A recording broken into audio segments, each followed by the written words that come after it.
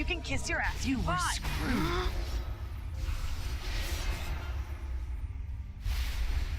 You can kiss your ass goodbye. You were screwed. You can kiss your ass goodbye.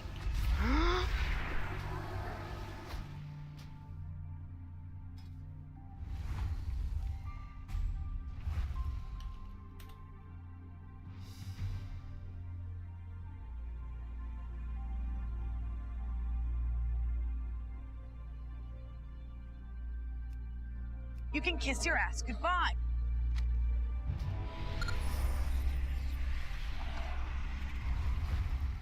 Start.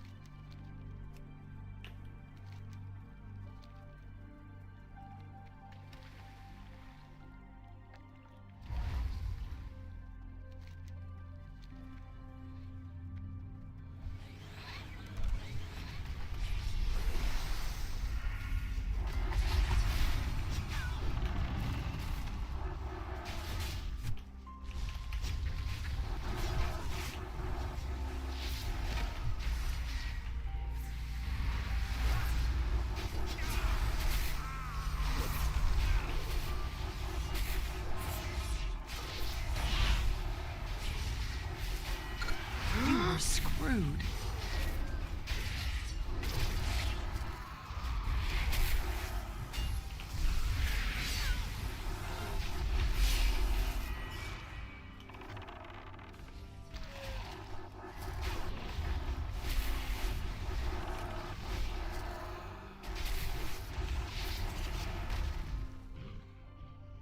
Anyway, we can get rid of that stupid sound effect, man. God, I hate that sound. Where's this, like, they have this horrible, like, doo doo doo doo doo in the background every time, like, you try to use an ability and it's not ready? Is there any way we can get rid of that?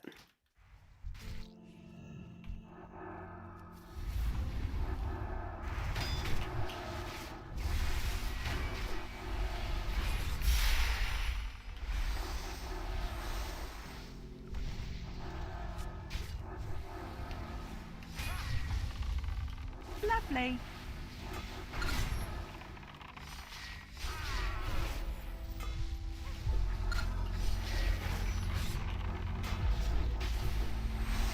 You were Lovely. screwed.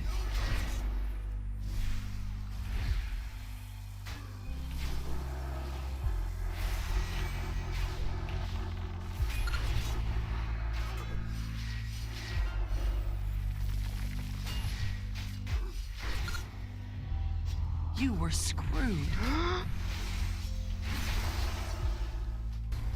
How do we get rid of that sound?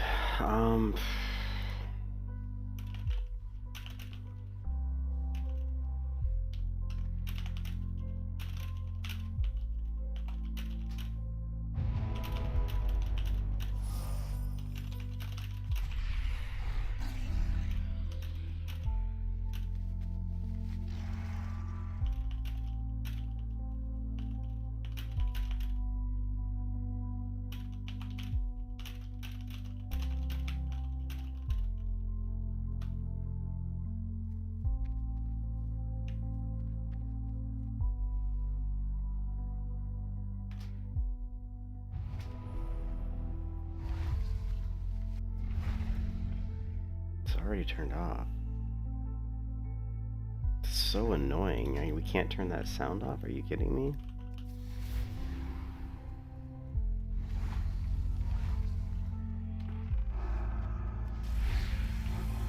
Lovely. Lovely.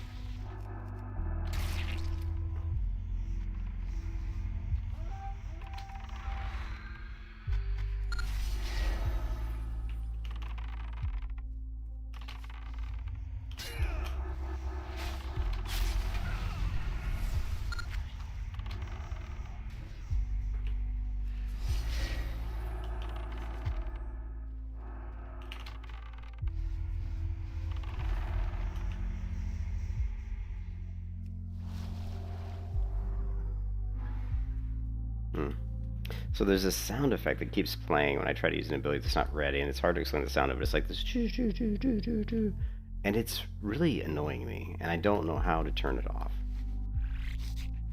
And I don't know how to turn it off, and it's driving me batty.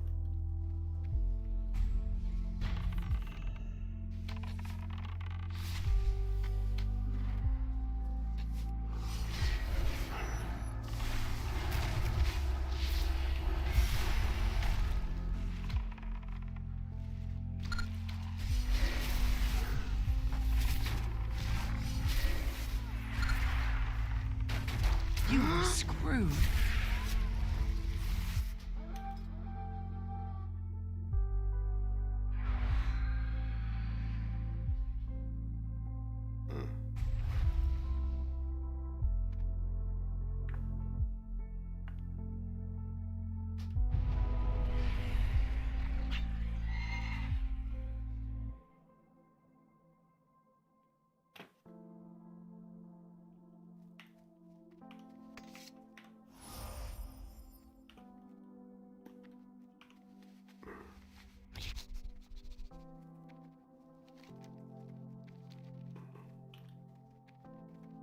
I don't even know how we're actually winning. It's crazy to me that we're actually winning this game.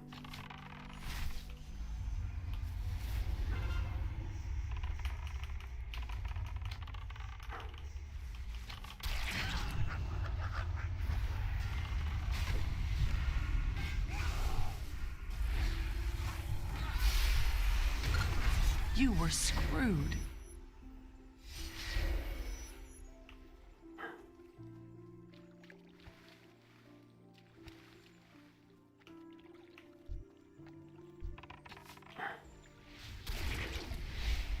Lovely. You were screwed.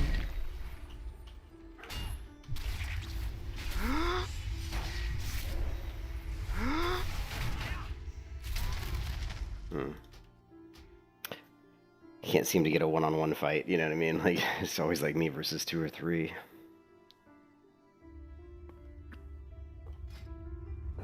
I gotta get warmed up. I think I need to move this. I need to move my... What is this one?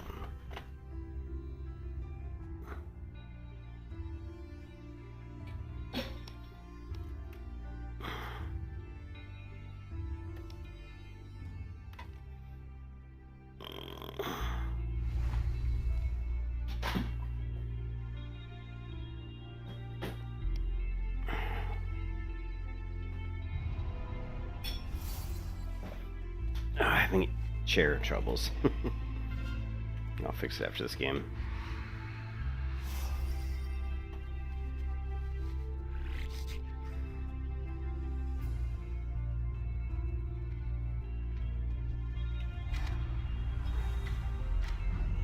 Yeah, let me fix my chair. How's that?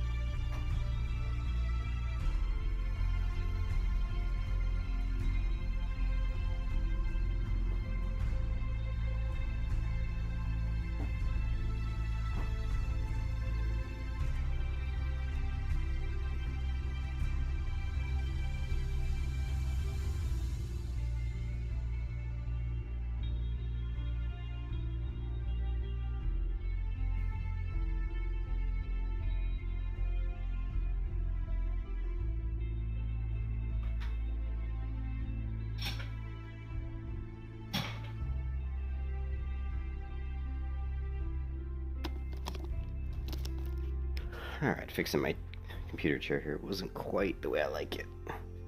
Hey, what's up, Toxic? How's it going? Sorry, I was fixing my computer chair. Wasn't quite how I like it. Hopefully it'll be okay now.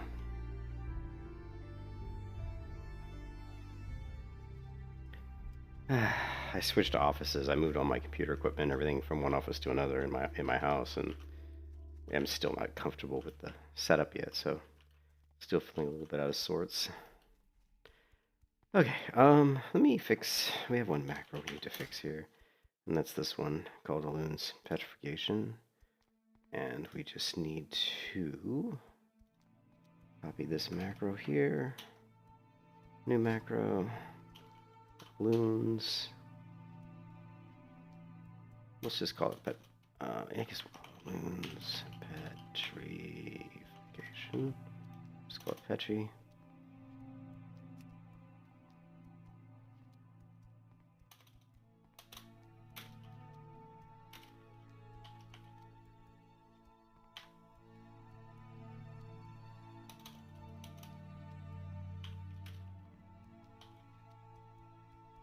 Let's hope this is correct. And it's not.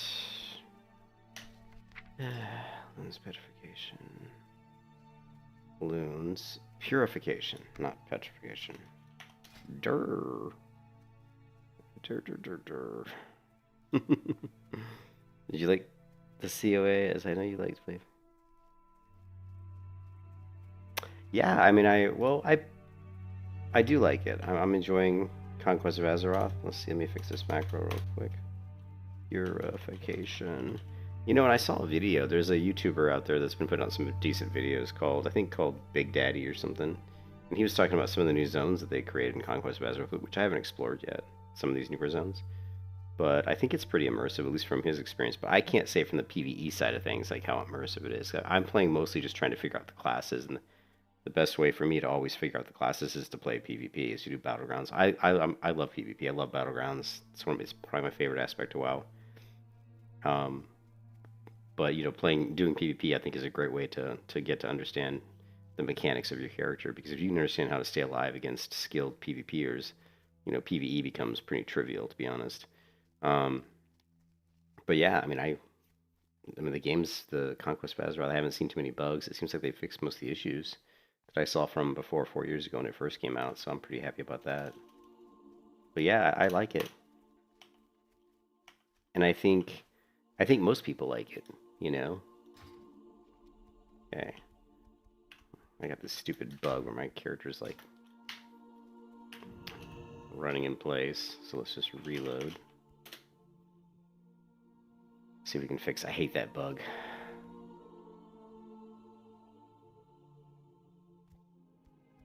And it's still there. Oh well, whatever. Can't see my character's just running in place for no reason. Yeah, I'm not gonna restart the client to fix that though. Because then I gotta redo reshade. Let's see. Macro.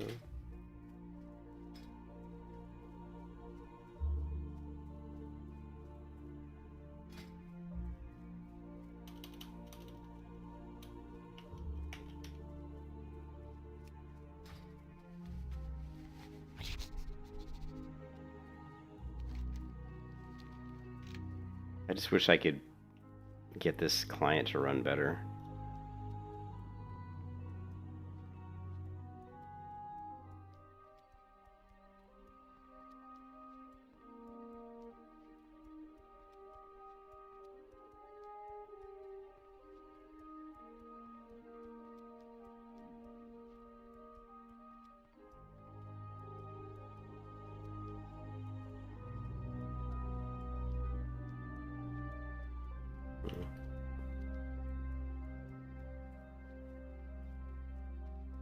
I doubt Classic Plus will be better. No, Classic Plus will not be better because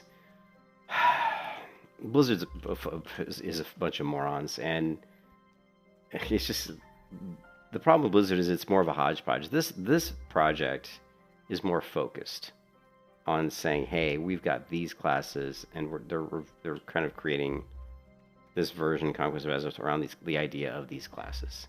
And you know, most of the game world has been fleshed out from Bronzebeard and previous versions of Ascension. You know, with the systems that they've added, you know, they've got systems like, you know, like heirlooms and the World Forge system. You know, all of these World Forge items you can find in the world that you can discover, which, you know, good or bad. I think they're pretty cool. They can make characters a little bit overpowered at certain levels, but they're cool. So but Conquest of Azeroth or Ascension, WoW, whatever you want to call it, has kind of its own identity, and they're not really straying away from that identity. It's been that way for a long time. So if you've played on the Ascension servers, you kind of know the deal. But I don't feel like Classic Plus is going to be like that. I mean, Classic Plus is going to be completely different. They have, I mean, there's so many leaks around Classic Plus, and some of the stuff is good, some of it's really bad. It sounds like it's going to launch probably a week after BlizzCon, and I kind of agree with that. I think that's probably what's going to happen. It sounds like they're going to have Death Knights, which I'm not really a big fan of Death Knights, to be honest. At least in the way they were originally released, they were just way too strong, and I'm just not a fan of Death Knights. And then I've even heard grumblings. I've even heard like leaks where they're saying they're going to have kind of like Turtle WoW had, like a lot of. I mean, we'll see. It's so hard to know. But it's Blizzard. But in the end, it's Blizzard, right? Like Blizzard will fuck it up because they fuck everything up. Season Discovery was garbage. I'm sorry, it was garbage. All Season Discovery was a lazy attempt to create something that was different than retail WoW and different than classic WoW. They said, "Oh, we're going to create we'll create some new raids, and we'll have this system where you have to discover these. You have to discover these, like what do they call them in Season Discovery? Were they glyphs? You know what I mean? It's like hello. It was just like what was it called? Season? Was it glyphs?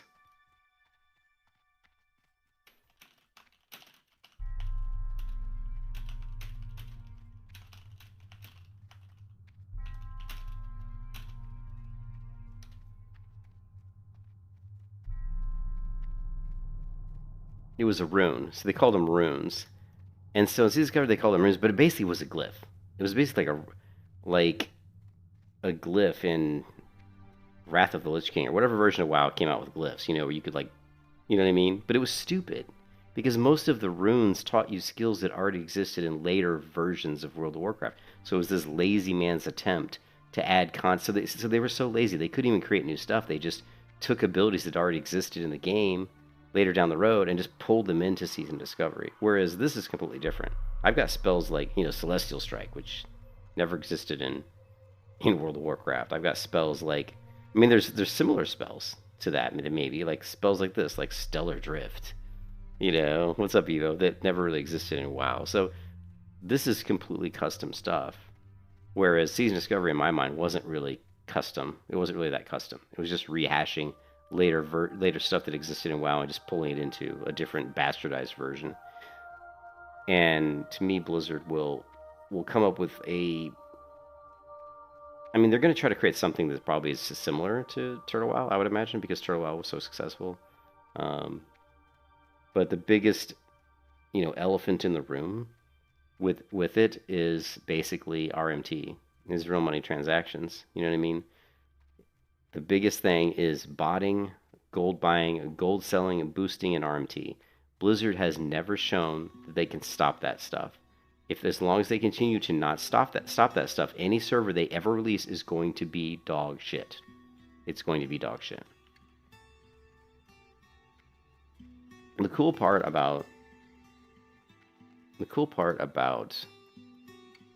hold on one second.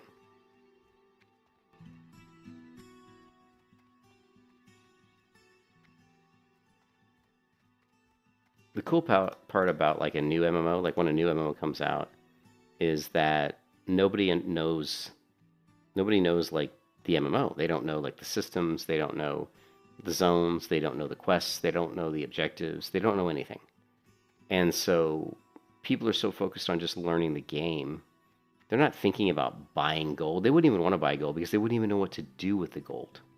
So the problem with World of Warcraft is everybody understands World of Warcraft because it's been around for a long time. So everybody understands the progression typically, right? Everybody understands that there's an auction house. Everybody understands that players can trade with other players. So if you can go into any version of WoW, buy a shit ton of gold, well, immediately you're ahead of everybody else because now anytime you need resources to craft anything, you can just go right to the auction house and buy them. Anytime you need like recipes or scrolls or potions, if you don't have them, you can just go to the auction house and buy them. So it puts you ahead of the curve. If you need a mount, okay, just go buy a mount. You know, if you need to have someone boost you through like dungeons so that you can get like all the loot you're looking for when you're like lower level and you can't even complete the dungeon because you're too weak, and you can just pay for somebody to run you through it with the gold that you bought from some gold seller. You know, as long as that stuff is out there, any version of WoW that Blizzard puts up is going to be dog shit, because the economy is going to be ruined within about 3 weeks, 3 to 4 weeks when this new server comes up. The economy is ruined, and what I say by that is the people that aren't buying gold, they can't go to the auction house and easily buy stuff because the inflation will go up so high, because there's people out there that have bought thousands of gold they can afford to pay, 5 gold for a stack of, Peace Bloom or something, where someone who's not buying gold can't afford to pay 5 gold for a stack of Peace Bloom. So they've got to go out in the world and they've got to spend all the time picking the Peace Bloom, right? So now they're falling way behind. Everybody else is paying for boosting, they're paying for all this shit, they're leveling to max level ahead of you, they're doing dungeons ahead of you, they're getting gear ahead of you, they're kicking your ass in PvP because they have better gear than you, and it's like everybody has this advantage that you don't have because you didn't buy gold. And it's just not really it's just not fun. It's not fun to the people that aren't swiping the credit card. And if Blizzard doesn't fix that RMT issue and that botting issue and that boosting issue and the gold selling and all that crap, if they don't fix that in Classic Plus, then in my mind it's a failure. It's a failure right off the bat.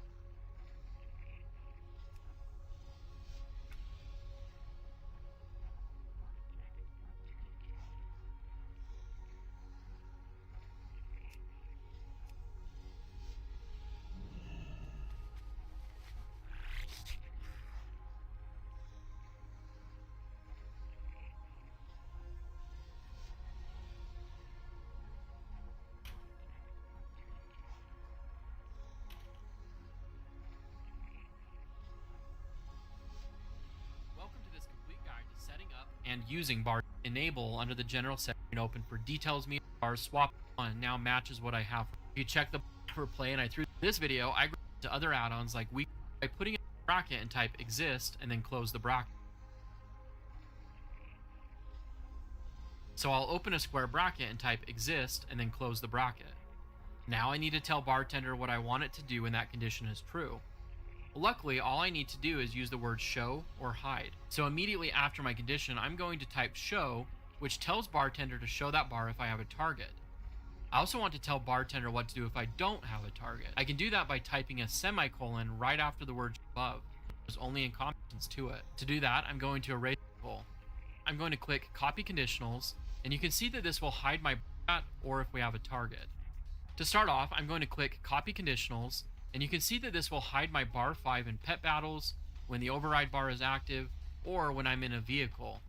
These are some good conditions to keep, but let's add the other conditions to it. To do that, I'm going to erase this last show, and then type our exist condition from earlier. Now, I want it to also check for combat, so I can put the word combat in square brackets, and then put show, semicolon, and hide after that.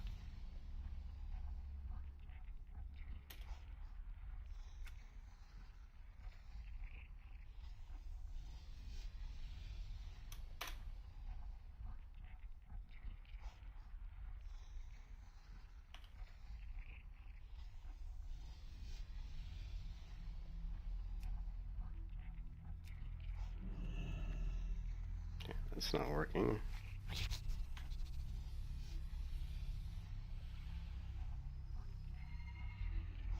Now, you have a little condition that will only show your bars.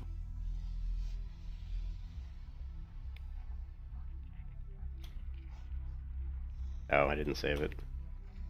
Combat, show, hide. Hit accept. There we go. And bar 4. Same thing. Combat, show, hide. Accept.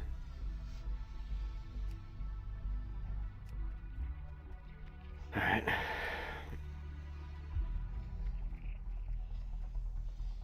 Or we could do, let's try the vehicle one again. What was it? Vehicle UI? I want to try something here. Vehicle UI. Let's try this.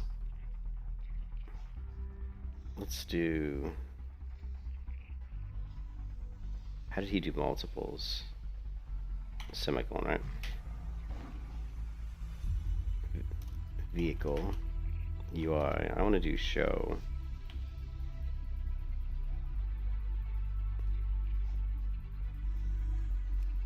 Okay, that definitely did not work.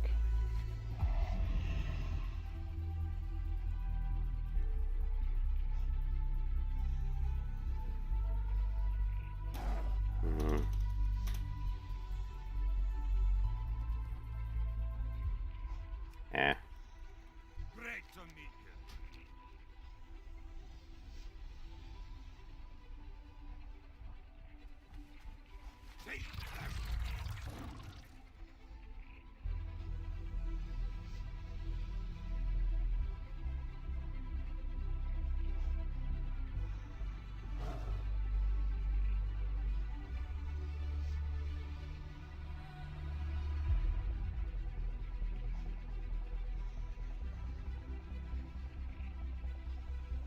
Ooh. 13 agility. What, did we ever get my headpiece? We did, right? Oh yeah, we did. What's on your mind? Be good.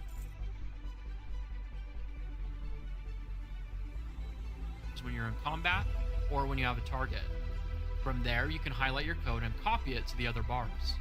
If you decide to use this, put the word combat in square bracket. From start off, I'm going to click copy conditionals, and you can see that this will, as an important note, using custom conditionals will override all the, but if you create a template of all of your existing conditions to work off of.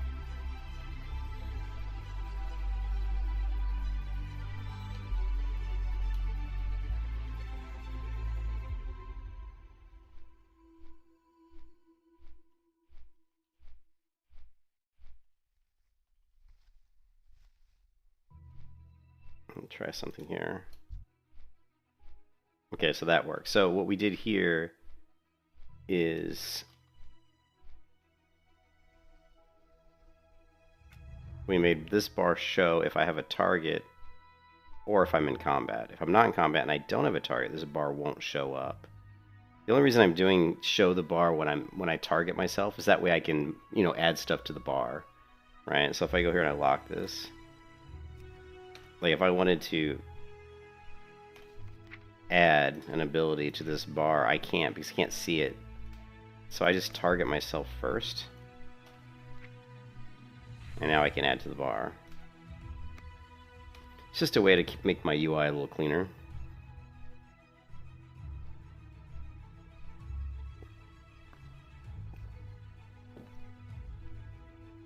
And we'll do the same thing for the other bar.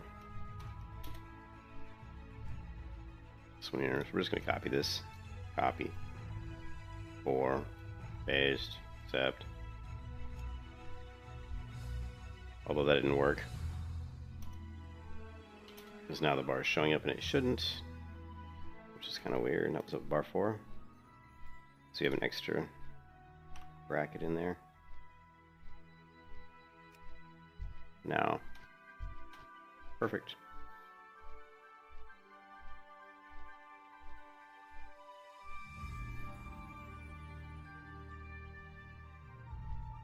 Let's do this one. Let's go window.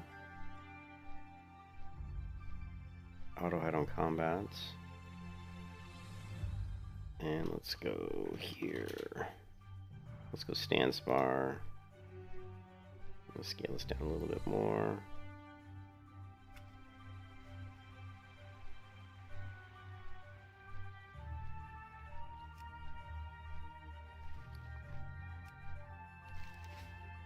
Okay, level 34, cauldrons.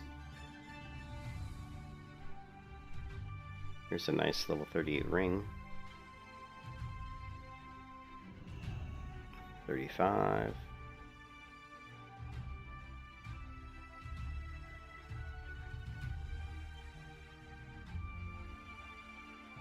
Pretty good sword. Stamina and what we want strength and intellect. Strength and intellect is our goal here. Agility, stamina. Two-hand. What is this? The Mystic Elemental Blade. No, it's a shaman thing.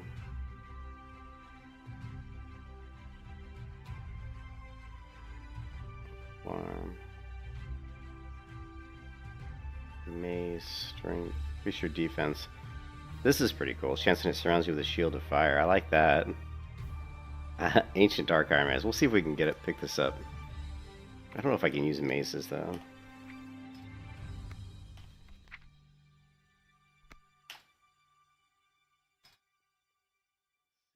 Weapon skills. Yeah. Well, it says we can use maces.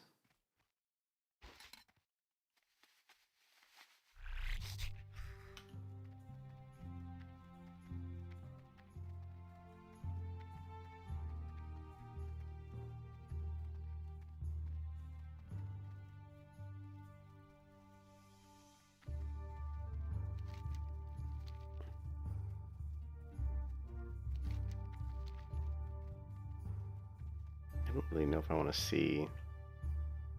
I don't want to see this on the minimap. How do I hide on minimap?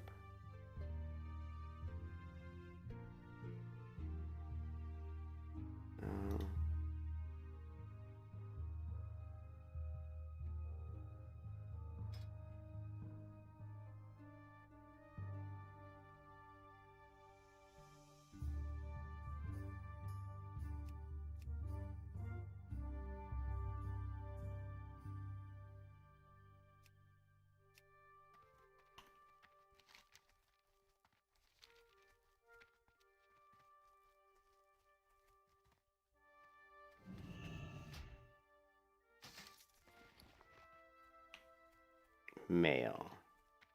Ooh, intellect. This guy has left on a bit of spell power. Man, the armor is kind of juicy. We've also got a hidden stash.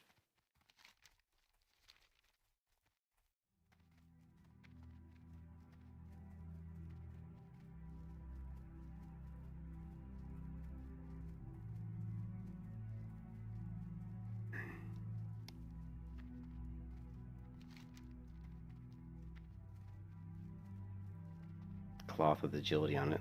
That's interesting. The stats too. Improves your mining skill by 5. Increases your hit rating.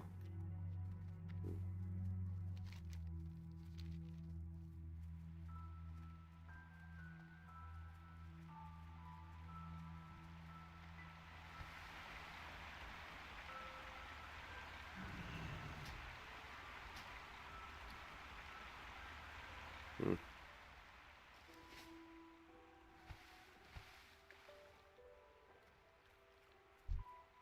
Ooh, skull. Shit. Mob's a skull to me. That guy just grabbed the tree I was gonna grab. You bastard! It's alright. Oh, come on. You can't get up there? Really?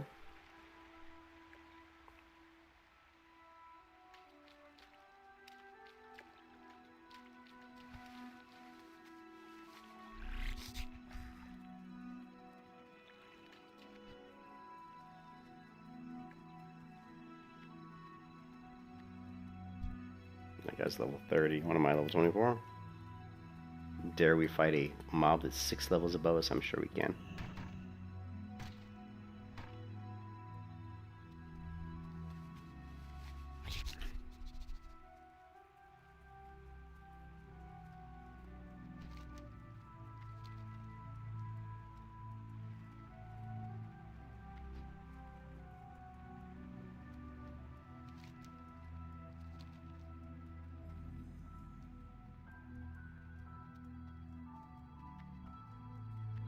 Feather of Faith.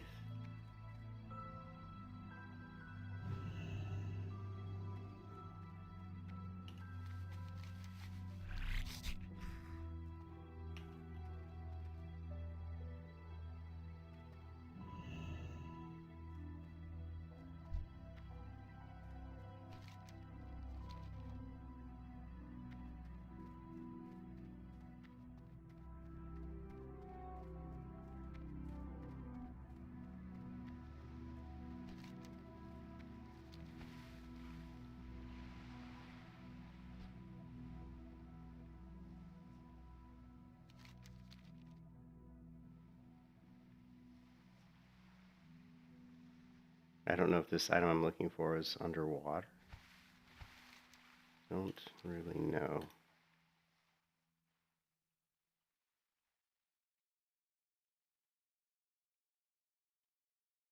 I think that's it. There it is. So we've got the... Nice. Look at that. Strength is good. Defense is good. On hit. Chance on hit surrounds you with a shield of fire, inflicting 9 damage to attackers, increasing armor by 125. And that is level 35. Okay, that's kind of cool. Decent.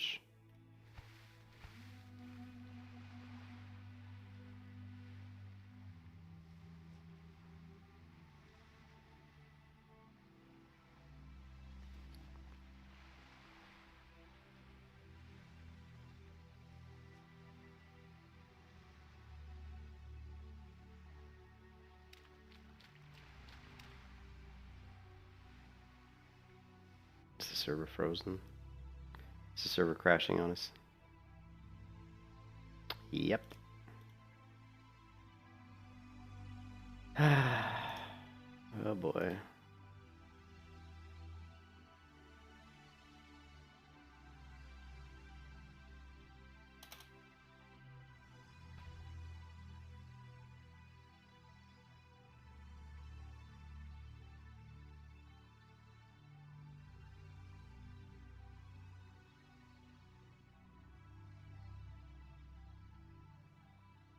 Even their website's crashing too?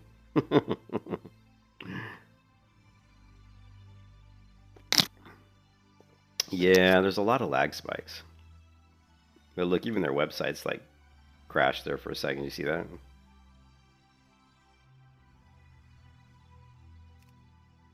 Oh, there we go.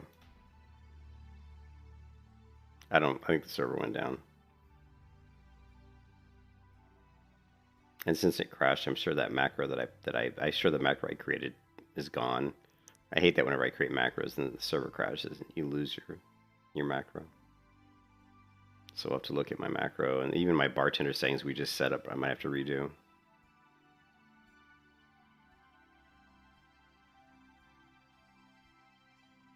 You know, I never noticed on this screen that the trees back here are animated.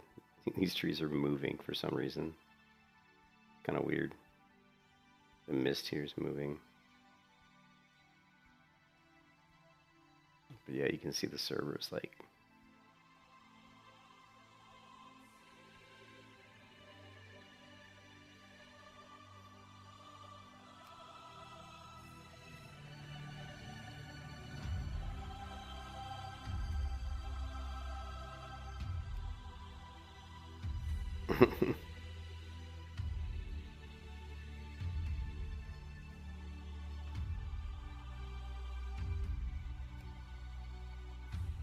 Oh, apparently I can't get into the server.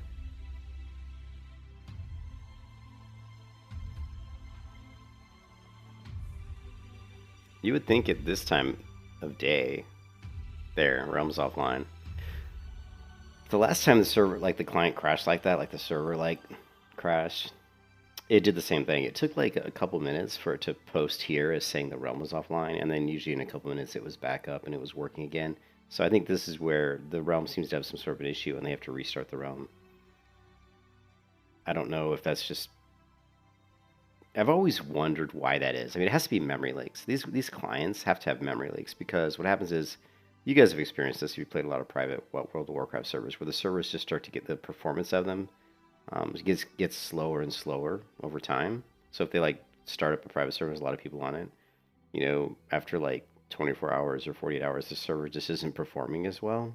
So they have to restart it. Well, the reason they're doing that is because there's obviously some sort of memory leak or some sort of, you know, cached files that are getting larger and larger and larger, making the server's performance, you know, worse and worse.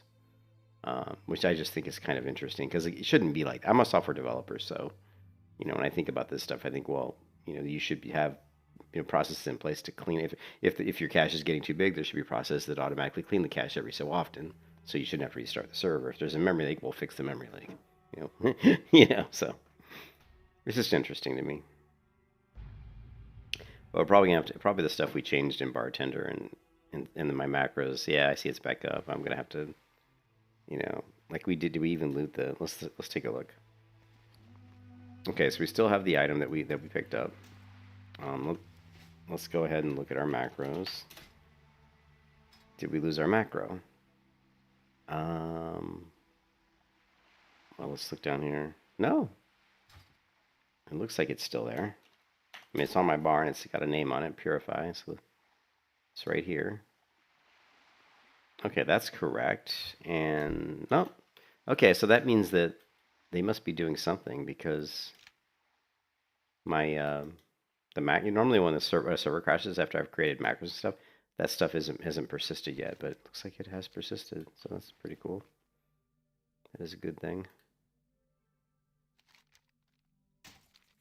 Alright, so we got some bracers, 71, 3 stamina, 3 strength, 4 stamina, it's just slightly better armor. So, and then we've got this, 17.9, which is an upgrade, and 8 strength, and 2.4.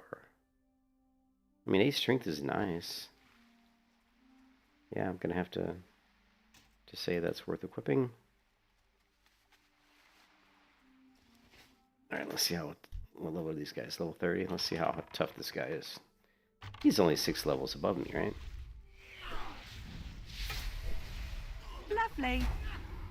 Lovely.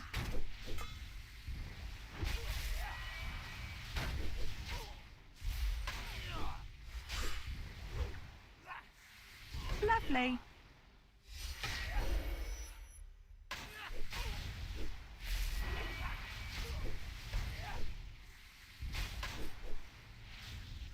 Lovely.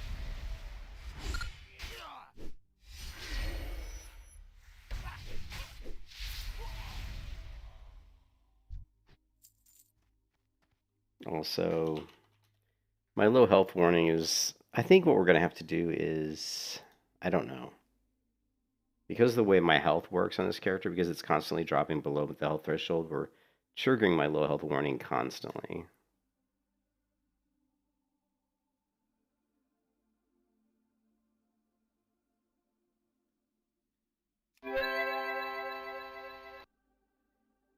So that is a problem.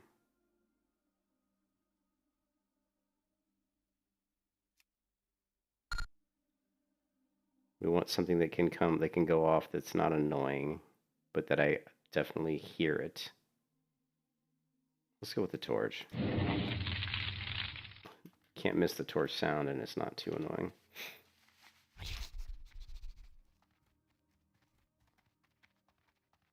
Alright, this is going to be tricky. Let's try to just run through these guys. Oh wait, no, there's... What do we got? Was it a gun? Yeah, we don't need the gun.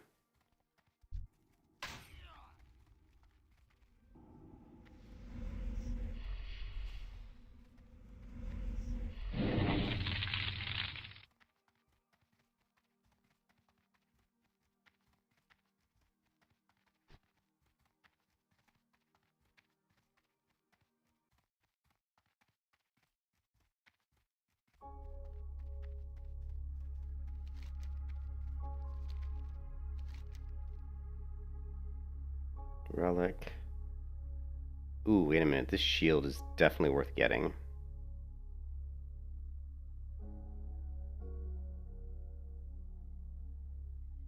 Level 35. Definitely better than my shield. Let's try to see if we can grab this shield. But first, let's grab these trees. We need the trees.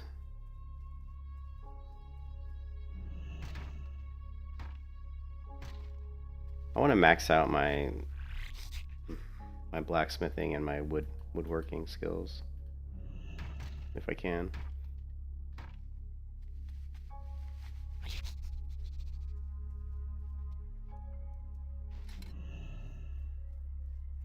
Also, we need to keybind these. We have Control F, Control E. Yeah, and then we've got, get rid of that. Celestial Waking is 9. We're gonna get rid of that. And we'll just make it like, I don't know. 9 is what I typically use though, but we're gonna change that to something else. Let's make it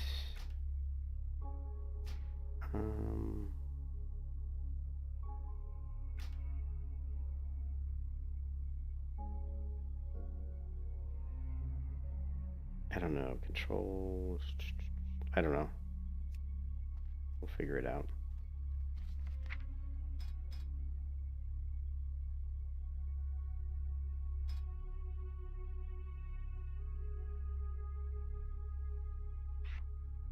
Okay, we're gonna go aspect of the Moonwell. This one. And aspect of the stars.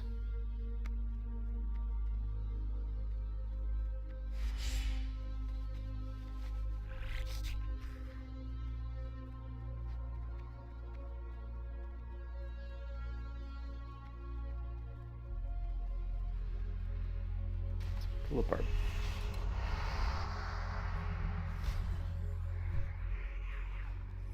What is this guy fighting? He's like fighting the wind. I don't know what he's fighting. Okay, so we have Celestial Strike rank 4. We definitely want that. We've got another aspect. Melee and ranged auto attacks now with 30% chance to drain the target's mana. So we have basically a mana draining aspect, which is interesting. Fury, this is just a res, Star Sweep, yeah. Okay. And so aspect of the Huntress, we're just gonna put that here. And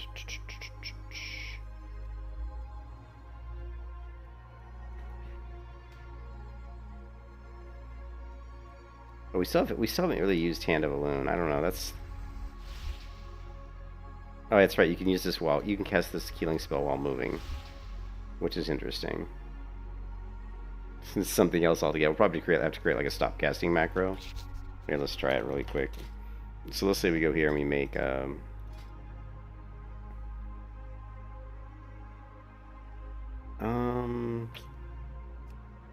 this is going to be interesting.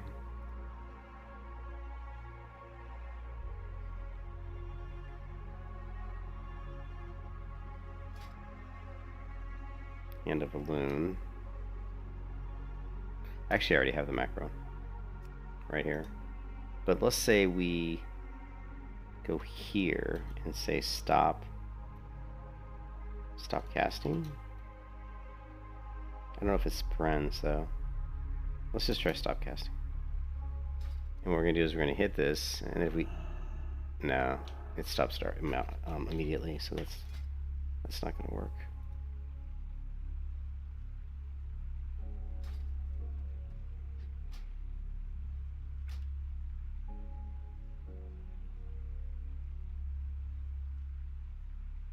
Alright, so we've got...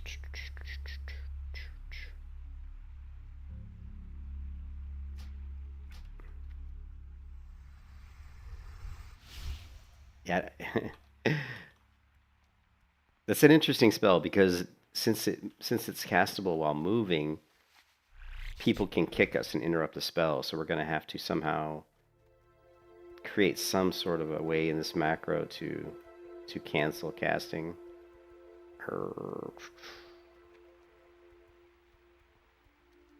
Yeah. I'm not sure how to do that without creating a completely separate stop casting macro, which means I'd have to add a different keybind, which is always clunky. Let's see, I'm trying to think what keybinds we haven't been using yet.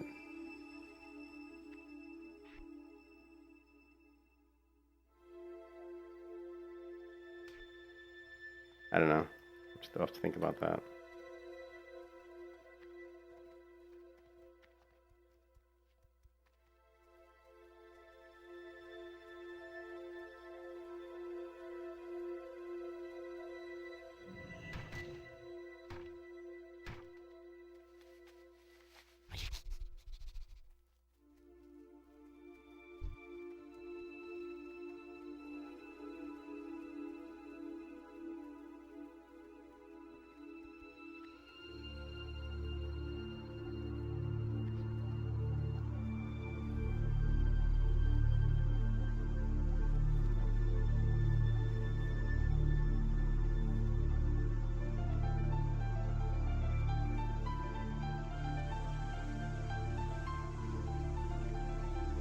Oh, it keeps getting better. Nice, nice. 12, what's up? Yeah, I'm only 24, so I'm happy to hear that it keeps getting better.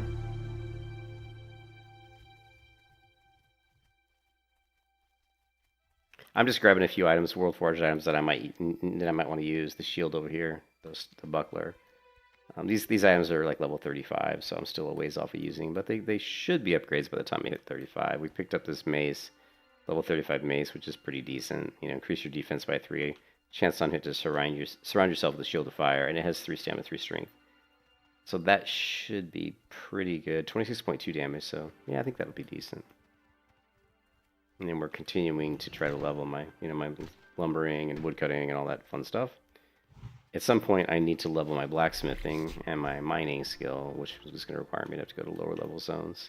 So I'm really, really low on mining skill currently. So.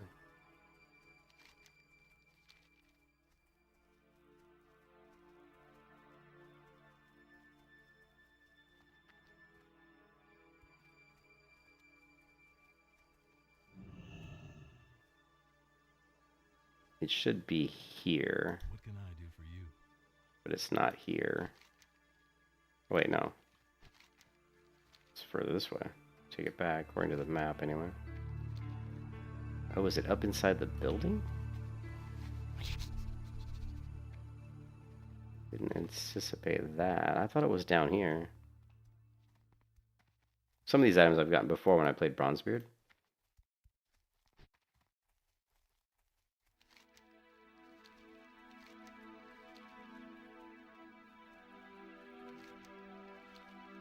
Alright, looks like it's inside the building.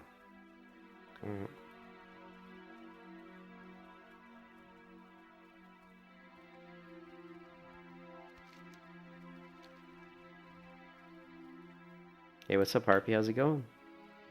Maybe it's in here. Is it up on the wall? Okay, like here.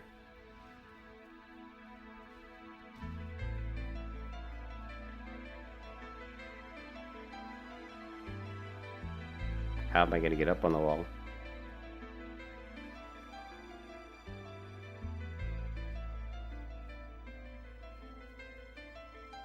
Are you sure it's up on the wall?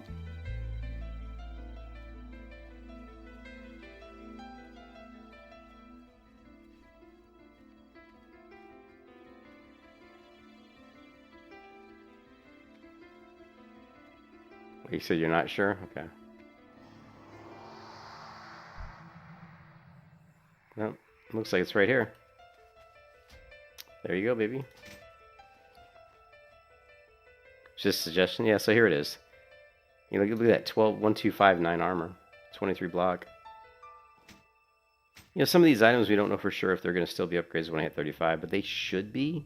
If it's a blue World Forge item and it's got decent stats, it should still probably be an upgrade. You know, by the time I hit that level, but we'll find out.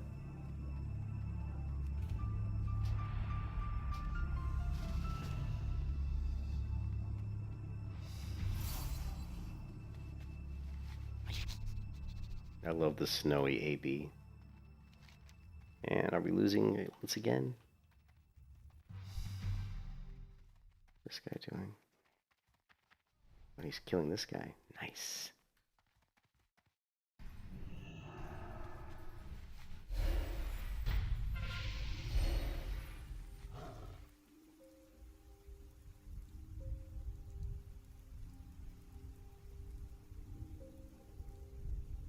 I think it did have strength.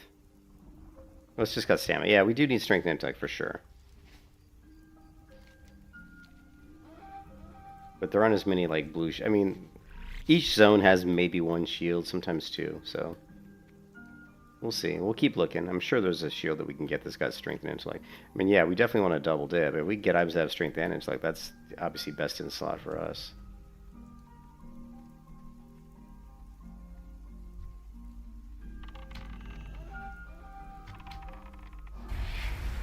Where the hell's this guy going?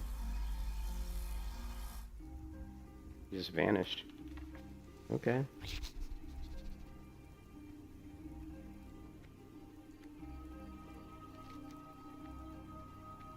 Another losing battle. What is it with me in Battlegrounds, man? Why do I always get the losing Battlegrounds? It doesn't make sense that I've had such bad luck in Battlegrounds. Because it's a mixture of Horde and Alliance, so that it's not like it's like one faction's better than the other. You know what I mean?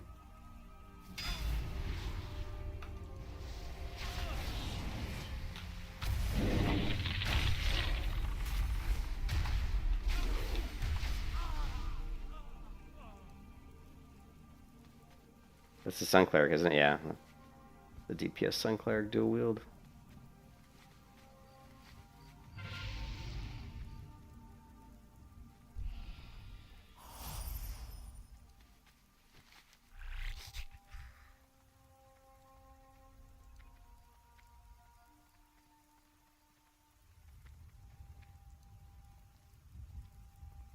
Let's follow the Sun Cleric. Oops, I don't know why I came off my mount.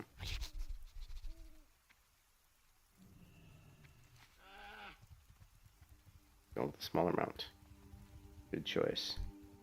We got a Knight of Azeroth, level 29. That guy's gonna be a pain in the ass. I let her go in first. I'm like, crap, dude. This is gonna be rough.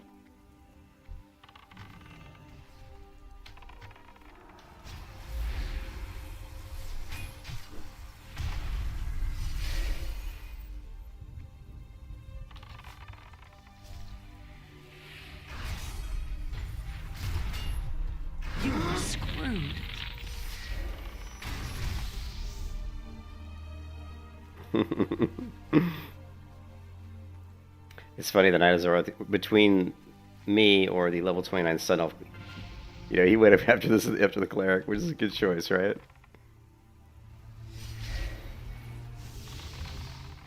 Shit. You were screwed.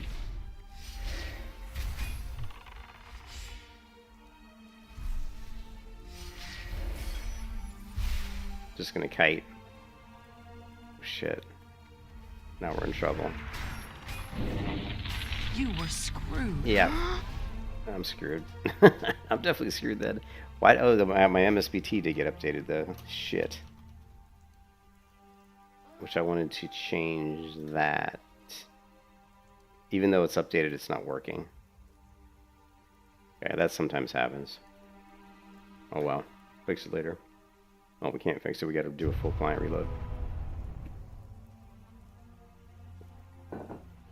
Yeah, I'm still weak.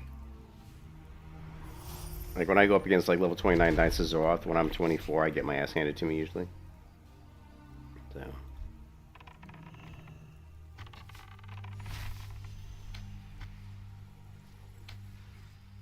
The Knight of Azeroth. You were screwed.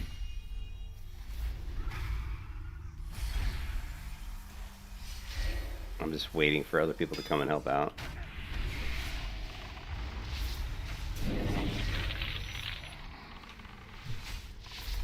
You were screwed.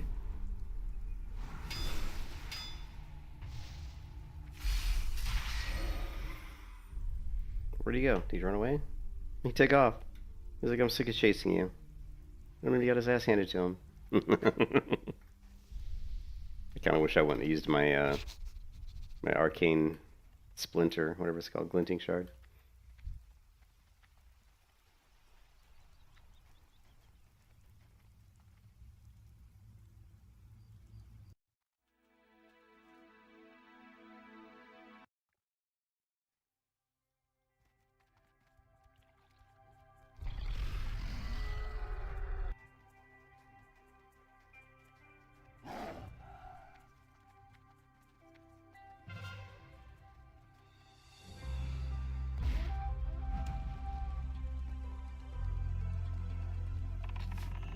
Level 25.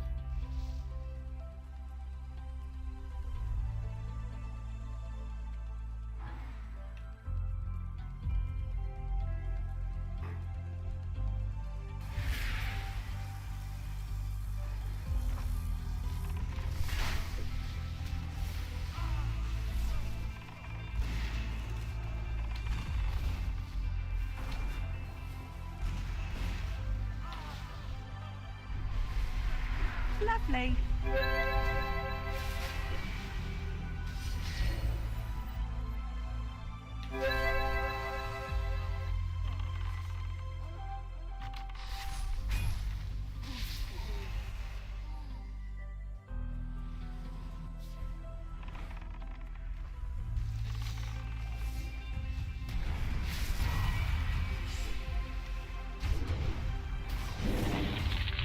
You were screwed.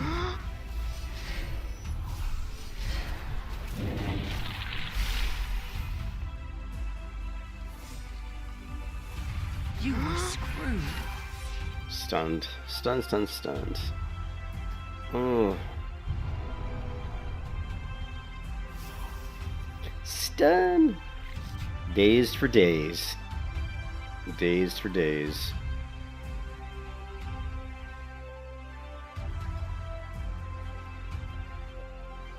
Crappy DPS. Oh, I still feel really weak at this level.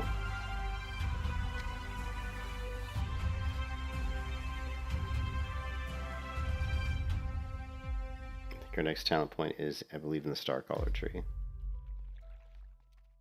Oh. Another loss. Man, I'm so sick of losing Battlegrounds, dude. I'm really tired of losing Battlegrounds. I think I've only won 2 out of the last, like, 10. It just makes no sense, because it should be 50-50. Because I believe these are pretty much just random. Like, your team makeup is random. You know? Could be Alliance, could be Horde. Or is it? Do I have Horde? Yeah, I'm pretty sure it's mixed, right? It's mixed between Horde and Alliance.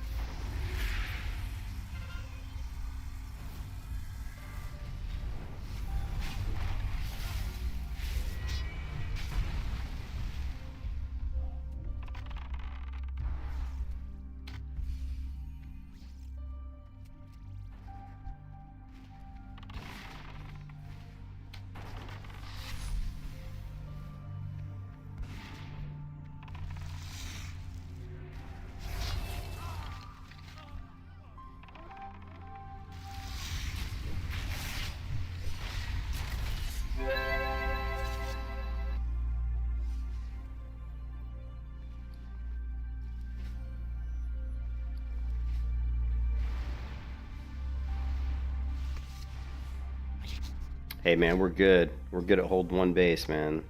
We're good at holding one base. No one's ever gonna defeat us, man. We can hold one base, no problem. No problemo.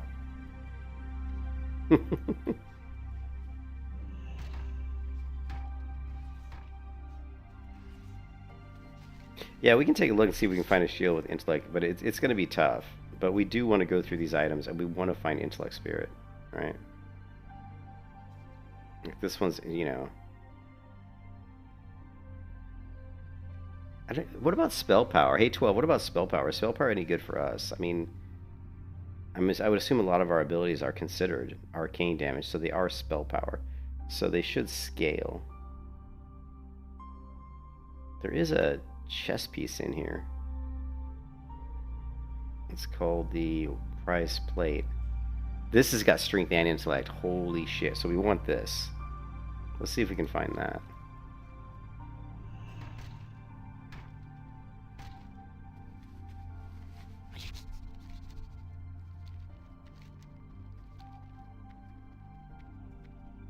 I don't know if it's going to be here. I don't know what level these guys are.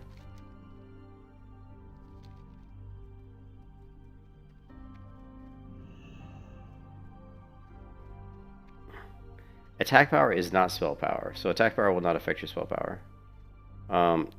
If you ever see a set that says power, that's ranged power and attack power. Spell power is only spell power, so spell power will always be represented by spell. It has to say spell power for it to be spell power. But if you see something that says power, just power, increases power, which you probably won't see in this, but if you did, that would be ranged attack power and melee attack power.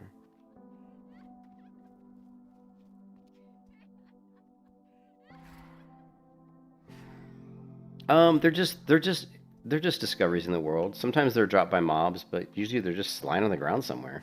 But there are special there are special quests that you have to do to get some of them. Some of the quests are pretty intricate and pretty difficult. So yeah, there's different things. Like, but you see a lot of them just lying around on the ground. Like, look, here's an item, here's an item. Or, well, here's one anyway, a tomb, which is probably not something I would really use, but for some reason it didn't. It disappeared. These guys are elite though, so getting this other item is probably going to be probably not really doable because I can't stealth past this guy. Unless this she's level 40. I don't know if I can. Yeah, it looks like the chess piece is probably inside this building somewhere, so probably not something I can acquire right now. Yeah, these items on the map are they're just world forged items. Right.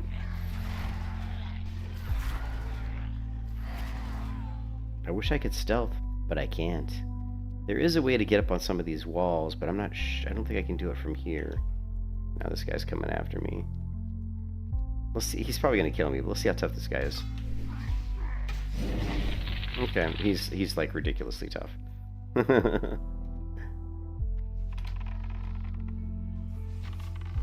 Yeah.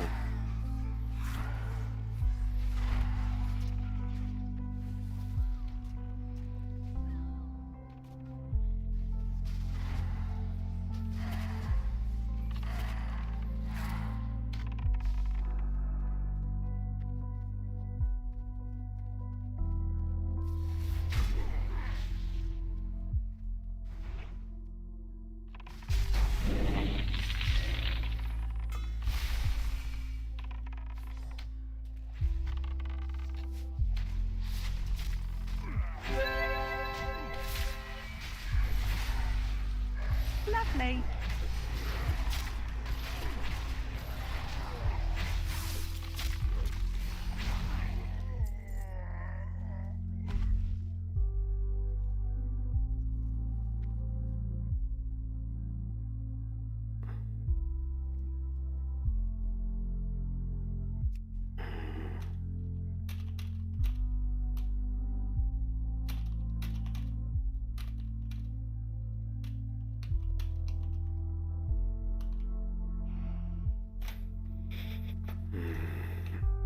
These guys are here for quests while I'm here for a world forged item.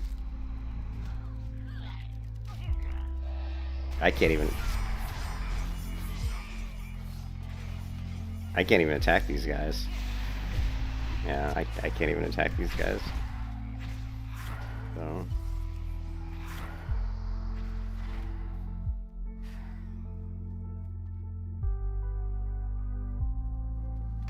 We are in a higher level zone, so we probably should go to a lower level zone.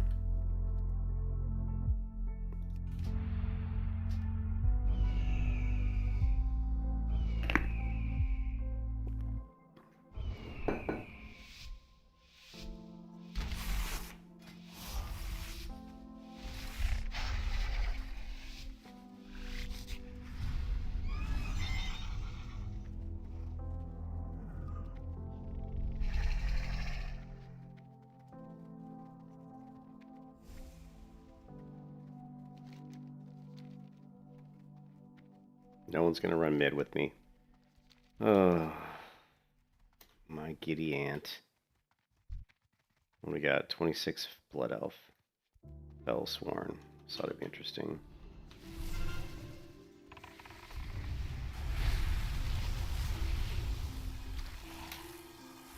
The hell was that?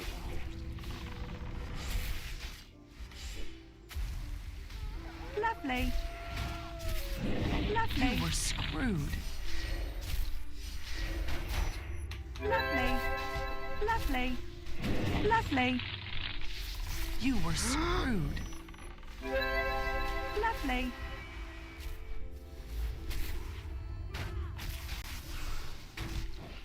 You were screwed.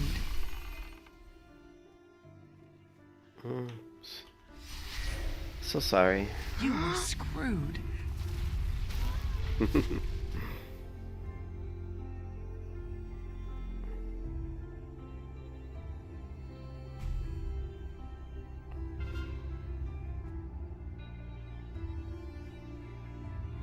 Yeah, and I'm losing once again.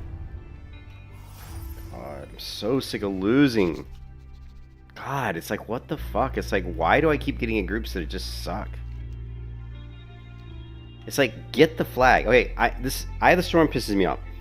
I've played World of Warcraft since 2004 beta, and I'm telling you right now, man, if you want to win Eye of the Storm, do not let the enemy just grab the flag and cap it all day long. It's that simple. All you do, Eye of the Storm, you start the map. One person goes here, one person goes here, the rest of your team goes mid. Every single time. That's all you do.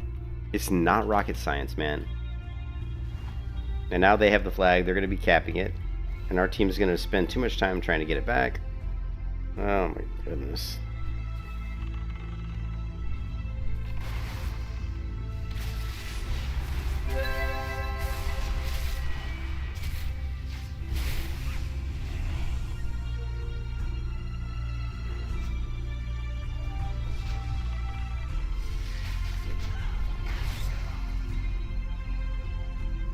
Oh my god.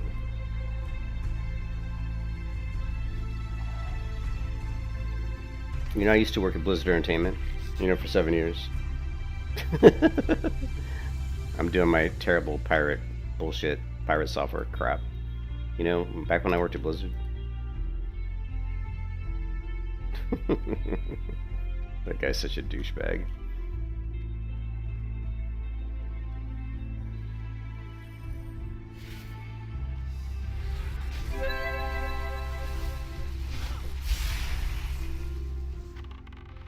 It's funny, she did a knockback and I did a knockback.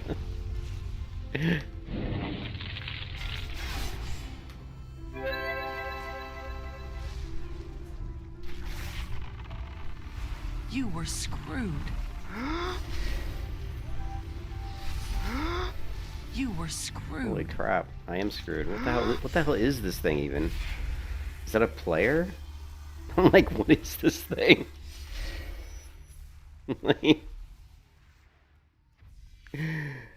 Oh.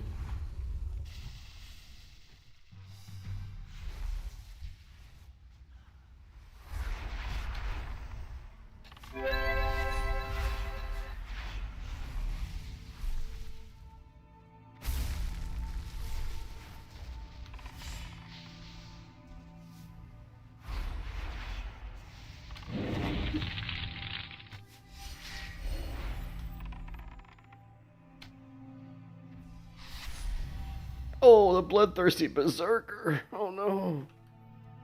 I got a killing blow under the effects of rage.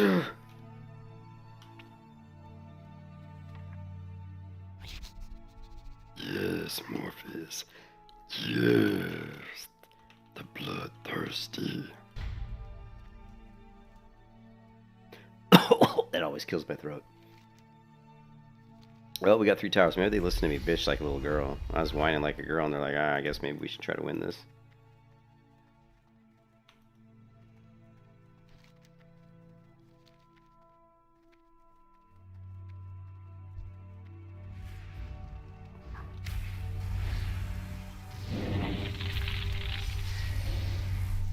You were screwed.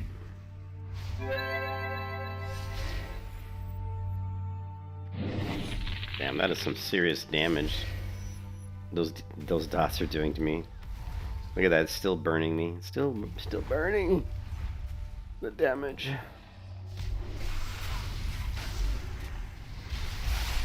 You were screwed. Oh, I'm totally dead. Yeah.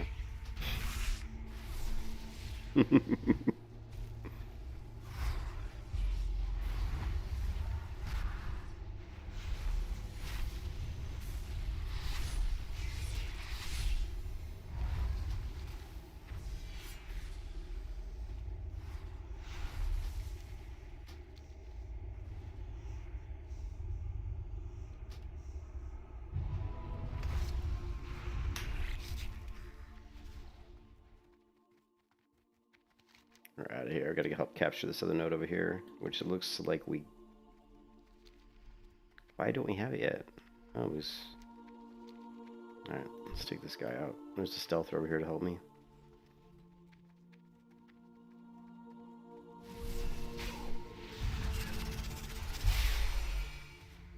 The fear bomb.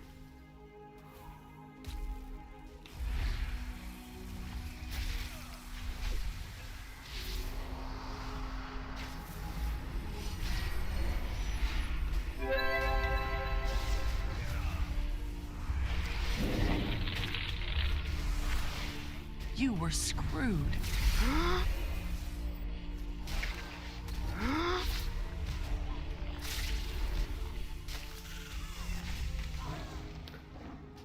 I just missed the res, so I gotta sit here for 30 seconds. Lovely.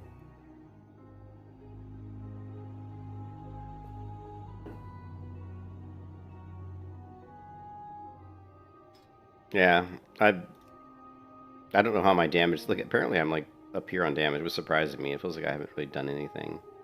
You know, healing over here. We definitely need... I would say... What I really need is either a closer or I need a stun or a closer. Like, we have the one sprint, which is nice, but I'm getting kited a ton. Like, I'm getting kited all the time.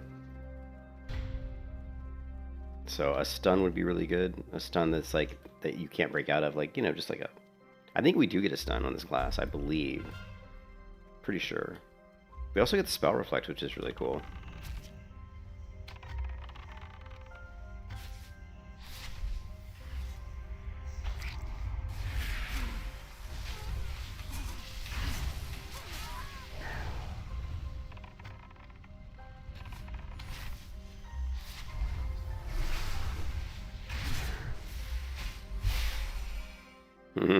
See, I angled myself in a way that when she did the knockback, I knew I would be okay, but she wasn't okay. See, did you see how I angled myself like this, so that when she knocked me back, I'd go over here, but when I knocked her back, she'd go this way. So she bit the dust, man. If you ever see a Starcaller, they're gonna knock you back. I mean, it's a guaranteed.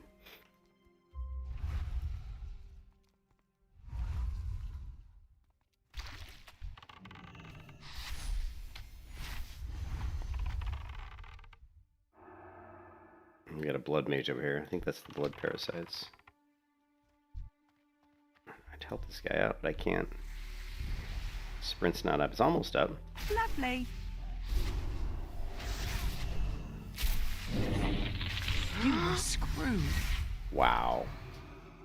By the time I heard my audio alert saying I was low on health, I went to kill myself. I was dead. So we may have to adjust my low threshold to be up higher. I mean, I think it's pretty high already. Normally I have like my low health set to around 55% health. So, you know, That's pretty high, actually. So like say I'm 60% health and somebody knocks me below. The problem is if somebody hits me with a really high damage ability that knocks me from like, 60% to like 20%, then that's the first time I'm going to hear the low health threshold go off, and I'm going to be at only maybe like, 20% health or something,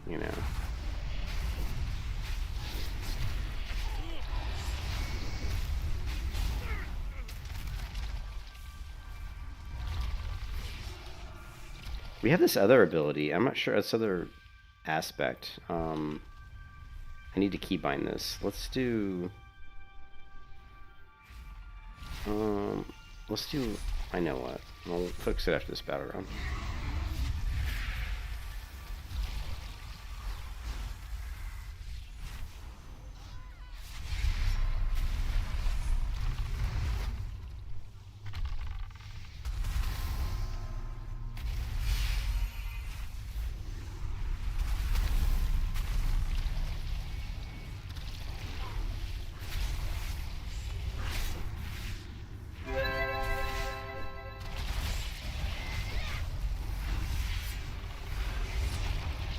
What is all this red shit? What is all that? What is that, man? It's crazy looking.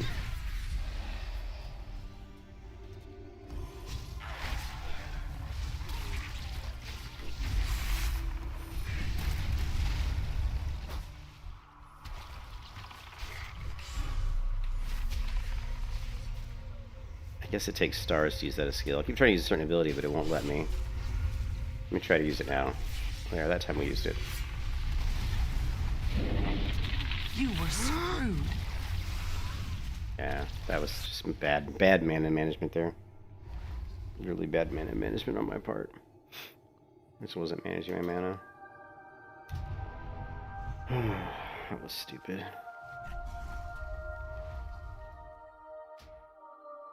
We're gonna go with, let's see, bar 4, I believe. Bartender, bar 4. Here, let's do Control D. And that's going to throw us into Aspect of the Huntress. Melee and ranged attacks now with 30% chance to drain the target's mana. It says, but your damage is reduced. So it kind of sucks. It's like I'd only use it if there's a caster that's doing a lot of damage that's not focusing me and he's focusing somebody else, and he doesn't know I'm there, I could just go ahead and start hitting him and draining his mana.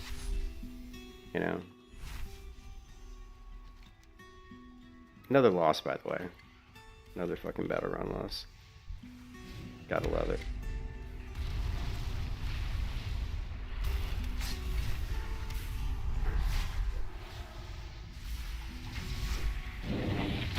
You were screwed. Yeah.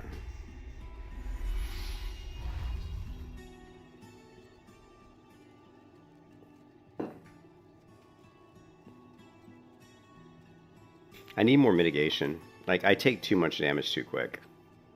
I either need like some sort of like magical resistance or some sort of higher health pool. We need something. Our mitigation just isn't good enough right now. Even with my like really good like self-healing, which is great by the way. The problem is my self-healing is tied to the fact that I can actually heal. So if I'm ever stunned, it can be a real pain. So let's go ahead and switch here. We're gonna drain this guy's mana. Watch this. See, watch his mana pool. Yeah, we didn't even get a chance. But it's only a 30% chance that...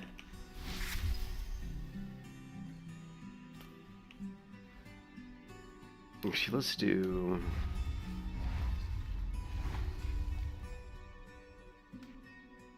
Let's do this.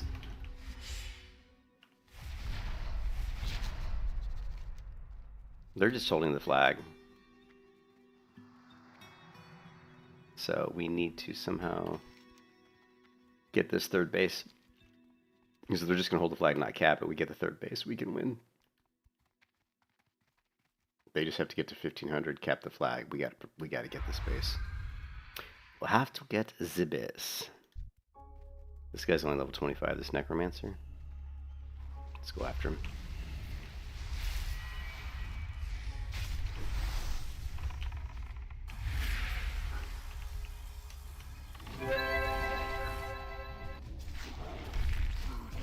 Lovely.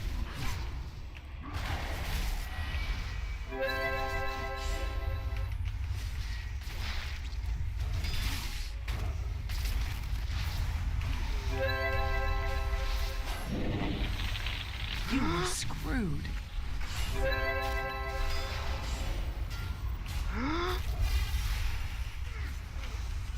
Damn it. I don't know if I was like CC, but I kept trying to cast my spell there and it would not let me. That sucked. I don't know what was going on there. I was trying to cast my instant cast heal and it just would not let me do it. I must have been some sort of a CC.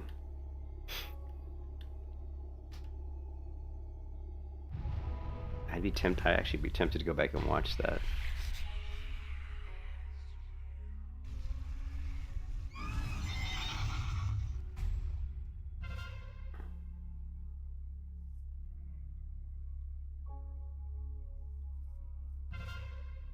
Let's watch this. And so I got some sort of taunt there. And this is something about Ascension I really hate. There's this enemy player right here. I tab targeted like 3 times and it didn't hit him. And the tab targeting in this game is just dog shit. I don't know what's wrong with the tab targeting. It just does not work. I struggle with tab targeting. And this is not something that's Conquest of Azeroth. I mean, this is something that I experienced with Bronzebeard as well.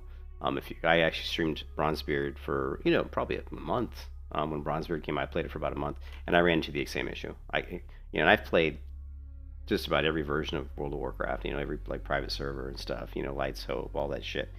And I've never really had too much problems with tab targeting, but on this version, for whatever reason, I don't know what it is, but the tab targeting just does not work.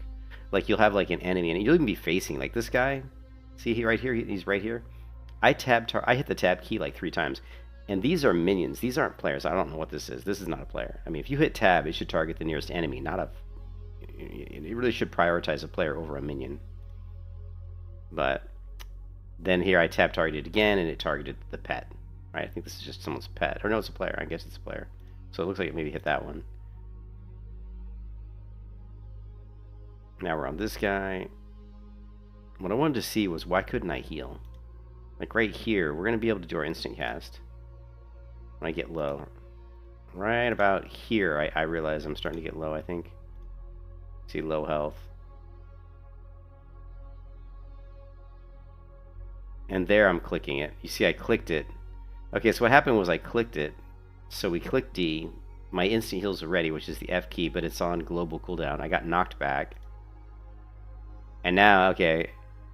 Actually, it must have triggered though, because see how this isn't flashing anymore, which means I must have got the heal off. Let me look at this again. See how that? Oh, wait a minute. Let me look at that again. I don't know. That looks like almost like a glitch. Because you'll see I hit D.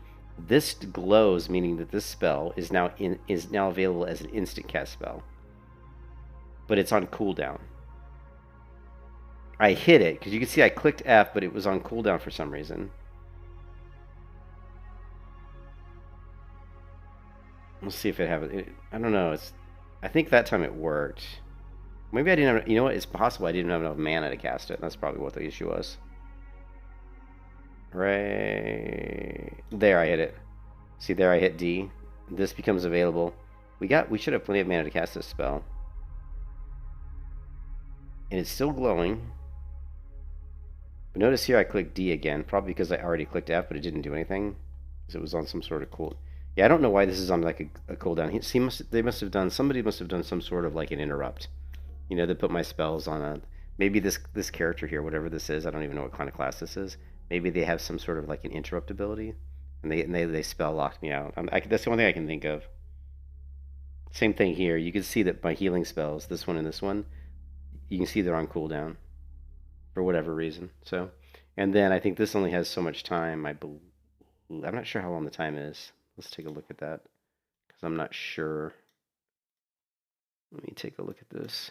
So if I hit D, is there like a certain amount of time? Was it?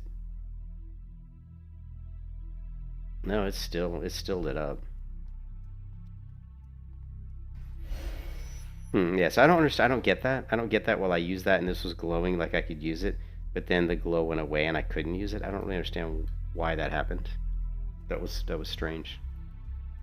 So I don't know if there's like a glitch, or it felt like though that since there was a global cooldown occurring on both my healing spells here and here, on Moonwell Splash and Touch of Moonlight, it felt like that character I was fighting must have had some sort of a interrupt that spell locked me out of that spell school, which I guess that would be my. I mean, I would assume that most of these spells are arcane, considered arcane magic, you know, arcane school. So I don't know, man. I'm just trying to figure it out, man.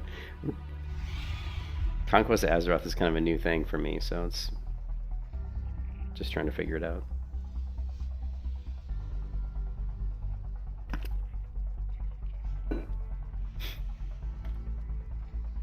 But that when those things happen, I can feel it. You know, like normally I'm like, oh, I'm gonna self-heal myself, and if I can't self-heal myself, I'm like, well, something happened. Like either somebody interrupted me, or I didn't have enough mana. There's something that prevented me from getting my heal up, because I'm very quick with my macro, with my uber micro, meaning my hands, my fingers are quick. You know, I don't have any issue clicking a lot of buttons very fast, so mechanically I'm very good. So something prevented me from getting those heals off. You know, boom. You know, see right there, I just instantly do that. You know, boom, boom. I'm hitting D, Shift. I'm actually hitting Shift F.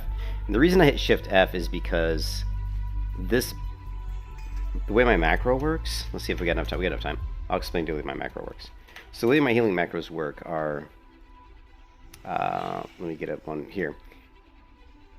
And so the way my macros work are basically it's cast mod shift at player Moonwell Splash, right? It's cast mouse over it exists, help target Moonwell Splash. So what that's saying is if I hold down the shift key, it's going to cast Moonwell Splash on me. If I don't hold down the shift key, it's going to cast the spell if I have a mouse over target.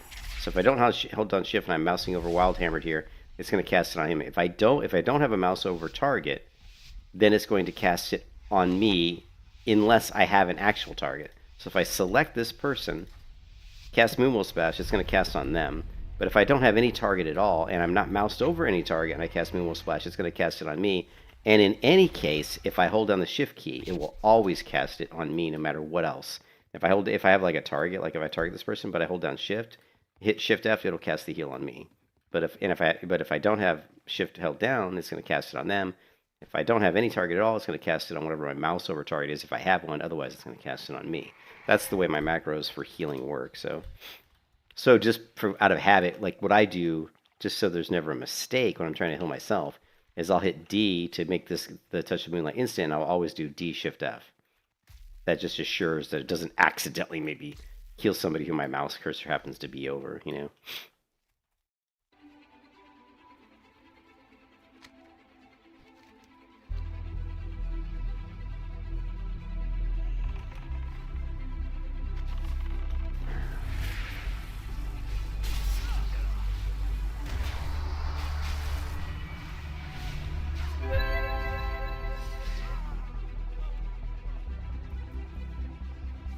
I blew too many cooldowns there.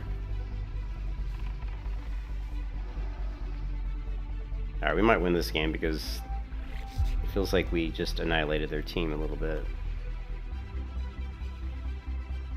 Maybe we got a shot. Everybody's quiet in the stream. You guys just are like, whatever. This guy's a moron. We don't care what you're saying. I don't care.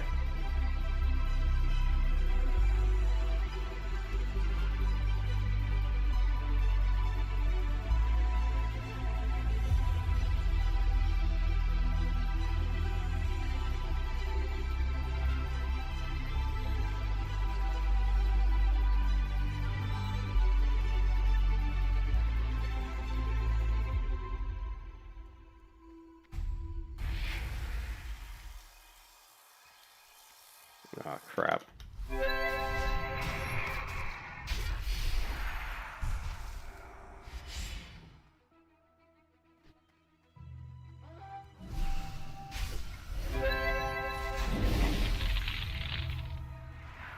You were screwed. You were screwed. I'm dead. I got no mana to cast a heal there. Oh, you're MBGs yourself? Gotcha. Hey, what's up, Evo? Yeah.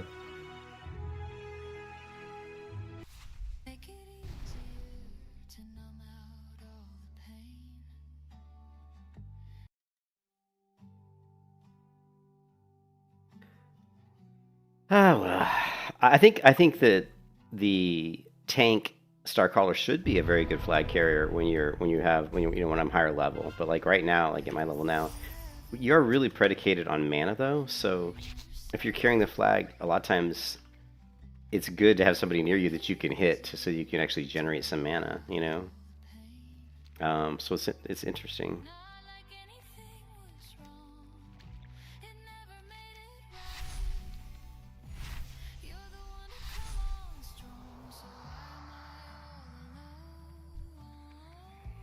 Level 29 Undead Templar. Shit. Oh, but he's on my team. That Cam stunned.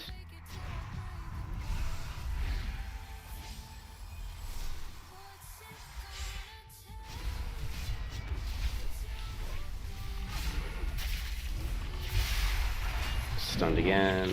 You are screwed.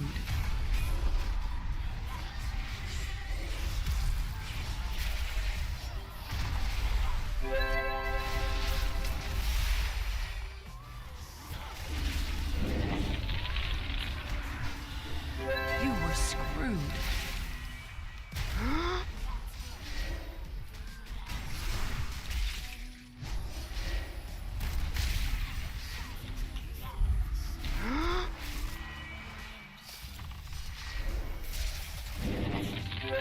You were screwed. It's not like you were there for me, so why do I still want you here? Here we go again, the same old thing. I swear you were mad at your team, man. I felt that being a tank is. Yeah. No, I just get mad when the team doesn't play the objective. Like I don't care if you're suck or you got bad gear or I don't care about any of that. But if you're just not playing the objective, that's what it frustrates me. It's like just try to win the game, try to help out. That's what I want to see in Battlegrounds. People trying to actually, help play as a team and try to win the game. When people are just kind of dicking around and that kind of annoys me.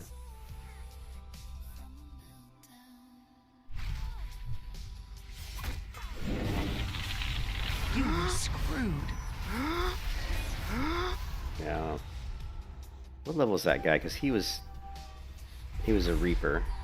I would say that's one of the classes that's on my list, though. Like, I definitely want to try the Reaper class. I think it looks really fun. So that's definitely one of the classes I'm going to try at some point in time. I don't know when, but hopefully some point in time we'll get to it. I like the leveling speed on this server, though.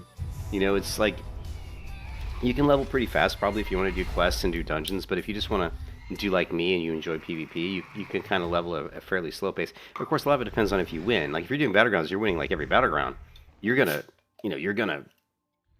level pretty quick if you're winning. But if you're losing, like I've had just the worst luck at these Battlegrounds lately where I'm losing everything, then that really, your leveling's fairly slow.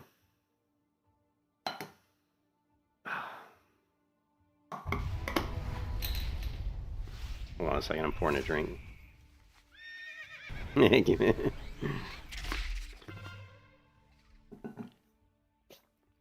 this is not good. Hold on a second,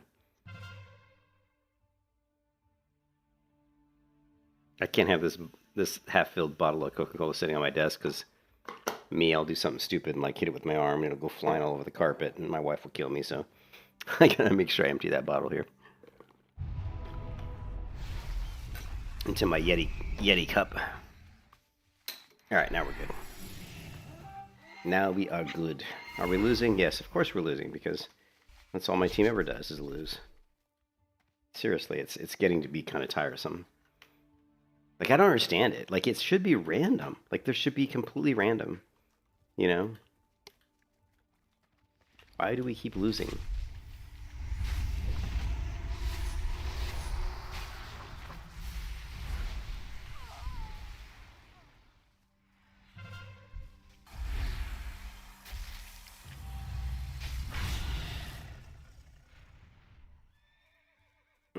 Yeah. Well, I had to. I had like a a 16-ounce bottle of Mexican Coca-Cola, and I was pouring it into a Yeti cup, and I poured most of it in, and I set the bottle down next to the edge of my desk. I'm like, man, if I hit that bottle, it's gonna go flying. There's gonna be like soda all over the carpet. My wife will kill me. So I'm like, let me just pour the rest of it into this Yeti cup real quick. Look at all these minions. I'm not a fan. I don't know if you guys watch me stream enough. You'll know that I'm not a big fan of tons of minions. I think it clogs up the screen. I think it slows up people's frame rates. It's just never been a fan of, like someone summoning like 15 leech worms, or like I'll see all these like, you'll like go into battle. There'll be actual 3 enemy players, but there'll be like 15 things on the screen in front of you. I mean, to me, it's just stupid. It's like a pet class should have 1 pet. I don't want to see more than 1. I mean, maybe you'll have like, I don't have a problem with summoning like 3 or 4 like worms or something if they're just temporary. It's like, oh, I'm going to summon 4 like leeches that help me do a little bit of damage. If they're temporary, like for 10 or 15 things, that's fine. But if a class can summon like 3 or 4 pets that are up like 80% of the time, yeah, don't like that, because it makes the screen just way too cluttered with crap. It makes it hard for people to target players. I just don't think it's good for the game. Look at this guy.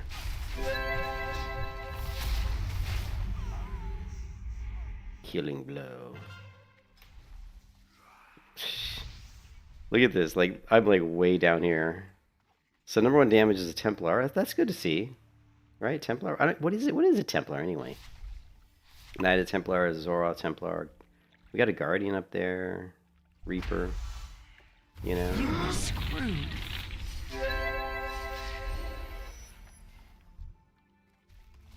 Lovely.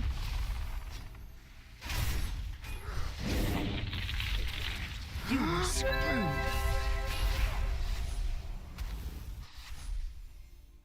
It's like a dual-wield paladin. Okay. Does Templar has a tank spec though? How good is the tank spec in PvP? That's what I want to know. Or like, I would answer me this though. Like, why don't we have more like sword and board melee specs, like DPS specs? Where they're actually not a tank. They're meant to be like a fairly heavy damage dealing class that uses a shield, right? Do we have something like that? Because that's what I want. Make it so that the shield does damage. Like, I can slap people in the face with it. I can throw it. I can do like knock people up in the air with it. Or, I want to see more stuff like that.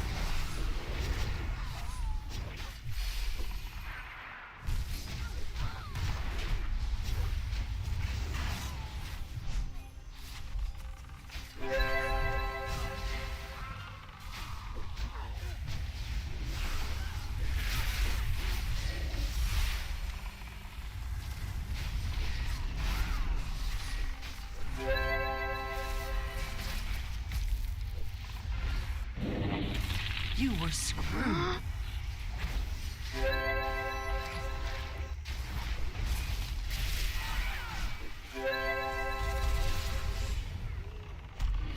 You were screwed.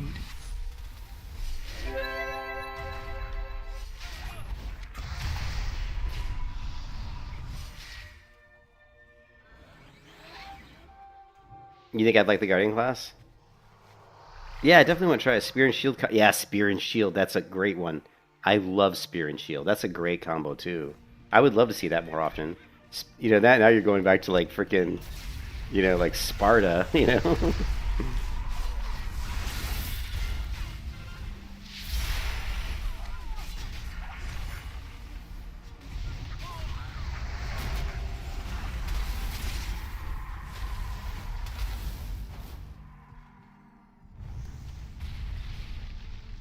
Come on, how long am I going to be put to sleep? Look at that. Look at that. Our team's winning. Turtle! Turtle! Turtle! I don't think you can turtle. There's no timer. I guess there's no timer.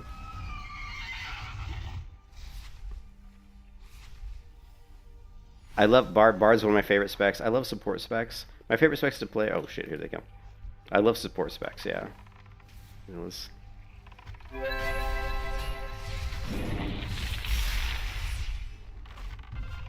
You were screwed.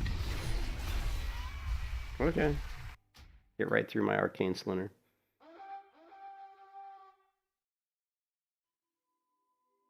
Are you saying there is? So you're saying that the Guardian has a Bard spec?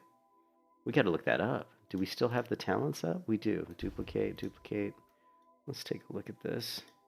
We've got change. We want. Where is it? Guardian. Continue. Okay, so what? So there's no Bard Guardian, so I'm not sure what you're talking about. It must not be called Bard, though, right?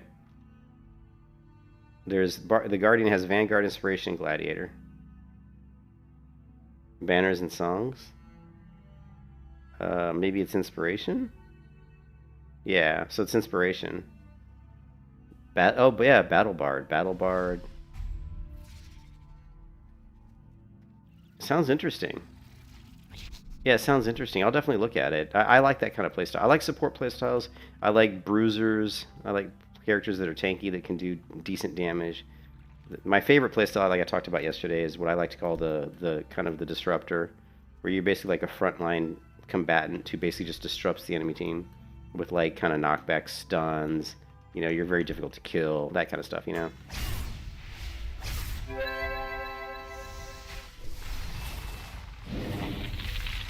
You were screwed. Lovely. Wow, I don't know what he hit me with there. Do you see my health just... Jopin's Reckoning hit me for 149.53 overkill. That's... I don't know what class he is. Let's see. What am I? I am Horde. Jopin is he's a Templar, so that Templar just kicked my ass. That Templar just... He gonna kill you, Lionheart. He gonna kill you. Like, my damage sucks right now. Like, right now when I look at my damage is not good. Like, of course I'm kind of going AFK a lot, talking and stuff, but...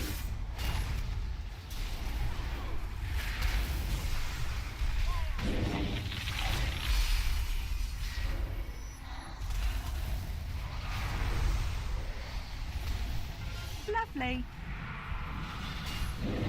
You were screwed.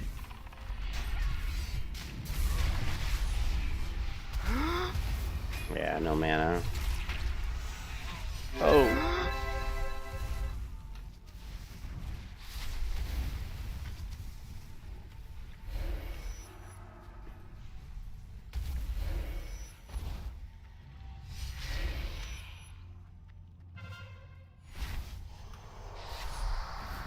It's pretty tanky in your frontline banners to hold a bit. Yeah, it sounds cool. I like the sound of that. I think that would be fun.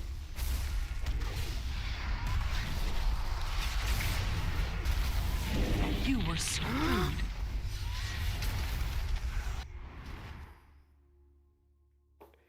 I think, you know, one of my complaints with Ascension has always been the same. You know, I played Bronzebeard. Bronzebeard wasn't as bad. This is actually worse because the problem with Conquest of Azeroth is you have so many new classes. Like, if you want to be good in PvP in Conquest of Azeroth, you have to understand the other classes. So, really, me playing one class Starcaller a lot is really not good.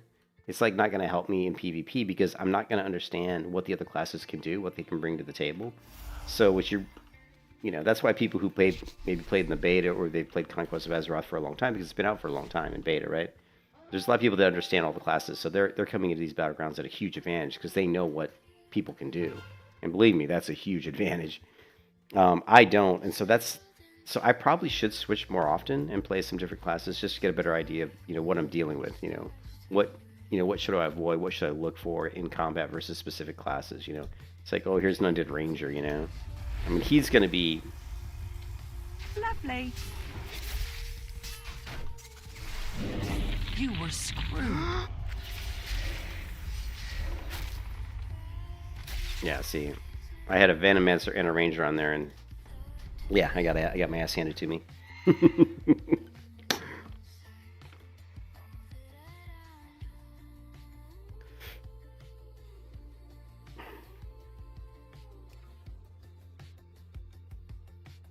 That's why you play off meta weird builds. I'm the kind of well, I think from what I've seen so far, like with these trees the way they're structured, I haven't seen. It's hard to say. Again, it takes time. Like, it takes me months Like it would take me typically, usually like a month playing one class. I got to get to max level, and then I've got to spend like a couple weeks playing with different builds in battlegrounds to see how they work. So it's a time consuming thing, right? Like first of all, you got to get to max level, right? And then you've got to like start playing around with different builds and see what works. And then you have to figure out how does that work versus other classes. But you have to understand how those other classes work so that because you can't just go up against another class and say, well, I'm gonna try this and this. You can do that, but if you don't know what the other class can do, like let's say you're trying to, I don't know, mana burn a class because they're a caster, and let's say that they have an ability that makes it easy for them to recuperate mana, like very easy. Well, then you wasting time switching into your aspect, this aspect here called Aspect of the Huntress, switching into this aspect to try to mana burn a class that can easily regen their mana, that's stupid. But you may not know that right away. So there's different things you have to figure out, right? And there's classes that have knockbacks, there's classes that have interrupts. There might be classes where they don't have any interrupts. You're like, well, I can just cast Hand of Elune because I can keep moving while I'm casting it. I can reposition. That's a spell I can cast while I'm repositioning. Maybe I hit Z, my sprint key, which also prevents me from being rooted to like get some distance between me and the enemy. Go ahead and cast Hand of Elune, which is a castable by moving. I wouldn't want to cast it against a class that's got a ranged interrupt because they're just going to interrupt me.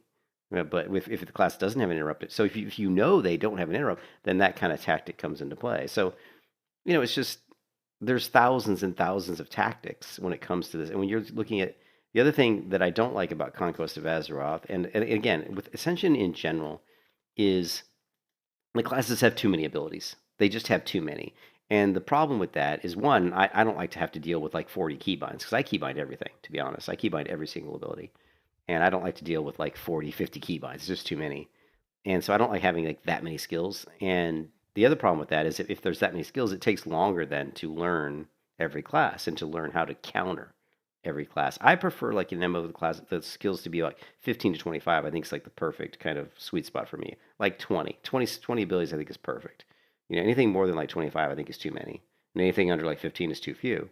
Like if you look at me currently, I'm only level 25. How many abilities do I have? I'm just looking at my keybinds. I'm not going to add up my keybinds because it'll be a lot, but we've got 1, 2, 3, 4, 5, 6, 7, 8, 9, 10, 11, 12, 13, 14, 15, 16, 17 abilities, 18. If you start looking at buffs and let's see, 18, 19, 20, 21, 22. So we're looking at about maybe 23 individual skills. Actually, let's just look at my spell book, right? I mean, right? So look, you've got 4, 8, 9, 10, 11, 12, 13, 14, 15, 16, 17, 18, 19, 20, 24, 20. You're looking at almost 30. So some of these are going to be passives. But I mean, look how many abilities I have. And I'm only level 24, 25. So in my opinion, that's too many. That's just too many abilities. But some of these are passive, so they don't count, right? Like this one's like passive. Every 15 seconds, you gain an asteroid built. In addition, your hit rating is increased by 5% of your intellect, and your expertise is increased by. But you see, this is a passive. It's actually a really cool passive. It's also why we see these little like asteroids flying around me. That's like a passive we gained at a certain level, I think. Actually, I think it's probably this one here. So you get these really interesting class special, like kind of unique like passives that you gain. Like at 1, you get this passive. At level 25, 20, you get this. At 30, you get this. Celestial Guard at 40, increase the effectiveness of consuming scattered stars by 50%.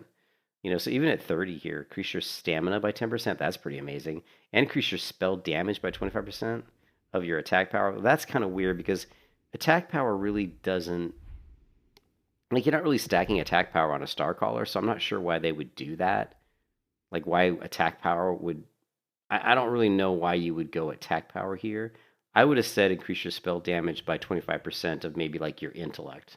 Because you're stacking intellect. Because intellect is increase your mana pool, and mana pool directly increases the strength of your heals and the strength of your damage. So to me, Crystal Shield would have made a lot more sense to say increase your spell power by 25% of your intellect. Because I'm not stacking attack power. I don't even give a shit about attack power in this character, to be honest, right? Now, I could be wrong. Maybe attack power is good, but from what I've seen so far, I don't think that's a primary stat for this class. Because again, it's mana. Your mana pool is what increases your damage with a lot of your abilities. Anyway, so I'm just on my soapbox yakking, but It's interesting though, and I think it would take months and months and months. And there's obviously there's always people. This has been out for like literally like what 4 years. You know, like if we look here on my YouTube channel, we just search for. Let's just do a search for Sun Cleric, right? You can find videos from 4 years ago of me playing Conquest of Azeroth Sun Cleric. So Conquest of Azeroth has been out, for 4 years. But I only played it for a few days. 4 years ago, I bought it. I played it for a few days, and then I went and played, regular like classic WoW or something. But there's probably people that have been playing Conquest of Azeroth for 4 years. And those people that have been playing Conquest of Azeroth for 4 years are going to be very, very skilled in this game because they're going to know all the classes. Because in 4 years, it gives you a chance to play every class and to get intimately familiar with every class. So when you're walking these battlegrounds, you're definitely going to be running up against people who have a really good knowledge of the classes, and that's a huge advantage in PvP. So what I'm trying to say is I'm behind the eight ball here. I'm behind. I got a lot of catching up to do if I want to be any good at PvP on some of these characters. But it's fun. But I think that's the fun part. The fun part is learning the classes and understanding them and coming up with good builds, like you said, Evo. That's the fun part. That's my favorite part of MMOs. My favorite part of MMOs is playing around with builds and seeing how they work. That's actually my favorite part. That and just exploration. That and like discovering the world and seeing the world. I love open world games. I love really cool graphics or really cool environments. Level design. I love level design. So, anyways, let's take a look. We got a talent point. Where are we going to put it? So, I really wish that they would fix this screen because these numbers. I don't know about you guys, but I can barely read them. Like it looks like it says 0 of 1 here, but man, that is really hard to see. I mean, you can hover over it to see. So this is the one we want, though. This is going to increase your chance to dodge by 5%, which I think is pretty massive. This is 1 out of 1. If we go here, let me take a look. Actually, this other guy who plays this does not go with... He doesn't go with this skill. How can you not pick Celestial Demon? I'm sorry, but 5% dodge seems pretty damn strong to me. Like, how could he skips this ability? I'm surprised you would skip that. I know. Hey, I don't know if hey 12 and Tim, are you still there? Because I would think you would definitely want to pick Celestial Divination. 5% dodge is a lot of dodge. Let's take a look at what is my base dodge now. Yeah, I mean, why would you skip that? I mean, 5% is a lot. So if we go here, let's go defense, right? So right now my dodge is 8%. Think about that. If I go from 8% to 13, that's a huge increase. 13% dodge is a pretty good amount. Think of all the melee, think of all the different times I'm going to now. And plus, there's abilities in your tree that say if you avoid an attack, you get a benefit, right? Let's see if we can find one of those.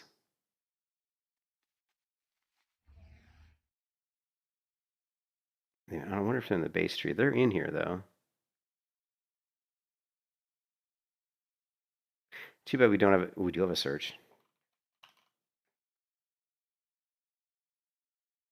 Doesn't work, though. It doesn't work the way I would hope it would work. In retail, WoW, they did a really cool thing in their talent calculator. And what they did is you can search for like certain words. And if the word occurs in like the tooltip, I think it'll highlight them.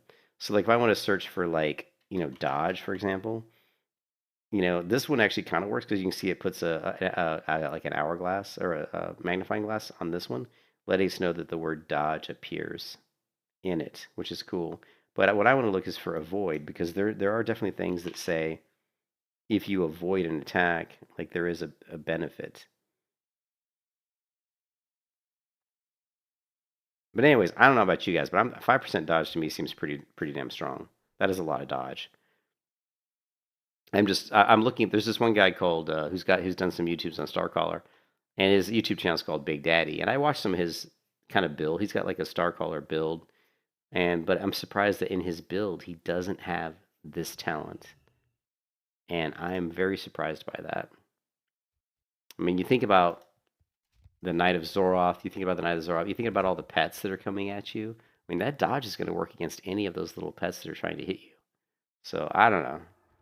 Let me take a look at his build again. I'm curious what he picked. He actually went, at this level, he probably went here with this one, which increases the effectiveness of Eclipse of Fury. But I don't even know what Eclipse of Fury is, because I certainly don't have anything called Eclipse. I don't believe at this current point in my build. I don't think I have anything like that. Let's also take a look at my spell book and see if there's... Yeah, there's nothing to learn. Let's see, unavailable. Is there anything here? Eclipse, let's see what this is. Drains 10% max mana. Shrouds the area in Lunar Shadow, reducing enemies' attack power by 140 for 30 seconds as their fury wanes beneath the darkened sky. So this is kind of like a blanket debuff. Requires level 54. You don't get it until 54. And shrouds the area in Lunar Shadow, reducing enemies' attack power by 140. So it's like a demoralizing shout, right? It's like a demoralizing shout. So he's, you could put a talent point here that increases that effectiveness by 40%, which is good. It's going to increase that demoralizing shout strength. So it's like imp demo shout, right? That's what that is. So that's good. I mean, I definitely think that's great, especially in team fights. That's great. I definitely want to take that. But if we take this, that means we can't take something else. What is this one? Here's an example of what I was talking about, though. Avoiding melee attacks will call down a moon flare, right? That will call down a moon flare, dealing 17 arcane damage to the attacker. So I know that's not a ton of damage, but if you're dodging a lot of attacks, you're going to be doing a lot of additional. That isn't a lot. I mean, 17 damage is not, but it's not insignificant, because look at my health pool. I only have 963 health. So the health pools in Conquest of Azeroth are a little bit lower than. They feel a little bit lower than I would have expected. Like when I'm playing, they're pretty true to Classic WoW. Like if you play Classic WoW and you're level 20 and you've got a few enchantments and you've got some decent gear, some greens and some blues, you're going to be sitting at around 1,000 HP. If you're like more of a tanky class, like if you're like a warrior or maybe even like a hunter, you're probably going to be sitting at around 1,000 health at level 20, or even higher if you've got some stamina chance, or if you have some gear with a lot of stamina, you could be up around 1,200 at level 20. So to see me at level 25 and only have 963 health, to me feels very low. That's a pretty low health pool. So we're definitely going to go here. We're going 5% dodge. Do it up, man. Give me the dodge. 5% dodge is a lot. Let's make sure that calculates correctly on our defense. As you can see, it does. We're sitting now. We went from 8% dodge to 13. To me, that's very strong, especially when your playstyle as a Starcaller, at least with the tank, is to be in the thick of battle. Like, you're expecting people to be hitting you. So to have 5% more dodge, to me, seems like really good. But that's just me. To each their own.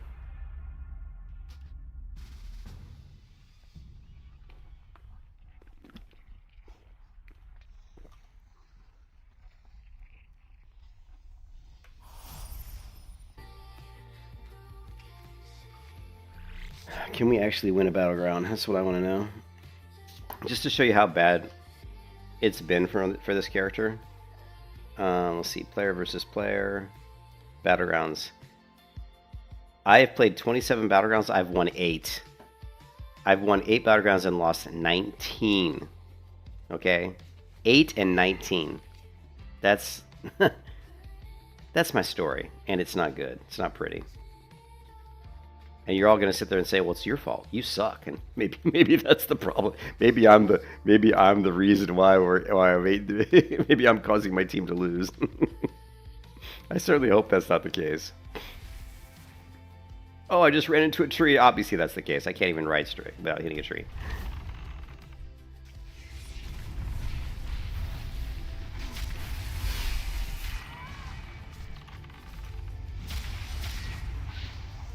You were screwed.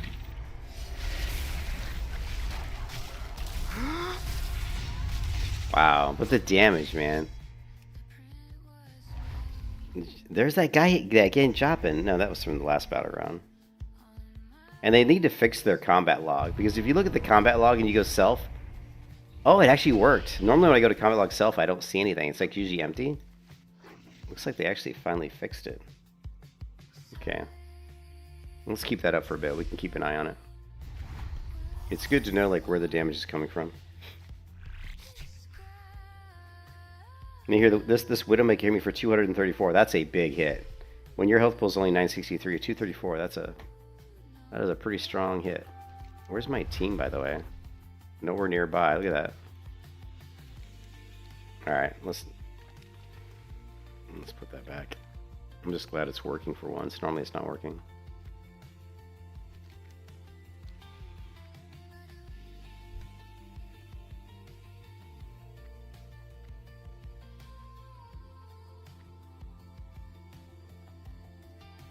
And see all these minions? See all these ghouls?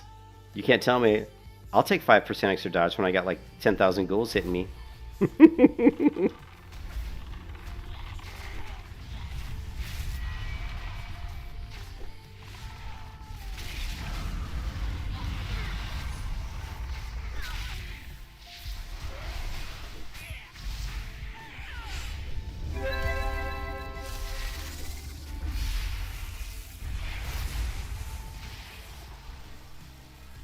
Lovely. You were screwed. Like getting stunned is the worst on a Starcaller because I need to get the instant hit kill off, and right there I was going for instant heal, but he stunned me. Urgh. And I'd already used my trinket. Like it'd be nice when we get our trinket with that isn't a 5-minute cooldown. The 5-minute cooldown sucks on trinkets, man. I've always wondered why they made it 5 minutes, but especially that's something they should have fixed on Ascension because there's so much CC in Ascension. There's a lot of CC, so what I would have done if I was them is I probably would have adjusted the trinket to be 2 minutes, or at least even 3 minutes, just to give people a little bit more of a break. I'm not a fan of long CCs, and I've talked about this many times. I think MMOs should be 3-second max on CC because people are going to combo chain. They're going to chain it anyway. So like one person's going to stun you for 3 seconds, then some other player's going to stun you for 3 seconds. So you could easily still get into long, stun locking chains.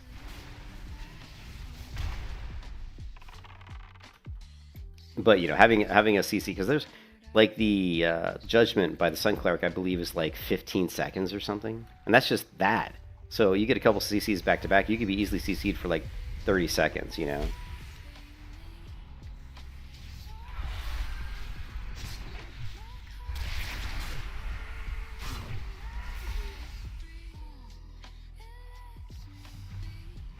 And I just don't think it's fun for people to not be in control of their characters. So loss of control of your character, I think, is a downer.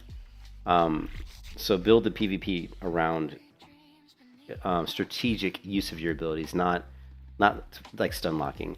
Like if the damage is so strong that we need to stun lock, then the damage is too strong, right? If the healing is too good that we need to stun lock, then the healing is too strong, That's why like Burning Crusade PvP, I thought Arena was really good because the healing wasn't so strong that you couldn't just, and the burst wasn't there. So it was all about tactical. Like CC mattered, but it was CC at the right time. And to me, that's where PvP should find its balance.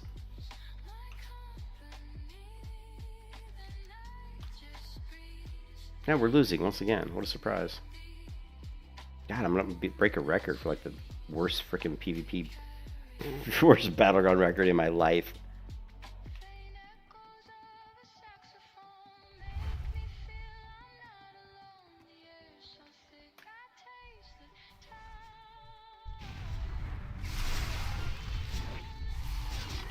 Lovely. Oh, interesting. I don't think I've ever been turned into a ghoul before.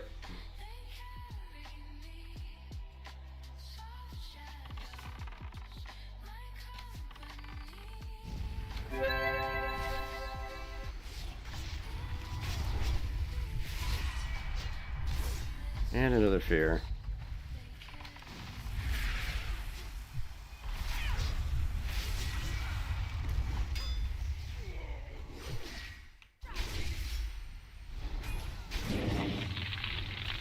You were Lovely. screwed.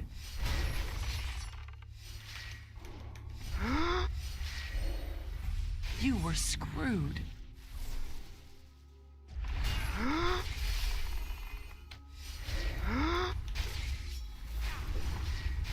Yeah. What kind of class? What is this? This was a Fellsworn.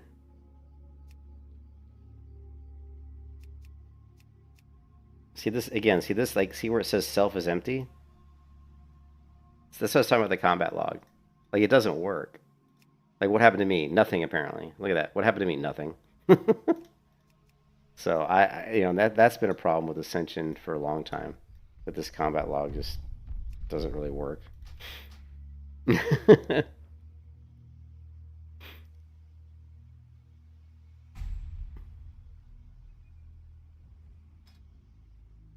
But look at my damage, dude.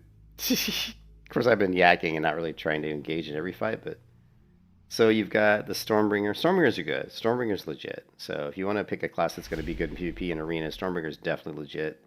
Witch Hunter I haven't played at all, so I don't know much about the Witch Hunter. Sunclark's interesting. I think it definitely has potential for the DPS like dual wield spec, but the tank isn't great initially. Fellsworn seems kind of like, I would say, like middle A tier, probably, if you're doing a tier list. Pyromancer I don't know much about, but they have this weird thing where they turn into a big phoenix or something. I think that was a Pyromancer I saw in one of the battlegrounds. He turned into like this big huge phoenix. It's pretty crazy.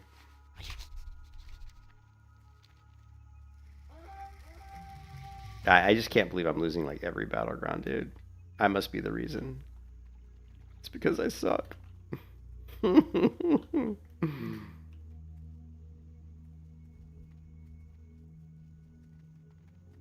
It was funny because I was playing yesterday, and I did so much better yesterday. Like, I was doing more damage, I wasn't getting killed. I don't know what the difference is. I don't know if it's just much stronger teams we're going up against tonight.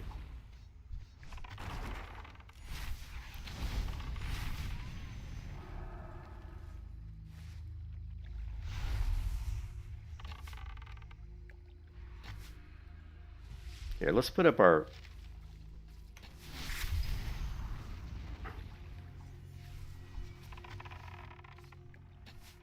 Which one is it? It's, Stumpad 8. You were screwed.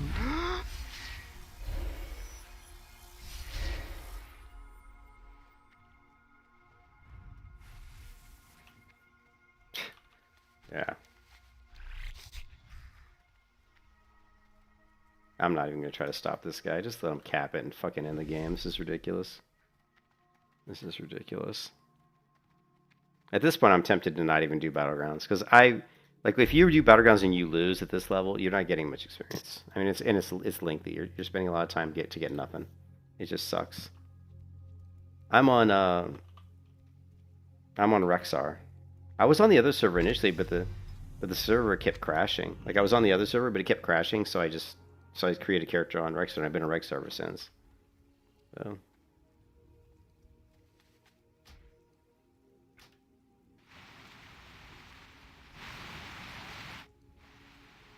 Some nice rain sounds. Oh, is it still crashed, the other server? Like, the other server was crashing quite a few times, so I jumped to Rexar. And Rexar's only it crashes like once a day, usually. But I'm kind of getting a little bit frustrated on this character, to be honest. I know 12 was saying it was getting better, but I'm not going to lie, these last few Battlegrounds have been pretty frustrating. So, I love the rain here. That looks awesome, doesn't it? Let's knock up the...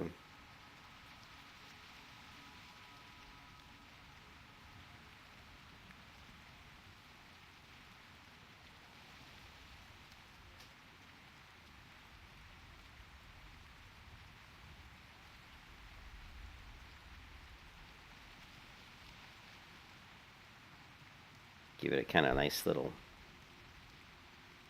dark gothic-y look to the game. I love how Wrath of Lich King has a self-highlight. You can tell that the character itself has like a glow effect or like a self-highlight that's on it pretty much even when I'm not selected. Like, if you're in classic WoW, the character won't be this kind of a spotlight. It won't be as strong. So anyway, so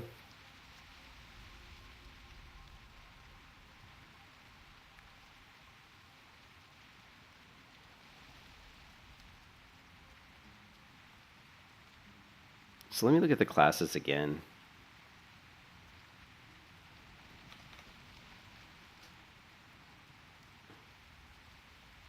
I think what we really need is I'm going to crash the client here. Hold on a second.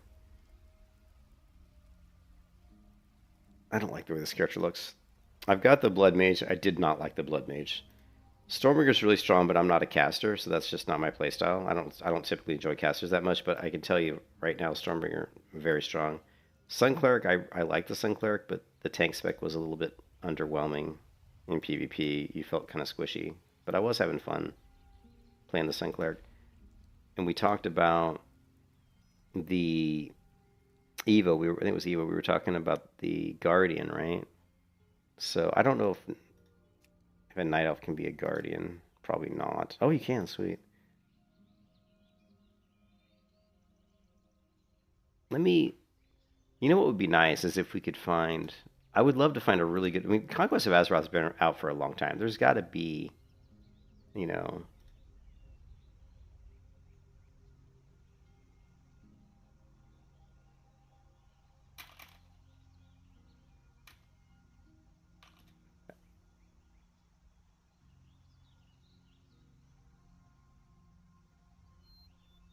Oh, this one's 32 minutes long. What's up, everybody? Welcome back. So, Conquest of Azeroth is finally here. And I'm going to be honest, this is probably the hardest character creation screen I've seen in an MMO in years. Normally in WoW, you already know what you're playing. Maybe you've been a warrior main. Yeah, when you come into Conquest of Azeroth, it's pretty daunting. Oh, you're on... Hey, oh, Eva, you're on here? Grok? Hold on a second. Do I have my... I'll add you as a friend here. Let's go back. I'm not gonna lie, my character looks pretty cool. Need a guild? Yeah, oh, maybe we'll create our own guild or something. That's cool, though. I'm glad you're on my server, though, Evo. Let's see, friend... Grok, right? Grok added to friends. You're not online currently, though.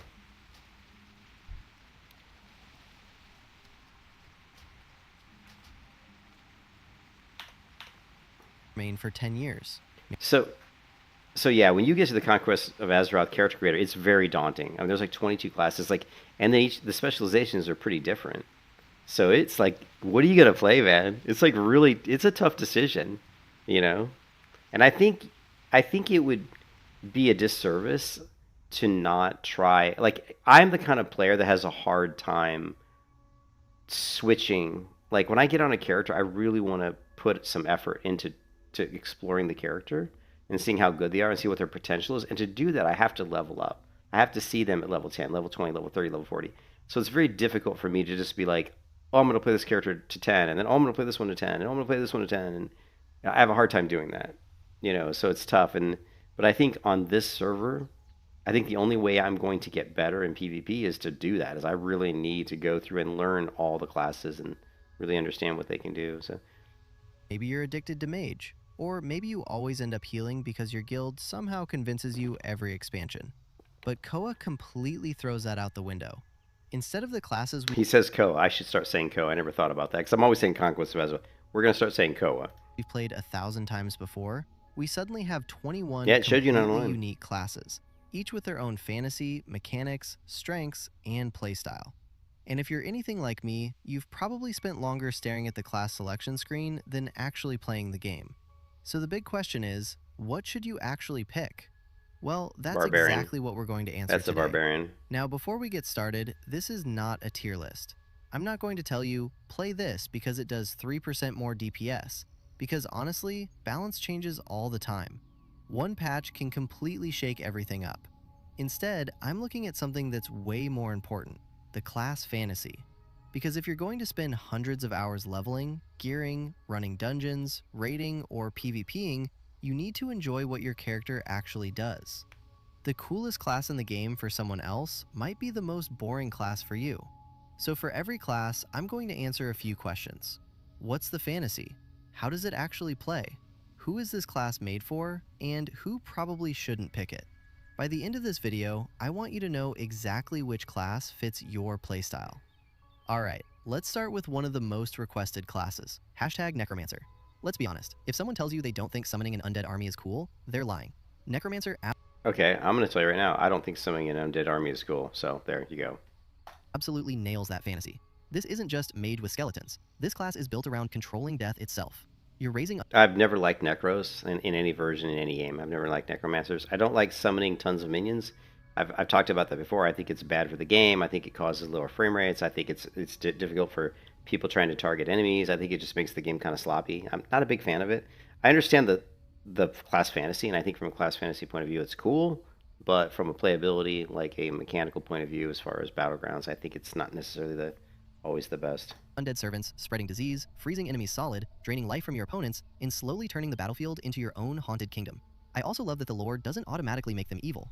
Sure, a lot of necromancers end up walking down some pretty questionable paths, but they're really just scholars who became obsessed with understanding death. Unfortunately, everyone else thinks you're a psychopath, which, to be fair, if someone walked into town dragging 10 skeletons behind them, I'd probably have some questions too. Gameplay-wise, this is for players who enjoy controlling fights instead of simply blowing things up. You're constantly managing summons, deciding where your damage comes from, and slowly overwhelming enemies rather than instantly deleting them. If you enjoy classes where your army is fighting alongside you instead of you doing everything yourself, Necromancer revolves around fire. Not little sparks. I'm talking phoenixes, meteor strikes, walls of flame, huge burning explosions. And honestly, the developers clearly asked themselves one question while designing this class. What if we added more fire? And then they never stopped adding it. My favorite part though, you can literally become a dragon. I don't know about you guys, but if a class lets me transform into a dragon, I'm already interested. Yeah, we were. Remember, we were in that Eye of the Storm, and I was like, "What is this? What is this dragon thing?" Gameplay-wise, Pyromancer looks like the class that rewards aggressive players. You're not trying to slowly wear people down. You're trying to erase them before they even realize what happened.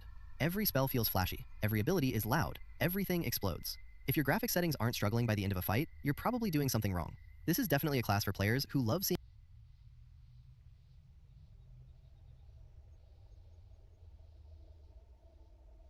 A lot of look at all the critical strike increase. Critical strikes now deal increased damage. Increase your critical strike chance by 3%, and causes critical strikes to generate 3% maximum mana. Direct critical strikes now. Let's rewind this a little bit. Okay.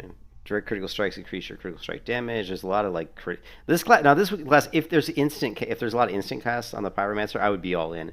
I love casters that have a lot of instant casts. I don't like standing still channeling. So, and I did like the Fire Mage, like the instant cast, like instant fire blast and stuff.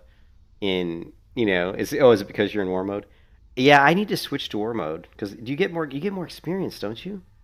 Don't you get more experience in battlegrounds if you're in war mode? Let me go turn my war mode on. I forgot all about war mode, to be honest.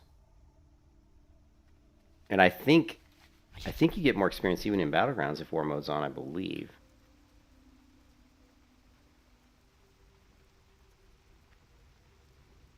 But if the Pyromancer had a lot of instant casts or the ability to proc instant cast, that would be a class I definitely would be interested in playing.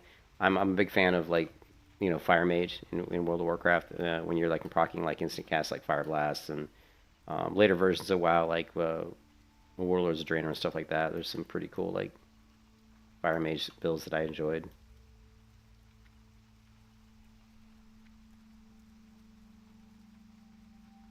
Okay, I'm not liking this. Let's put this down here.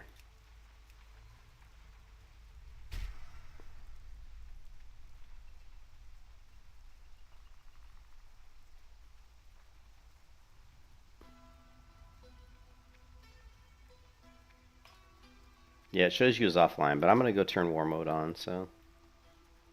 Because I should have it on anyway. What can I do for you? Have a good one. who love seeing massive crits and giant spell effects filling the screen. It's also a really approachable class. Even newer I see a lot of hard casting going on here. Look at that cast time, 4.72 seconds. players immediately understand what they're supposed to do. Burn everything. Simple, effective, beautiful. This is instant cast, plus the one before that was in. Burn everything.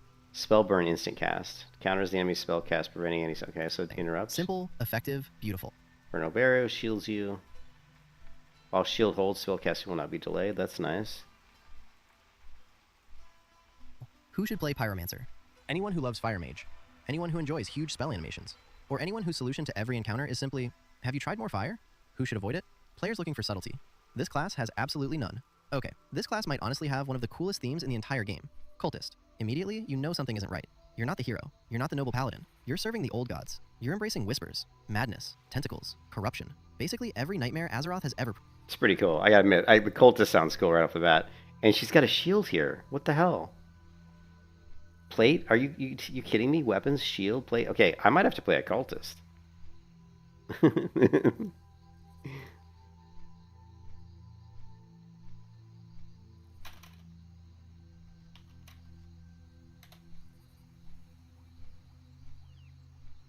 Actually, it's kind of interesting. The melee spec, most of the damage comes from the tentacles, as far as I know. And at that point, you might as well just play the ranged version of this, like the caster version, or B tier. Cultist, definitely better than Chronomancer, but this one B tier. suffers from some different issues. Cultist just does not have a lot of mobility for the melee spec to get to people. It's kind of like Death Knight from retail. Okay, so Produced. So And shit honestly, mobility. I love that they fully committed to the fantasy. You wear heavy armor, you carry weapons and shields, but your real strength comes from these terrifying void powers. You're summoning eldritch horrors, driving enemies insane, supporting allies with forbidden magic, and in some cases, you Yeah. literally transform into monstrous creatures. Imagine explaining that to your raid leader. well, this tier list was from a year ago, so we don't know how much has changed in the year, and I haven't done any searches today to see if there's any new like tier lists that have come out. But obviously, this could have changed drastically, But I doubt, like, the fact that the cultist doesn't have a lot of movement. I doubt that that's something, those are things that don't typically change a lot. Like, you don't typically add, like, new abilities to a class to make it more mobile. But it's possible, though. Hey, don't worry guys, I only become an ancient horror during cooldowns. Mechanically, Cultist seems incredibly versatile. You can support your team, you can survive, you can manipulate enemies, and you always feel like you're using powers nobody was ever supposed to have. If you're a Lovecraft fan, this class was probably designed specifically for you. Who should play it? Like they walked straight out of a Night Elf legend. Here, here's the Starcaller, with class we're playing right now, right? This is probably your class. Who should play Starcaller? Players who enjoy hybrids, people who like supportive frontliners, Night Elf fans, anyone who thinks moon magic is cooler than holy magic. So those things he said are all pretty cool. Like, because first off, I love Night Elves. I'm a huge Night Elf fan. Let's knock this back to a little bit. While protecting your allies with incredible durability, the class also leans heavily. Starcaller feels like one of the most elegant classes in the entire So he said Starcaller feels like one of the most elegant classes in the entire roster. roster. Imagine combining a knight with celestial magic. That's basically what you get. You're wearing heavy armor, standing on the front lines. But instead of relying purely on steel, you're channeling the power of Elune herself. I really like this fantasy because it doesn't feel like another generic paladin. It's much more mystical. You're weaving lunar magic in What's interesting is you see the primary resource is mana, that's what's so unique about this class is there's no other class that I know of in WoW where you do more damage based on how big your mana pool is. into every attack, while protecting your allies with incredible durability. The class also leans heavily into mana management, which is an interesting twist for a heavily armored fighter. You're balancing martial combat with powerful astral abilities, giving you a playstyle that feels unique compared to anything in retail WoW.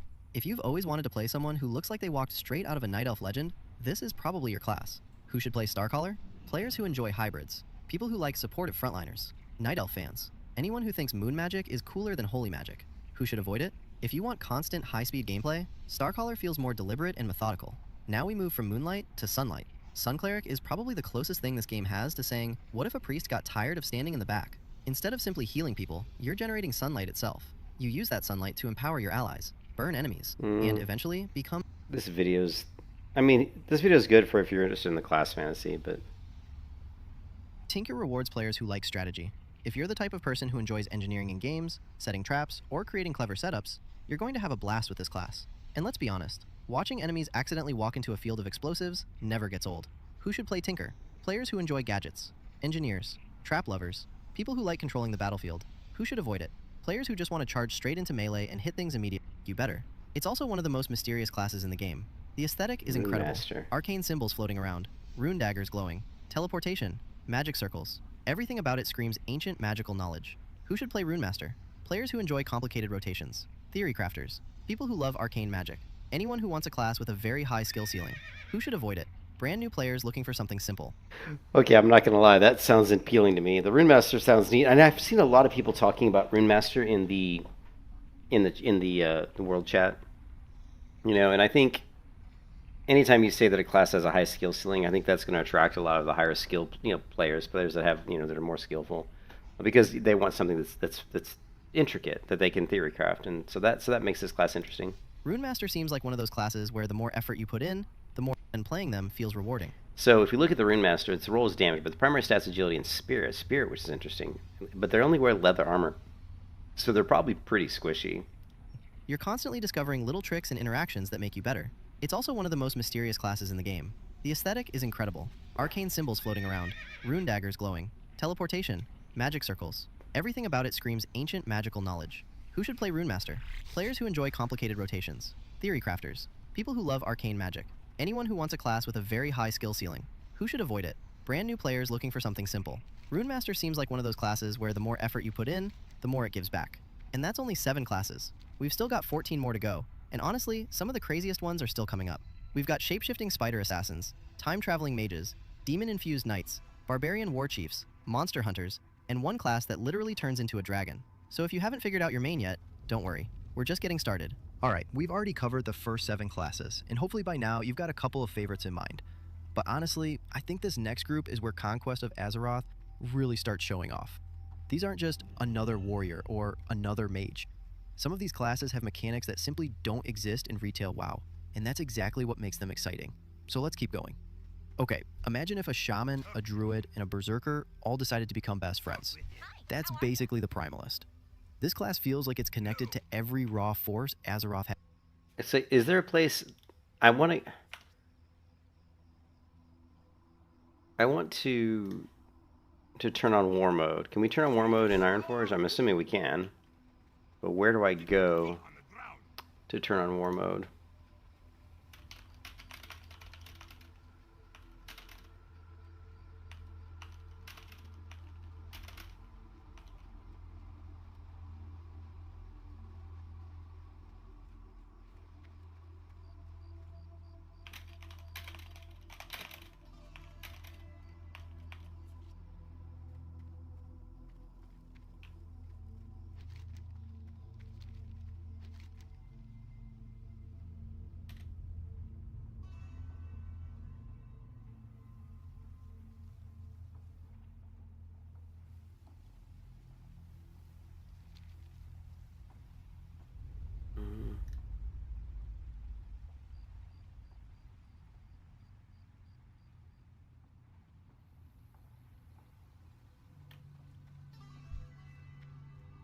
What can I do for you?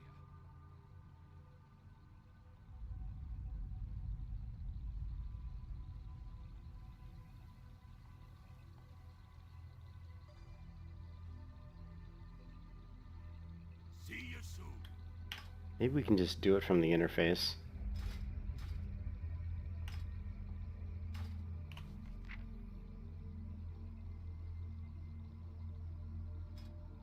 Here we go. War mode.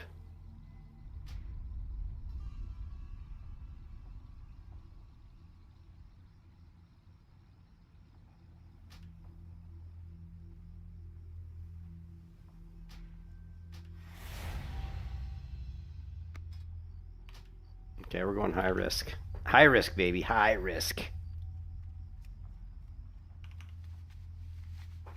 I forgot about the high risk loot thing. So, and then we don't have a lot of money. Let's go. Yeah, let's do high risk. We are level 20. What zone should we hit? We can probably do, I know a spot we can go to. I'm hoping.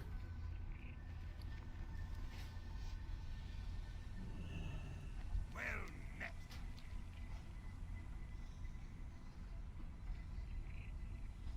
Be good.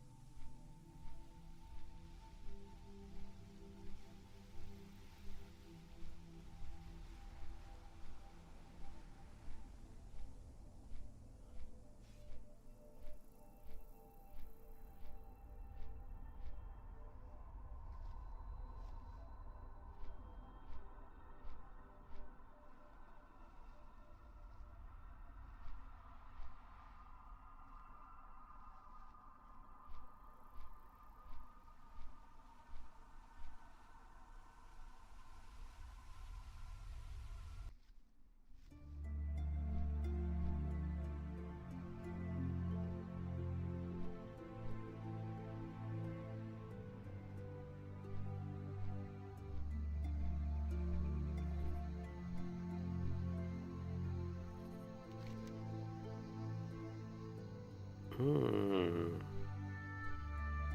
10 intellect. And this one we can't even get. It's level 60 anyway.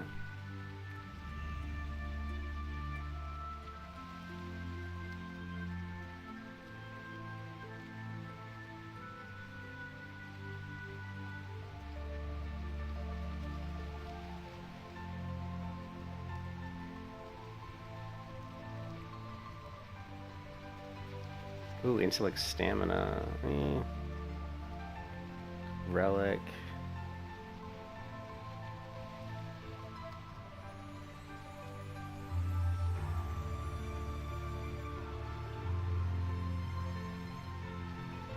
Hmm.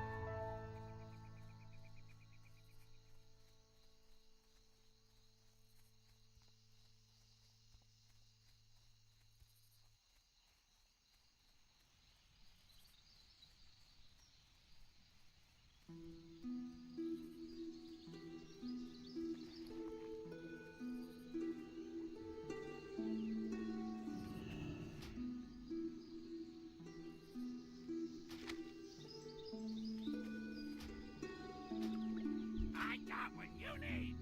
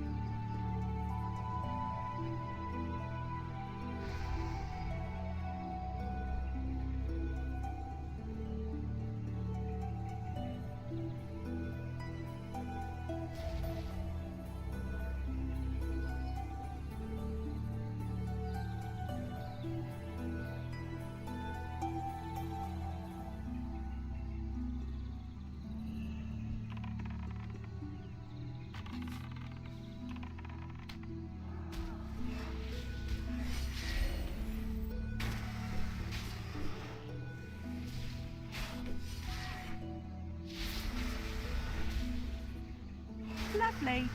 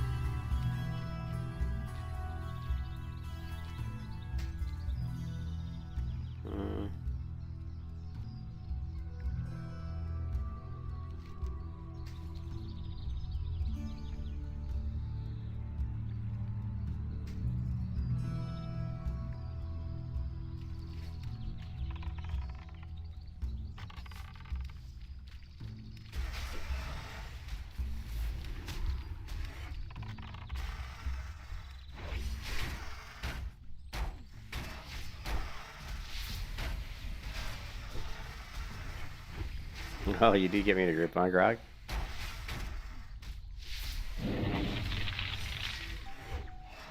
You were screwed. Lovely.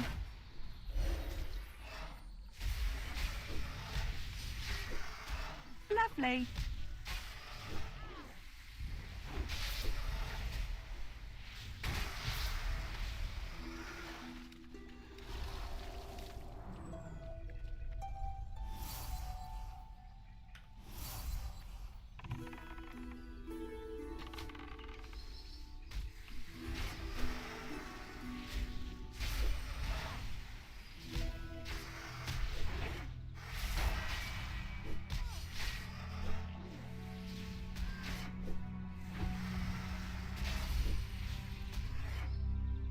Lovely.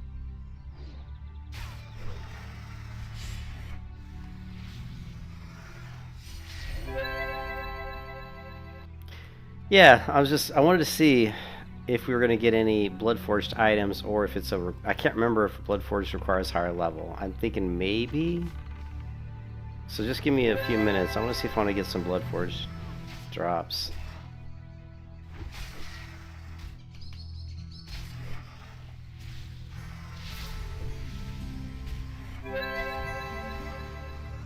So far we haven't gotten any.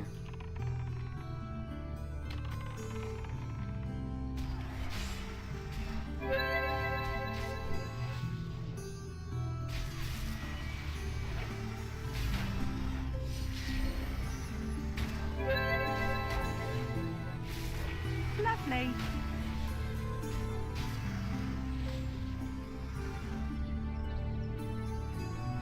So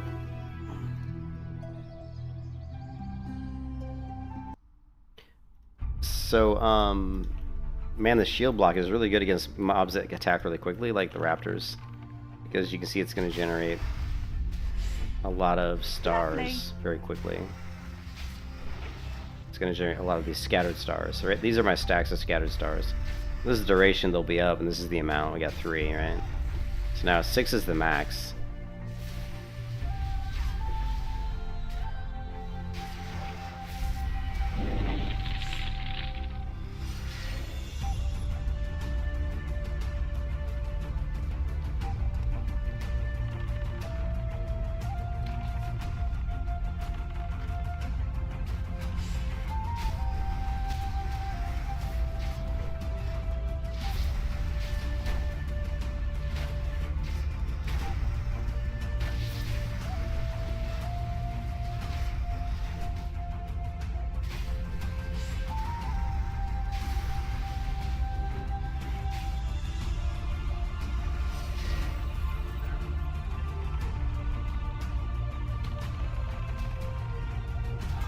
Lovely.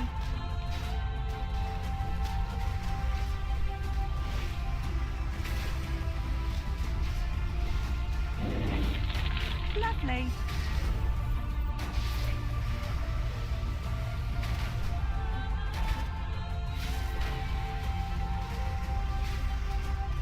Lovely.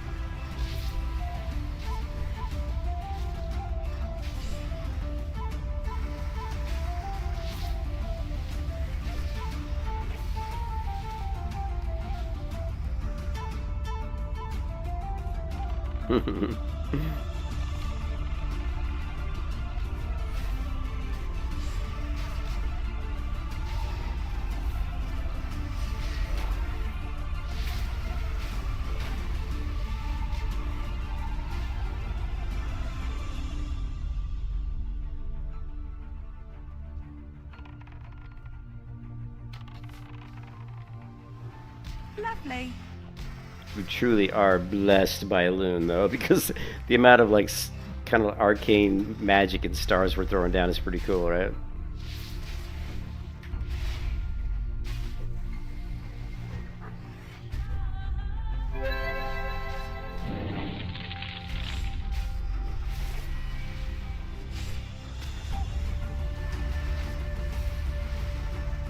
You were screwed.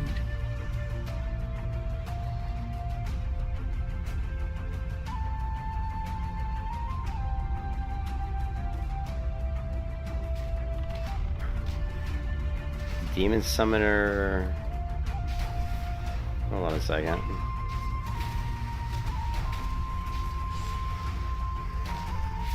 Lovely. Lovely.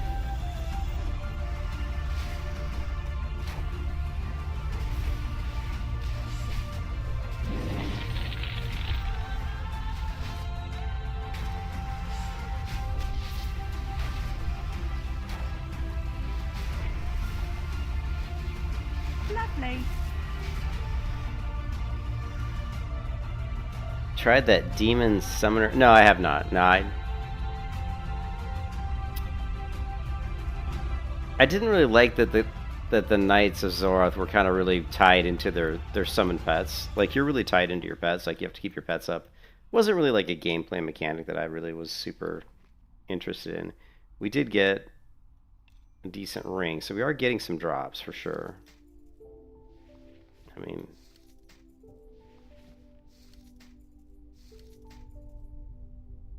and get some shoulders here, but they're leather, hit rating, stamina, agility. So yeah, we're getting a lot. Now these boots have 6 intellect, which is pretty good, and spell healing. It'd be tempted to use those. We do lose out on 7 stamina, which is a lot, but still, I mean, those are pretty good stats. All right, let's keep grinding a little bit and see what other gear we can get. Well, I'm playing a Starcaller. This is a cosmetic pet, right? This is not a class pet.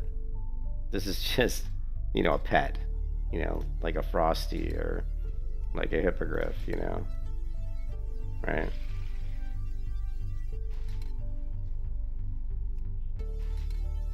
So it's just a cosmetic pet.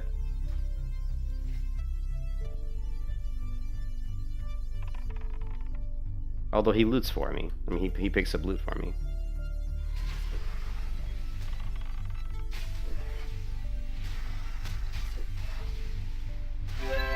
Lovely.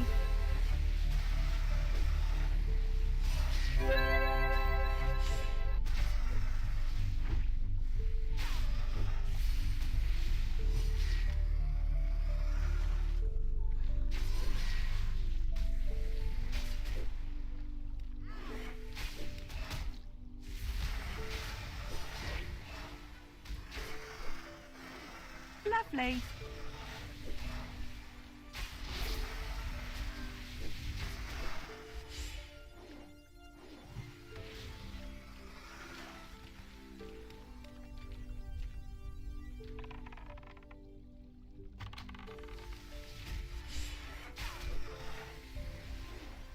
Lovely.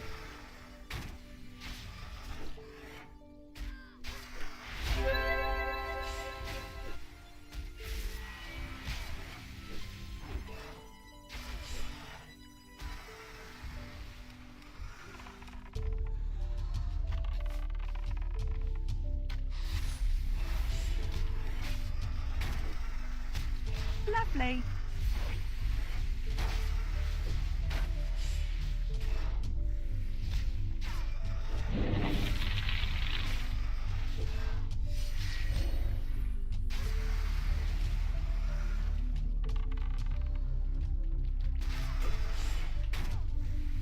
Lovely.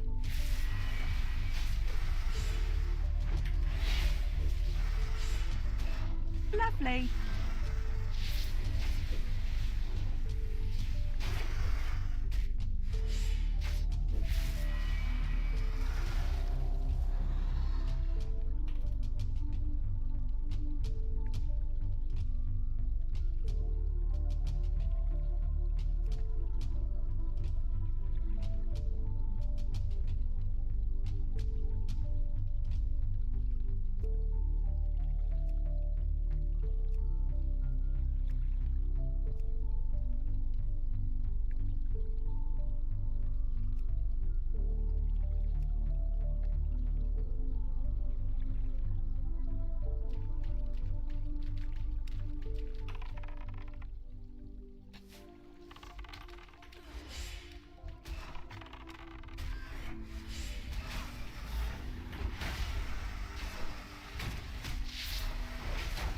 Lovely. Lovely. Lovely.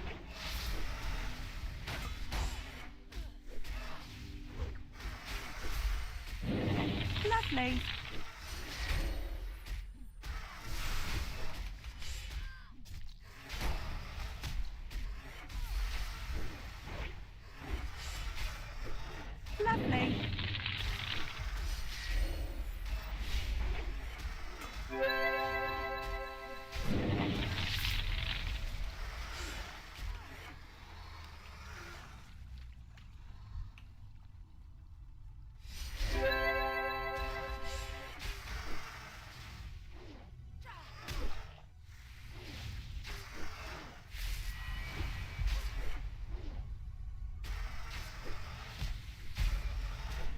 So no Blood Force. I'm gonna guess maybe Blood Force doesn't drop till higher level? could be what it is. You were screwed. All right, Grok, you ready to do some?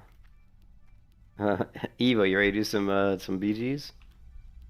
You can give it a go now.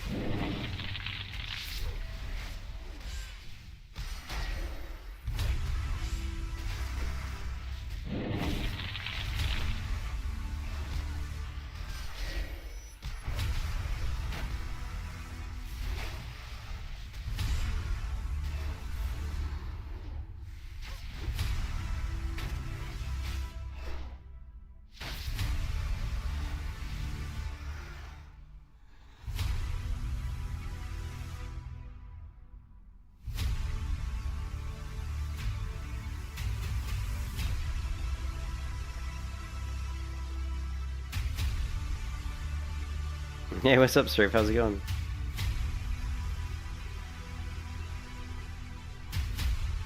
Oh, I can't queue for PvP while in the open world. Well, that sucks.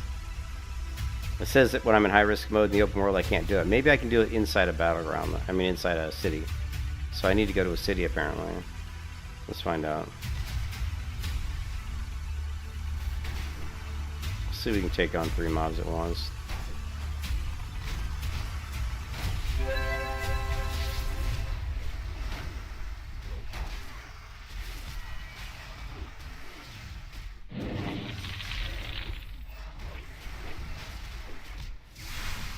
You were screwed.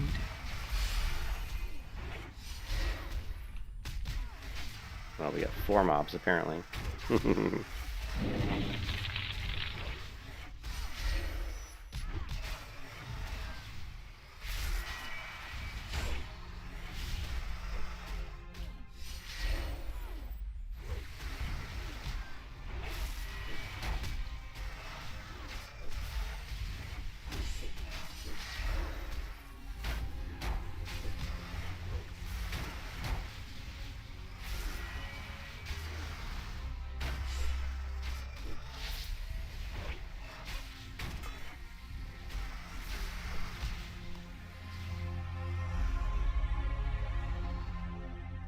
You're at Ogremar, gotcha.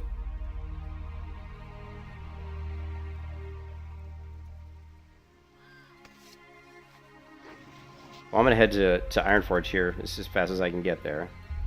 I need to change my Hearthstone to be like Stormwind or Ironforge or a better location. And then we'll see if we can queue some BGs.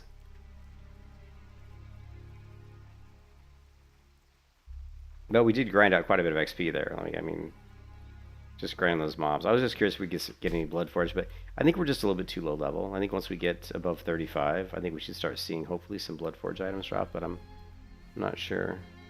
It's been a while since I played, Ascension. I don't remember at what level they start dropping. I know the higher you level you get, the more they drop.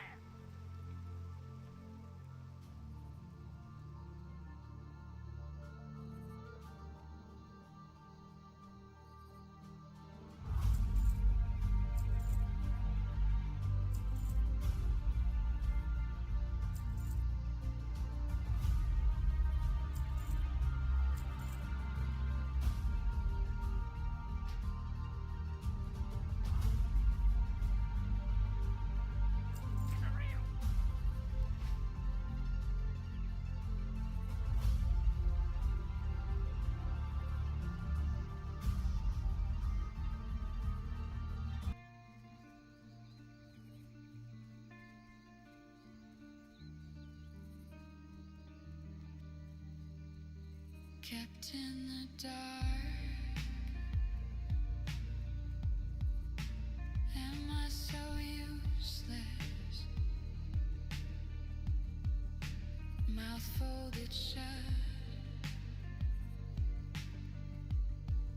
and I'm feeling restless. All the seams erupt, tearing from the inside, jagged little cuts. It feels like war this time. The ground was bare, I tried to drown the emptiness, couldn't turn it all around. Pull the shutter, see the world fly by like images on fire. If only I knew better. Show me something real, make me feel alive. Nothing to conceal, dress me up in all the lies. Everyone is someone, half the speed of light. I don't wanna get it wrong, but it's too late to make it right. Too late.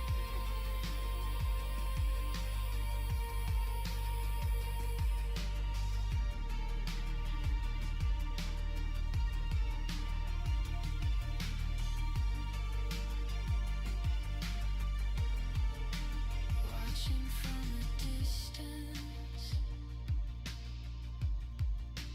in a crowded room,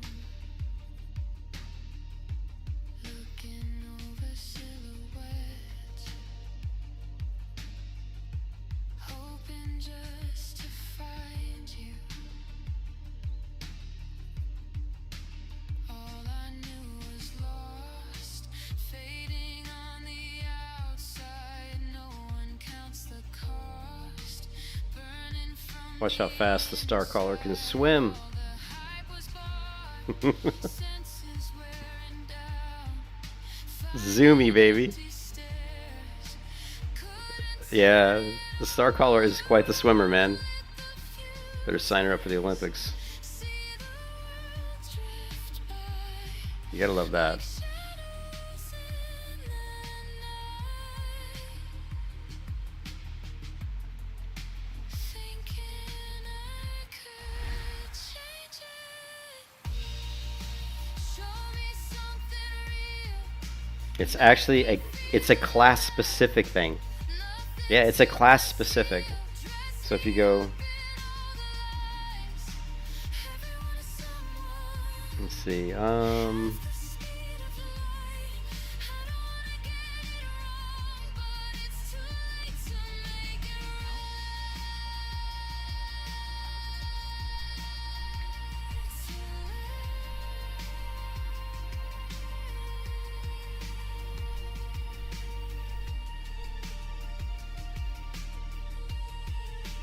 yeah.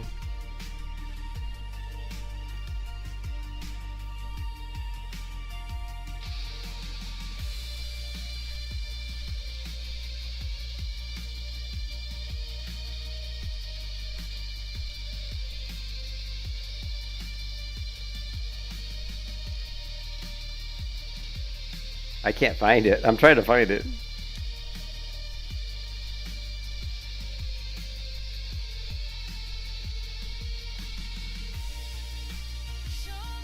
Yeah, I don't even see it, but it's there. You swim 50% faster than most people, and you can breathe underwater.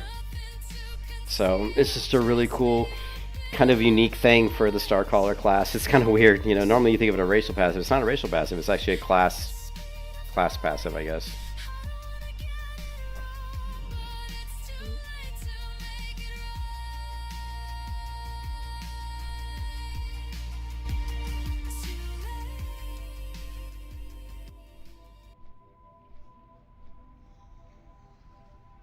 Alright, we're gonna try it now. Hey, Evo, I'm gonna try to do the battleground now. We'll see if it works. Oh, yeah, sweet. So we're gonna join as a group. Nice. Oh, we've also got Call to Arms. What is this? Oh, yeah. Call to Arms though. Warsong Gulch could be long though. I don't know. We'll see. It looks like queuing as a group takes longer for the queue to pop. Is it the Moon Priest spec? Oh, is that where it is? But I'm not a Moon Priest though. Yeah, but I'm not a Moon Priest. I'm a Moon Guard.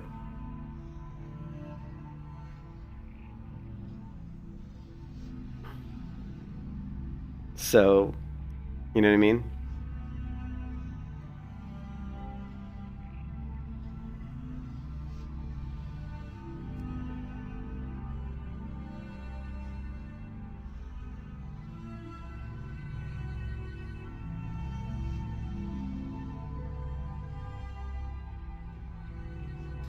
I don't know where it is. You know, Steel, I don't know where it is because I'm a Moon Guard. I just know that it's Spellbook Moon Priest. Oh, it's under the Spellbook Moon Priest? Okay. Oh, yeah. It's interesting that we have the different spellbooks even though I'm not a Moon Priest. But it's a passive in here then. It's this one, Flask of Moonwell. Creature swims by 50% and allows you to breathe underwater at all times. It's such a cool passive. Yeah, thanks, Steel. I knew I'd seen it somewhere, I just couldn't remember. But it's such a cool thing, you know, because, I mean, it comes, you know, being able to swim 50% faster actually comes in really handy. So, very cool.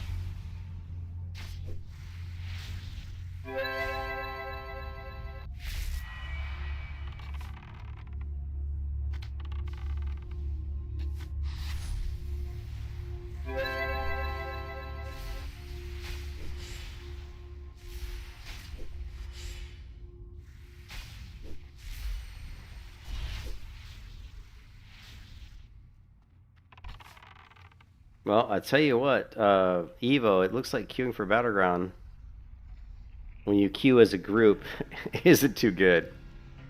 Isn't too good. So I'm gonna leave queue, dude. I'm not gonna wait like 4 or 5 minutes per Battleground just to get in a group. Sorry, buddy. Leave queue. We'll try one of these Call to Arms and see how it goes, but I hate Warsong Gulch because they can take a really long time. So we'll find out. We shall see.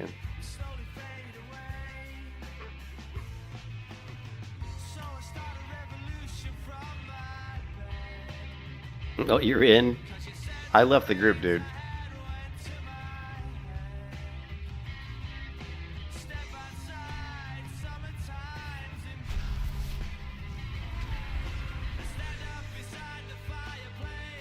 Because it said it was going to take like I'd already been in the queue for like 3 minutes, and it was going to take like 3 or 4 more minutes, and I'm like, I'm not going to wait like 7, 8 minutes for a queue when I can get instant queues. So.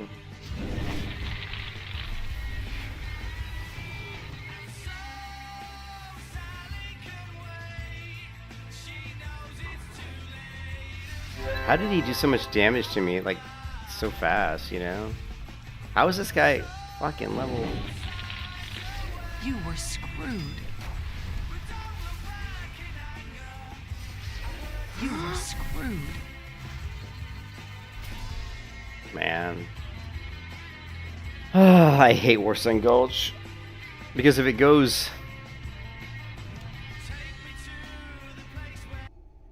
Because if it goes, if they just try to farm, it could take forever. Like they've got a 1-3 lead, and if they just sit on the flag and farm kills or something, it could just last forever.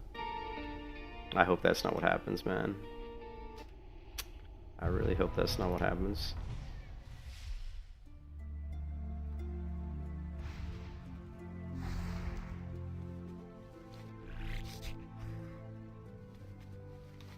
Yeah, no one's even trying.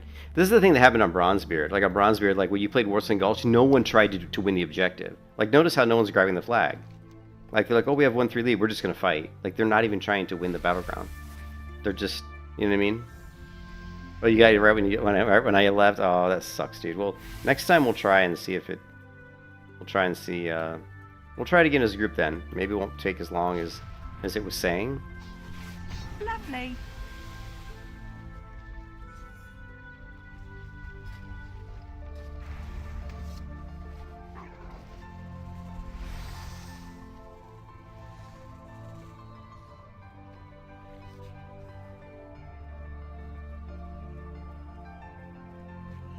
They're trying to learn they class most probably.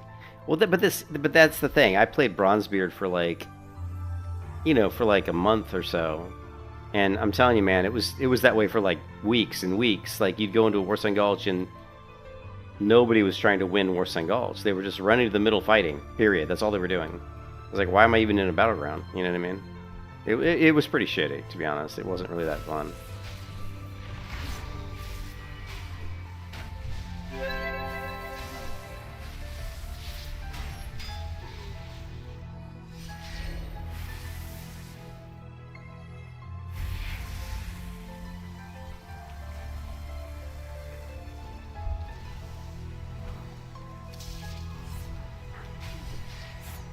Lovely.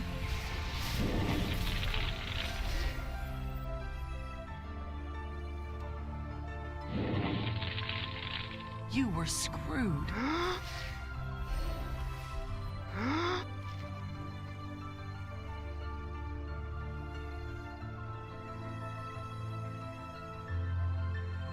I'm dying from this debuff. Look at this. Where's the debuff? I'm dying from a debuff. I don't even think I have food on my character. I don't think I have food.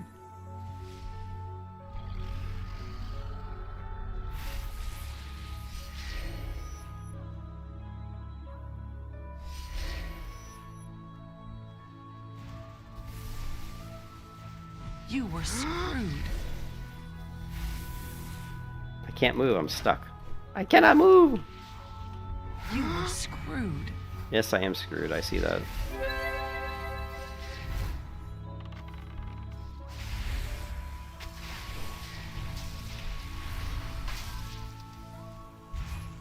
Yeah, we almost got him.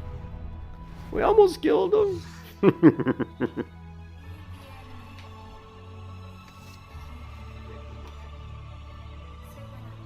Yeah, I'm feeling weak. I'm feeling weak on this character right now. I felt so good on this character in the last bracket, but right now I'm not feeling very good. Like brackets like 10 to 19 on the Starcaller felt good. I'm not feeling as strong in this bracket.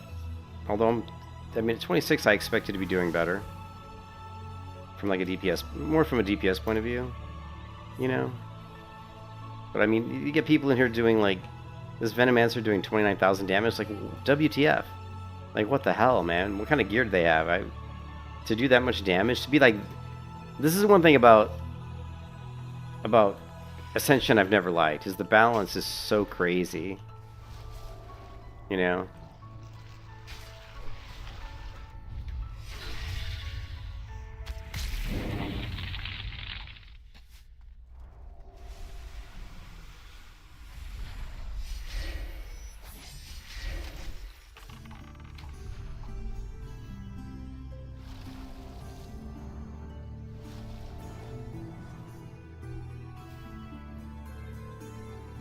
What class are you playing, Evo? What class are you playing? Well, there's not going to be a fair balance, but there shouldn't be classes that are doing like 3, 4, 5 times more damage than other classes. You know what I mean? That just seems kind of crazy.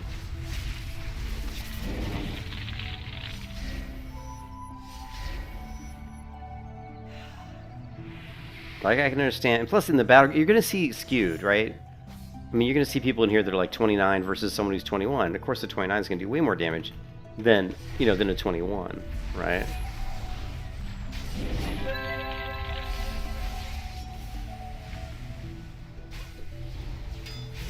You were screwed. Like, that's a level... That character, look, that character was level 25, and she just annihilated me. Like, absolutely annihilated me. Now, she did get some help from... Yeah, there was some help from Final. So I was getting hit by 2 characters, but, you know, I got blown up by a character who's like 1 level beneath me. I'd be curious to fight that character one-on-one again, with just me and her. But I just feel like the balance is really bad. Like, it's bad. But, again, we don't know what it is at, like, level 60. At level 60, it could be much better, you know? You're an Inspiration Guardian, and you feel... But wasn't the Inspiration Guardian wearing leather? like, weren't you wearing leather? I'm always like, how takey can you be when you're running around in leather? But maybe you are. I mean, this character has high survivability. At least she did last bracket. I was like, even at like 15, I had extremely high survivability. But now at 26 in this bracket, I feel very squishy for whatever, I don't know, for whatever reason. Right?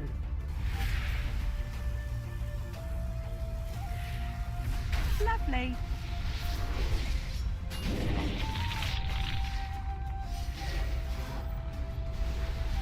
Lovely. I say I couldn't get a one-on-one versus the 25 to see because there were 2 other people that helped, right? So I have no idea, like, but I'm pretty sure that that character, that 25, was probably gonna kick my ass. So, but who knows? Who knows, man?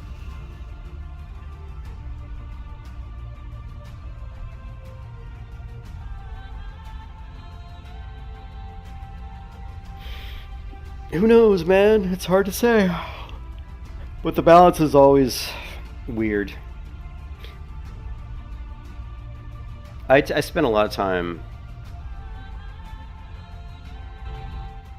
I spent a lot of time on the Bronze Beard server on a melee hunter, basically, like kind of like a melee hunter build.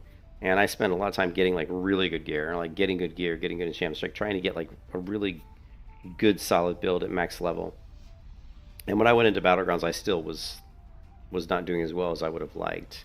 Of course, it was a melee hunter, so it was... I don't want to say it's a meme, because they do have stuff built for melee hunter on Bronzebeard and on Ascension, so there was stuff in place to help that playstyle work, but it just didn't really work. It just wasn't that good. But I think this yeah, we'll just have to see. We do have a talent point to use here. Let's take a look. Maybe this talent point will make us stronger. Yes, Morpheus. Stronger. We've got Moonlight Ripple reduces the mana cost of your Aegis. Nah, not that exciting. For 10 seconds, direct magic damage taken will silence the attacker. I mean, it's only 1 second. You know?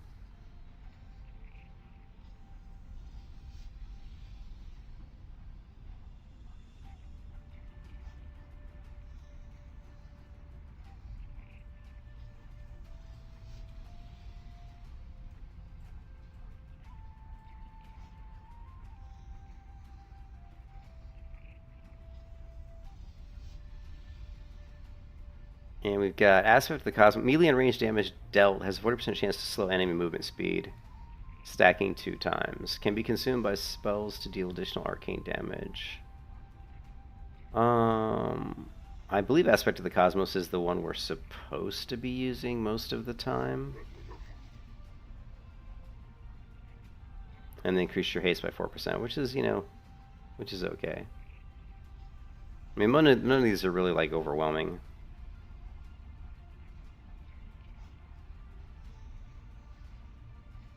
We'll try Aspect of the Cosmos, I guess.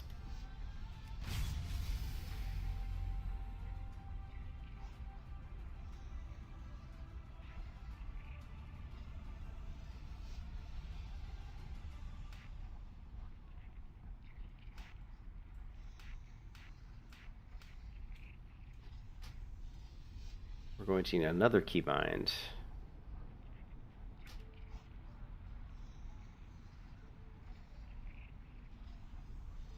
What do we want to keep on this as?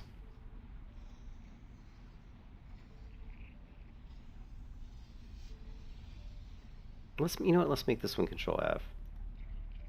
And then this one is already on 9. Actually, yeah, that's fine.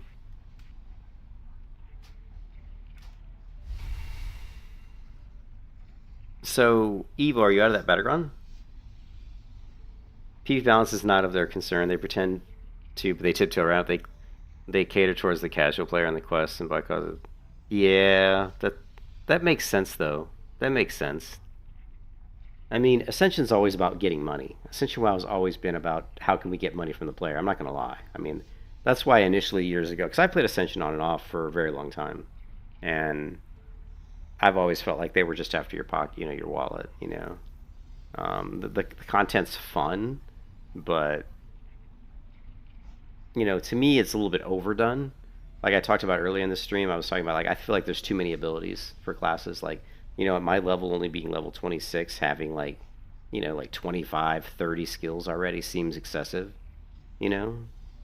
So are you out chilling? Yeah, Grok. I'm gonna queue us Grok as a group this time, and I didn't want to wait like 7 minutes per BG, but you said that you got in right. You got right. Well, you probably got in when I left. What might have happened, Evo, is when I left, it put you into this as a single player, which means as soon as I left, you got the instant queue, because the queues are pretty much instant. But let's try joining the random battleground as a group, and we'll. Oh, there we go. Well, we got it. So hopefully you get that one. There you are. Yeah, I see you. So you're in. Cool. Dude, look at your character. He's massive. You're like massive, dude. Alone be praised. Hail to the night.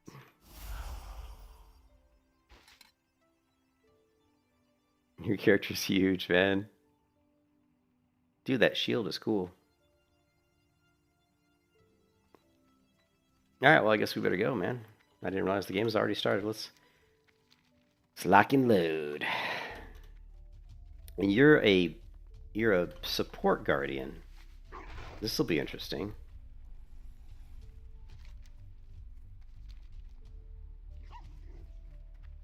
Yeah, I definitely want to try some of it. Yeah, it's just a little bit unfortunate because I think the PvP has a lot of potential, but I think you really need to try really hard to try to balance it. I mean, you would hope that you would try to. So.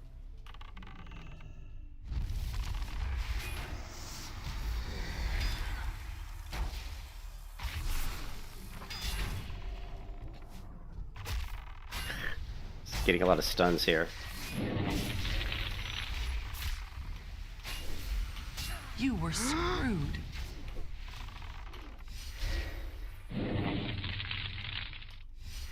Well, that was weird. Lovely.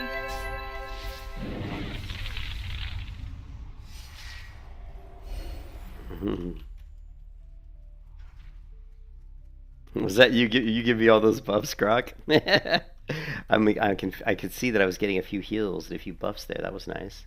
What is this? Spirit increased. Nice.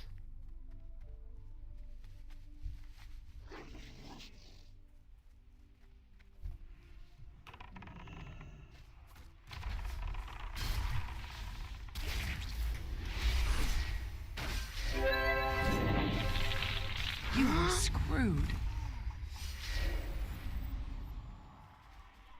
We need some mana. We need some mana.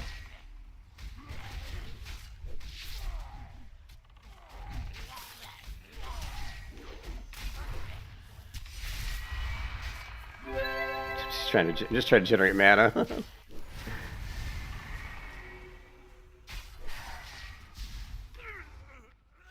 Like no mana, man. Oh, well. He disappeared.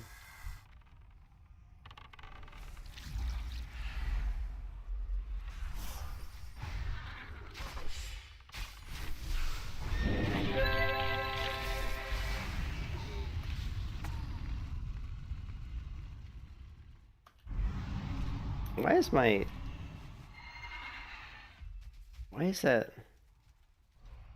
Shrouds the area.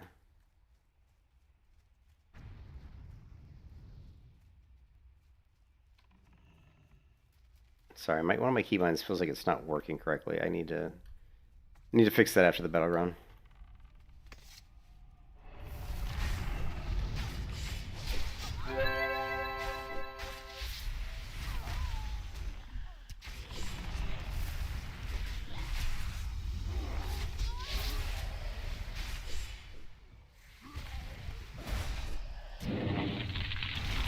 You were I was just trying to generate mana.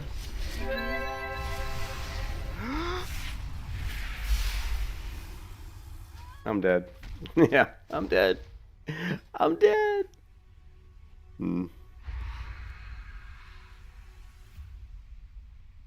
Yeah, I think I might have a shift R keybind somewhere that's screwing this up, possibly.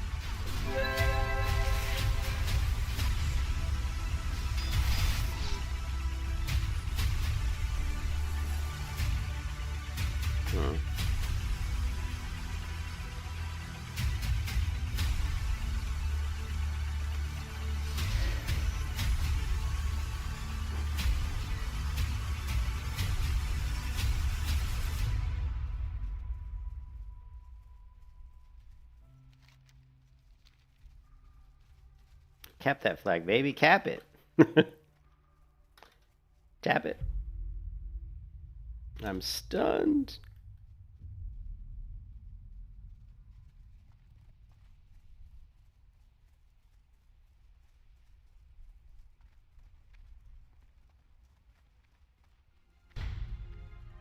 All right, we got the flag cap. Nice.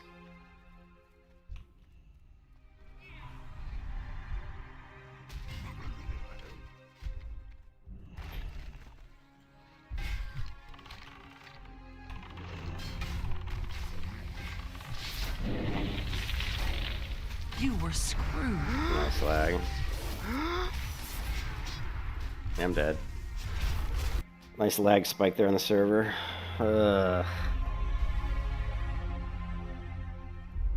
Yeah.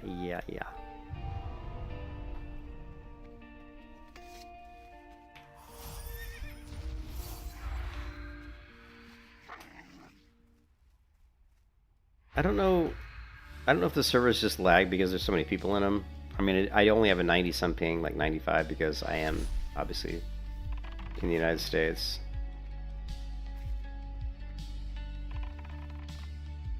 That sucks.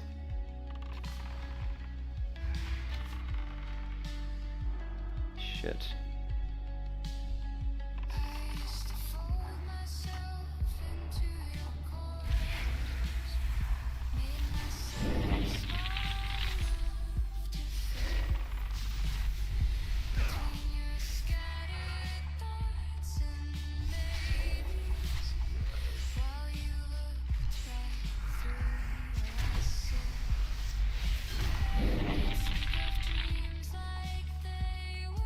You were screwed.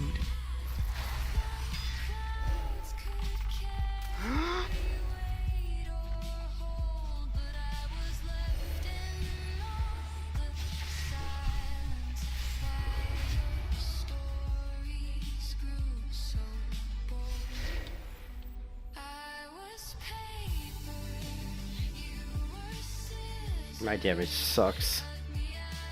It's not good.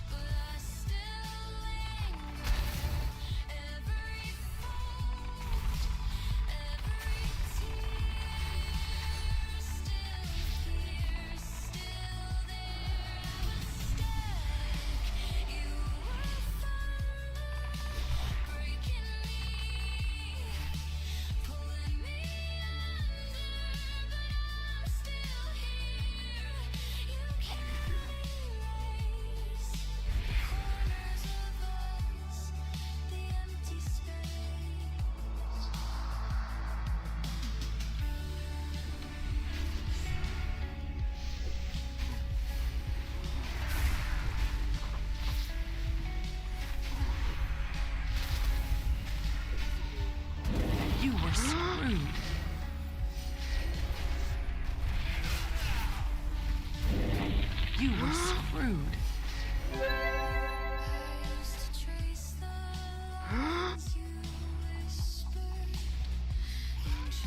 Yeah, dead.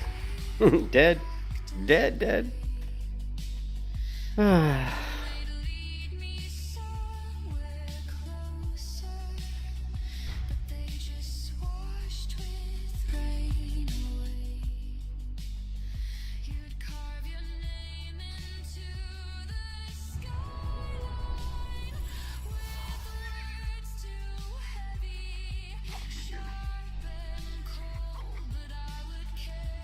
Yeah, well, at least we're winning.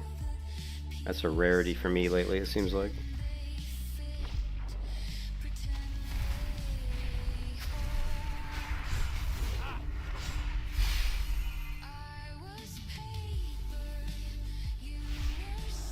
You were screwed.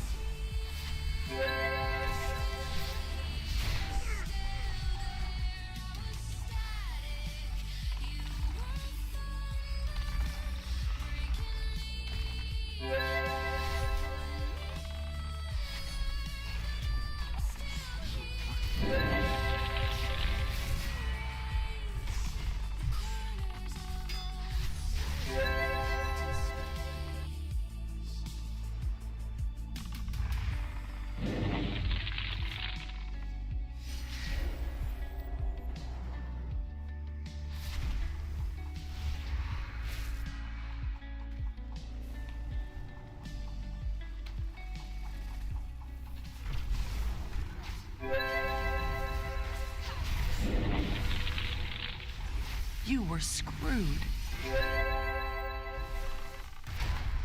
Ooh, what was that? I don't know what that was. It was like some sort of like big attack at the ground there. They just like killed me. Just like boom. Not sure what it was.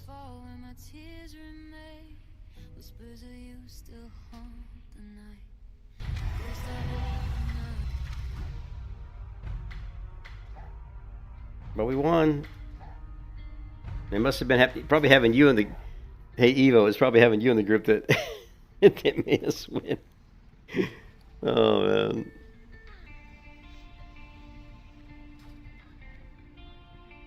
Guess I have not had a good. Jonas group failed.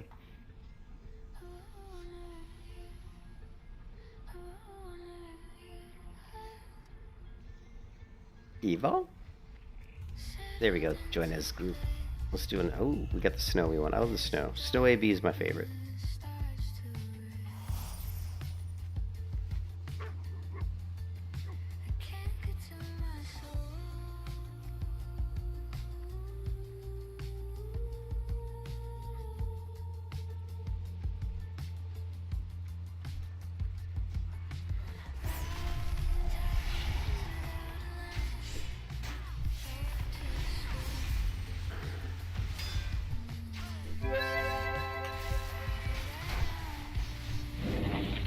You were screwed. Well, that was pretty good though. That guy was level 28, and we were easily killing him. I don't know what class he was, but I'm always happy if I kill anybody higher level than me. I'm like, hey, that's good. That's something, right?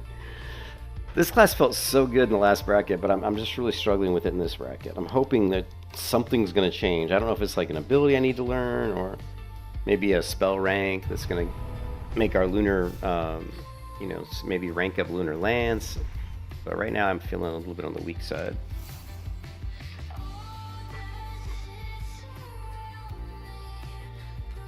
And of course, we're losing this battleground. No surprise there.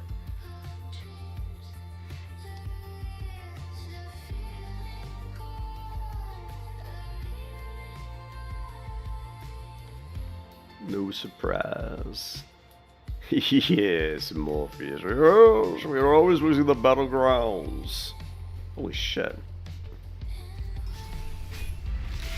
You were screwed.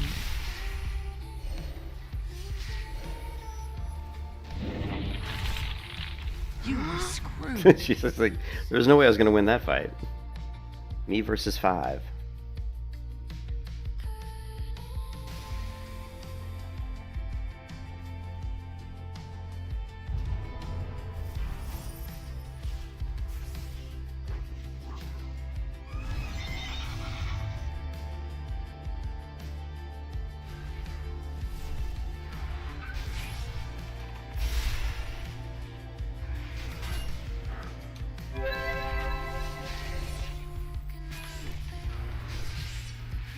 Lovely.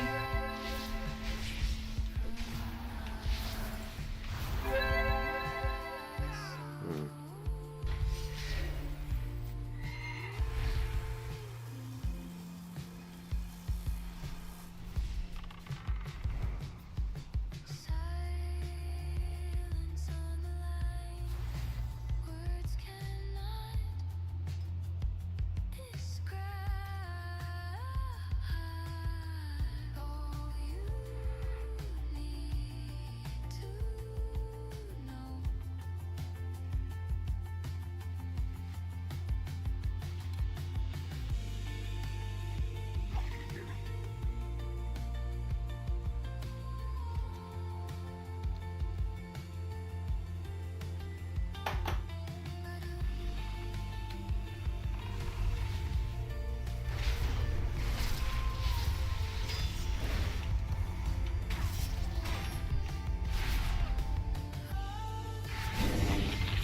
You were screwed. Yeah. Oh man.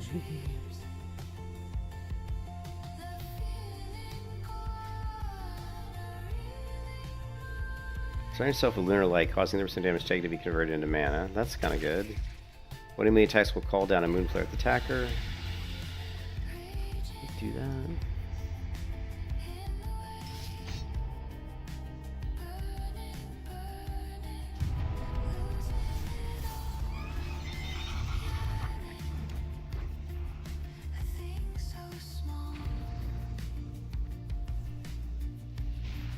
I still feel like Aspect of the Stars feels better. I don't know.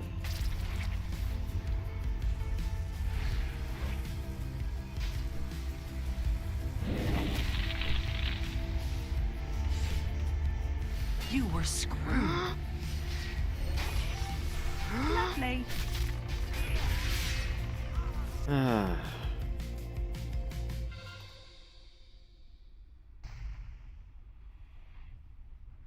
Yeah, but what I would do, like if I was going to make a server like this, I would definitely reduce the amount of interrupts. I would reduce the amount of abilities. There's too many abilities.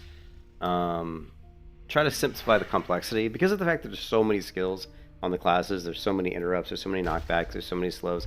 You basically have moved more towards a retail version of World of Warcraft, which I'm not a fan of. I mean, you need to keep it a little cleaner. It'll make the balancing part a lot easier too when you're trying to like, ooh, that's really cool. That was cool seeing those like purple arrows coming at that person. But that'll make the balancing quite a bit easier for the devs.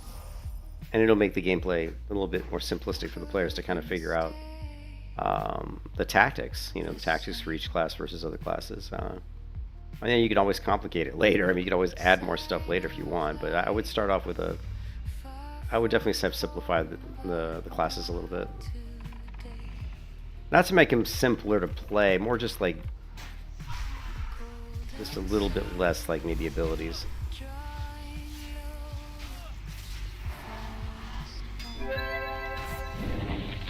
You were screwed.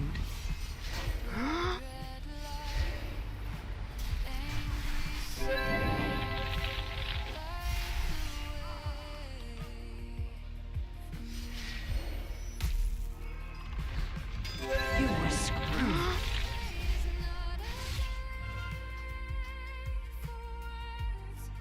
This house is not a place to stay.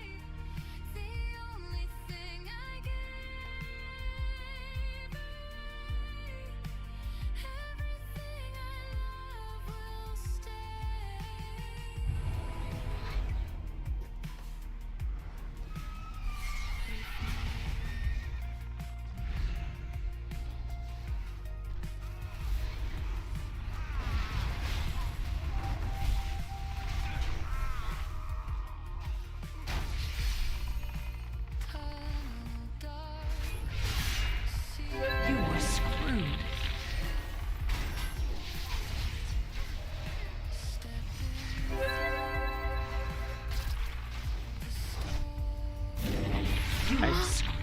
Nice knock. You see that knockdown? What class is that? Was that a guardian? This one. A barbarian. So that barbarian had a really, really nice knockdown ability because it knocks you backwards, which is obviously going to interrupt anything, but it takes you time to stand back up. So that's actually a really solid knockdown. That's another class that I want to play. There's so many classes I want to play, you know?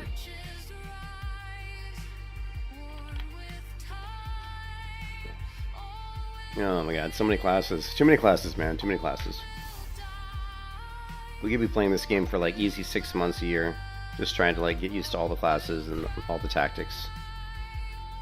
But that'll never happen, probably because we've got other games that are coming out.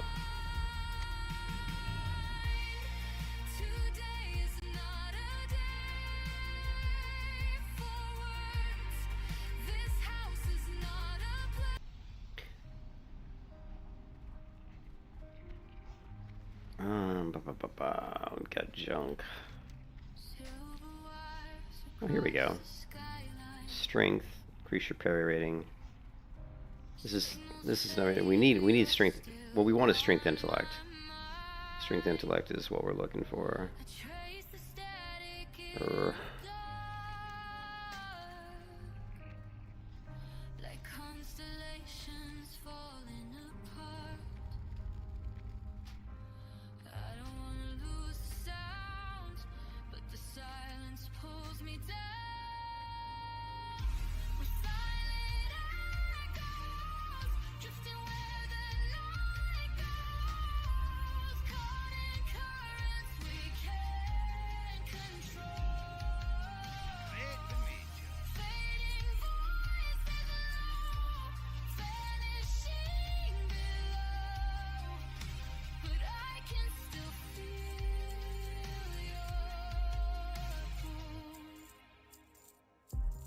Empty streets glow like confession. Every shadow holds a question. I try to speak, but nothing lands. Words dissolve like grains of sand. 15 on cloth armor. Prove your hit rating, mining skill increased.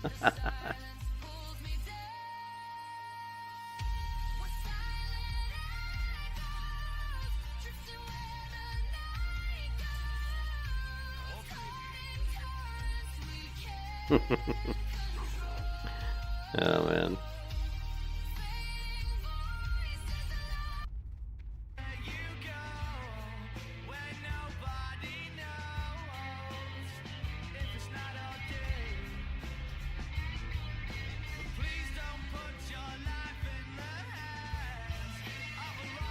Gives you leather with four. You wear plate and it gives me leather with 4 stats.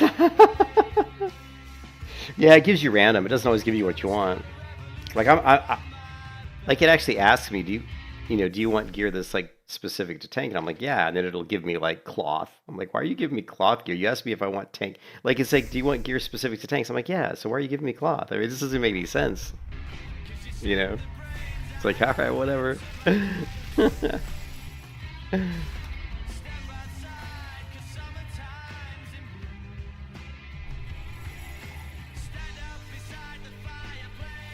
Actually, it didn't take WoW 8 months. It wasn't 8 months. The total WoW also to them shutting down. I think it was like 6 or 7 months. I don't think it was 8, but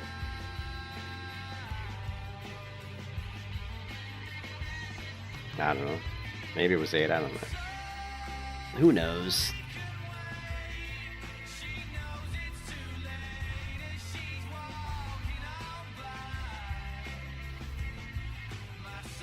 The thing is, we've got Ion 2 coming out pretty soon. We've got Classic Plus coming out. I'm not really that interested in Classic Plus, to be honest, because I don't have any faith in Blizzard to basically put out anything that's any good.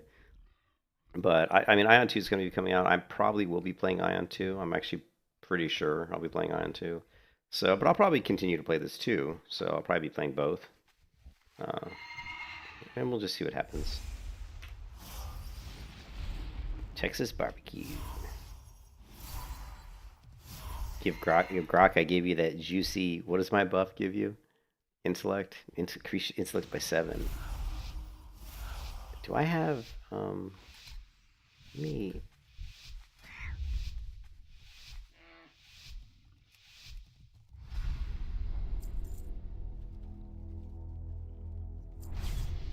All right, we did get some upgraded abilities here, which is definitely going. What is she? We did upgrade some of our spells here, so we should hit harder now.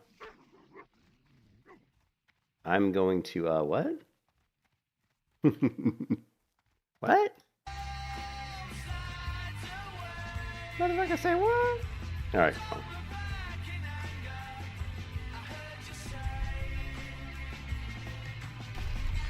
Ion 2.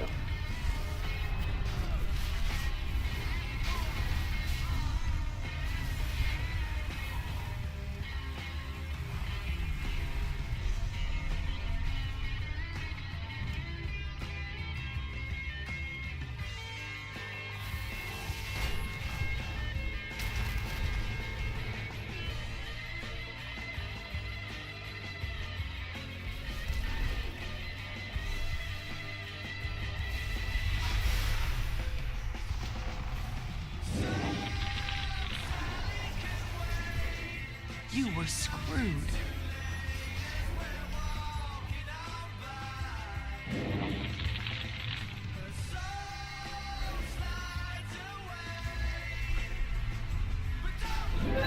You were screwed.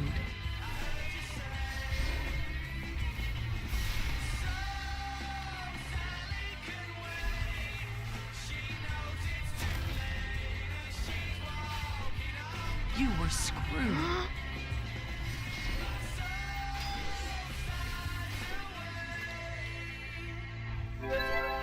You were screwed. Oh shit. You played a long time ago?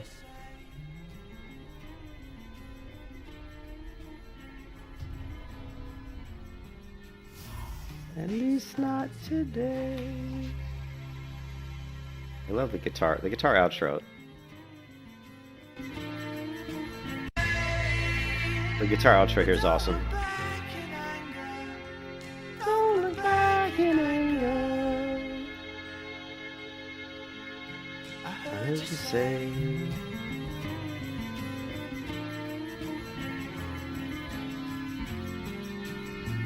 At least not today.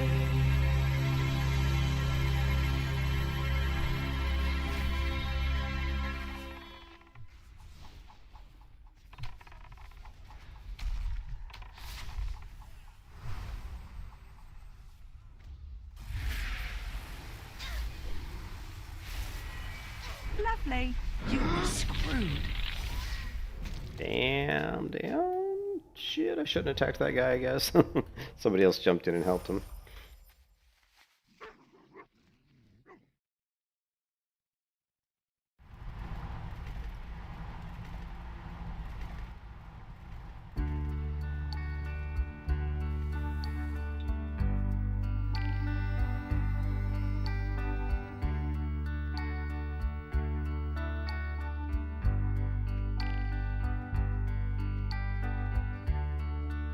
When your day is long and the night is yours alone. You're sure you've had enough of this life.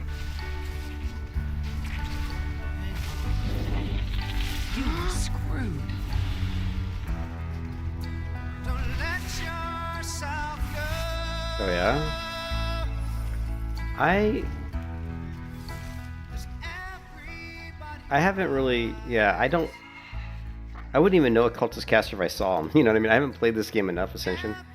Conquest of Azeroth, enough to actually recognize which class is which based on what they're doing. I mean, certain classes I play, like the Sun Cleric, I know pretty well, because I've played it quite a bit. I swear I clicked that. Now it's time to sing along. And the day is long.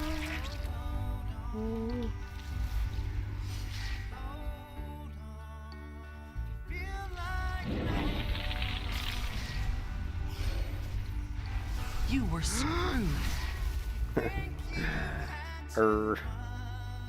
Tinker's pretty unique. Actually, Tinker, I thought Tinker reminded me of Torborn in Overwatch. You know the class Torborn in Overwatch? Kind of reminded me of Tinker. Or maybe the class in Guild Wars 2. There's a class in Guild Wars 2 that has some kind of guns or something.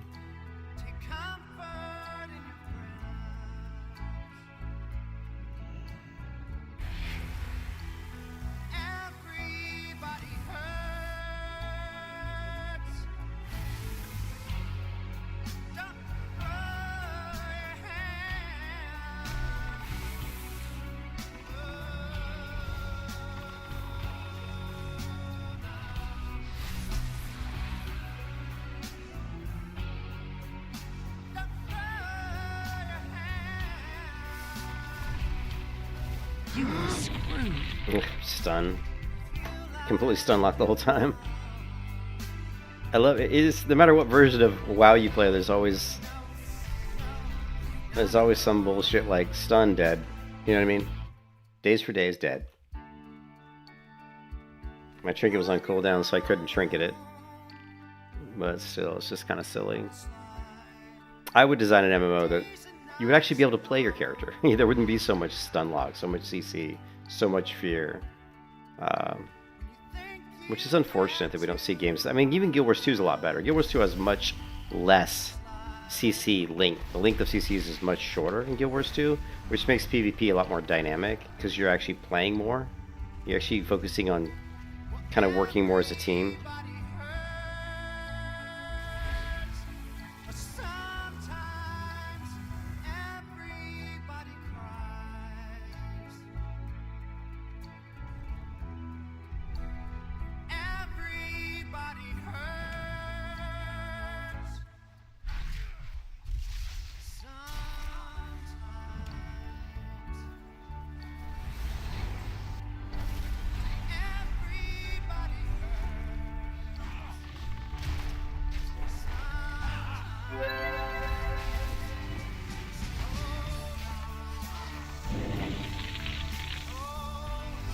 You were screwed.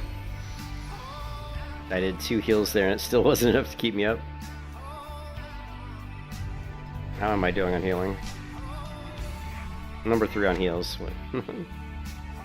And we lost. And we lost. We had a huge lead in that game and we still lost.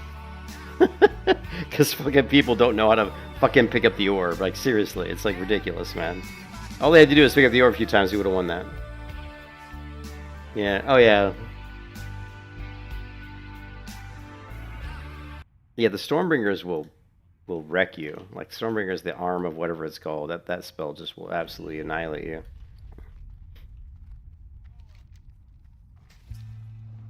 Yeah, but you go, oh, tank gear and it gives me leather. Tank gear, male. Pretty much the same.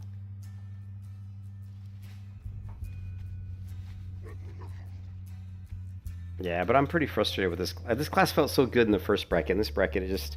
The problem is, and this happens in almost every version of WoW, like every version of World of Warcraft. Like, hey man, thanks for the sub. Thank you. Oh, what is it, Rykar? Thank you for the sub, man. And I feel like I'm bitching and moaning, which I am, but this happens in every version of World of Warcraft, and you can see we got the little glitch here. My character wants to run in place for some reason. But this happens in every version of Warcraft, where sometimes the battle, especially like in retail WoW, where there's a lot of abilities, like the battle groups will feel really good, like maybe, you know, like 10 to 20 or 20 to 30 feels really great. But then by the time you get to like, 30 to 40, it starts to feel not so good. And the reason that is because classes start to get these very, very powerful, like not one-shot abilities, but abilities that hit really hard. And classes start to get a lot more CC. And so what happens is you were able to freely play your character in the 10 to 20 and the 20 to 30 battle group. You were able to freely play without being like feared and stunned and, kicked in the face and kicked in the nuts and, you know what I mean? And you were able to freely play your character. And so it was fun. And then all of a sudden you get to the 40 to 50 battle group and you're getting like, feared, like I said, and stunned and kicked in the nuts. And it's like, it's not as fun, you know. And there's, of course, there's a skill aspect to some of that, you know. There's skill to like of knowing which classes can do what CC and knowing how to try to avoid it. But really, that's just, to me, that's, it's not the most enjoyable game mechanic. You know, I would love to see a lot more freedom of play. You know, I think you can build around stuff like chaining abilities, games like Ion, games like Elion, games like Terra. These all games built PvP more around the skill of counterattacking or interrupting a CC chain or movement, being able to evade attacks, stuff like that, which, so you didn't have as much loss of control. I think loss of control is the most unenjoyable aspect of any MMO. Like, who wants to sit at your computer keyboard and stare at the screen, being able to do nothing? You know, you can't do anything. It's like there was like a stealth that opened up on me in that last battleground, opened up on me, stunned me, and before I came out of that stun, I was just dead, and I was full health. So that's not fun. Like, I couldn't even do anything, and it's not like I could prevent it. Like, he was stealth, I didn't even see him. He just opens up out of stealth, stuns me, and before the stun wears off, I'm dead. You know, that's not fun, right? And you see that in WoW a lot. WoW, I think WoW is one of the worst offenders of that out of all the MMOs that I've played. Like I said, Guild Wars 2 is nowhere near as bad as WoW. In fact, Guild Wars 2 is actually a lot better. You know, Rift was a lot better. You know, Final Fantasy, a lot of other MMOs I played are nowhere near as bad as WoW as far as like just the amount of loss of control. If you play retail WoW, and I can pull up a video, right? And let me show you something that's really funny. If you go to, let's see.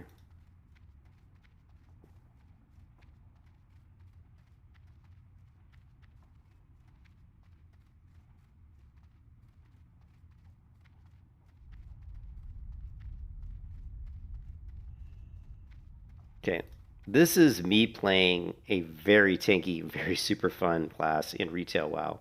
This is a protection warrior, but what I want to show you is don't focus on how ridiculously tanky my protection warrior is, but focus on the amount of loss of control that I have to suffer through playing in this battleground. And this is Warsun Gulch, and my team we're just respawning at our spawn point, and my team has done that thing in Warsun Gulch where your team just gives up. They just sit at the spawn. They don't want to leave the spawn because they've given up. They think they're going to lose the game. The other team's, God forbid, the other team scored a flag and they've got a lead of 1-0, so the game's over. Oh, they got a lead 1-0. It's insurmountable. We can't come back, right? Let's just quit. Let's just give up. And that's what my team's doing. Who turns the game around? I do. I single-handedly turn this entire game around because I don't give up. And not only do I don't give up, I go down and single-handedly fight like 3 or 4 guys at once. And I can't kill them because I'm a protection tank, but they can't kill me. And what happens is I pull them away from my team's spawn, and they say, hey, look at this guy. Look at this hero. Look at this hero of the Alliance. Look at this badass. He's out there, like, putting his life on the line. And look, he's cleared the battlefield. We can actually res. We can come down from the res point and actually not get attacked. Why don't we do that? Why don't we come down? Maybe we should help this guy. And we turn the battle around and win. And it's just because of what I did, right? So watch this.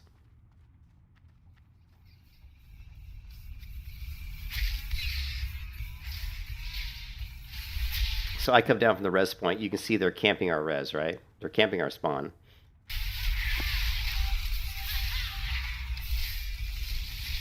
And you can see my team sitting up here at the resurrection, just standing there.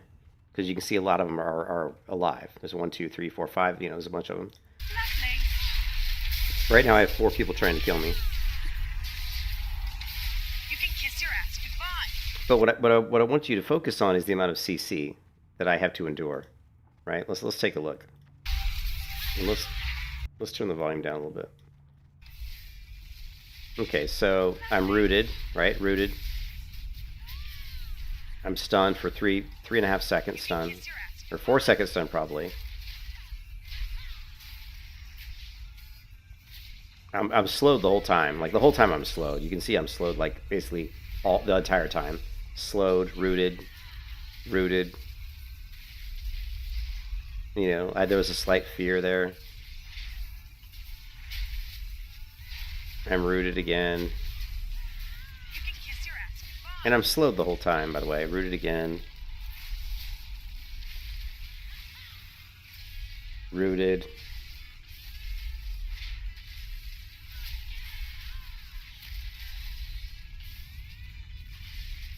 Now I'm stunned. Rooted. Almost dead right here, by the way. Stunned for stunned again. Rooted. I mean, it's just nonstop. Stunned.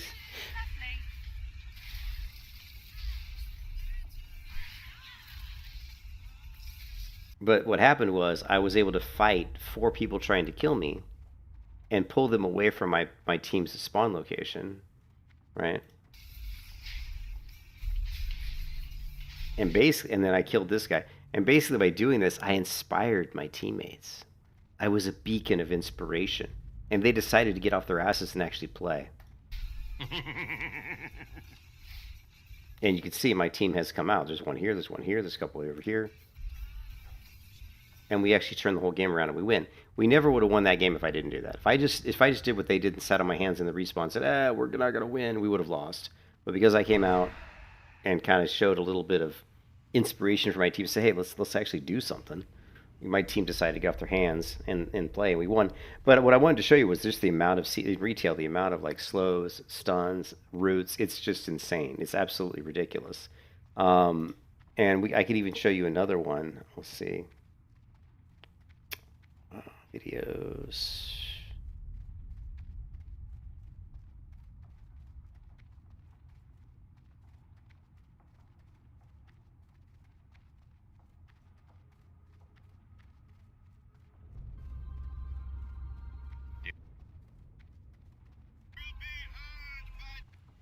Here's an arena match. Here's an arena match that's like 3v3, right? So it's my team,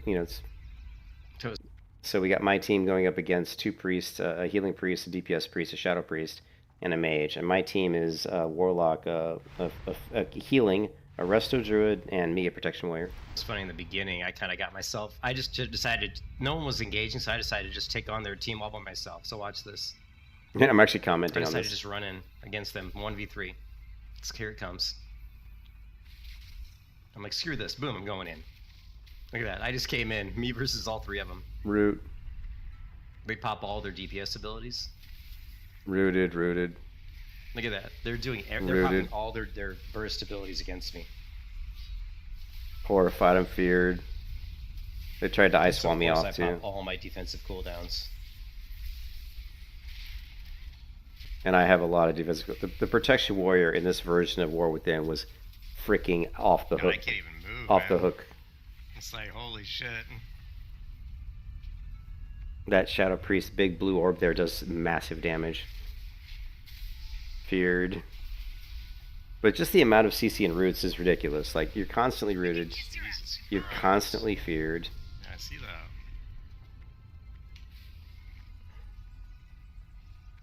And you can see, like, and in retail, the reason I say that Ascension WoW feels a lot like retail WoW, like Conquest of Azeroth, is because the amount of abilities you have. Like, if you watch this screen here, look at all these weak auras I have. These weak auras are here for a reason. Because retail WoW is very fast-paced. Like, PvP in retail is very fast. It's way faster than, like, Conquest of Azeroth. It's way faster than, like, classic WoW. It's, like, way faster. I mean, it's not even close. So you have to execute your skills very quickly, and you have to understand what's going on. So all these, like, I have, like, on my top left are, like, kind of like my CC defensive abilities. And then my rights are my regular rotation. My shield slam, my thunderclap, my shield charge. And then I've got a couple like Spell Reflect and Pummel. So these are interrupts. So interrupts, here's another Spell Reflect, here's Demoralizing Shout, and then I've got like Shield Wall, Last Stand. These are all like defensive abilities. And these are stuns, Shockwave, and Hammer. So I've got 1, 2, 3 possible stuns.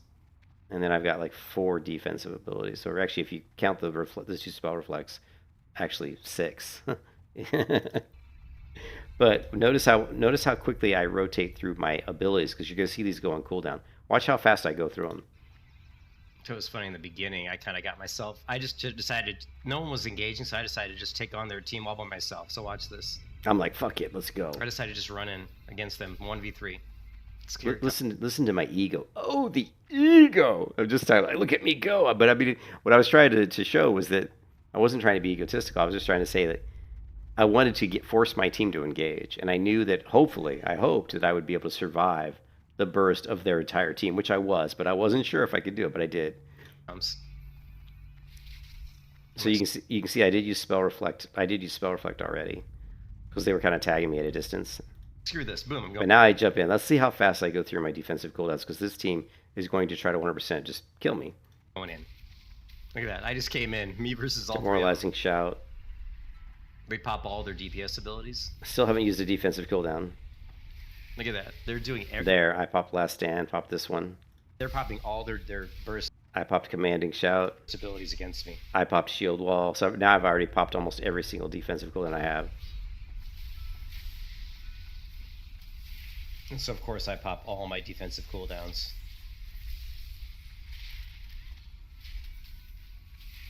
God, I can't even move, man. It's like, holy shit.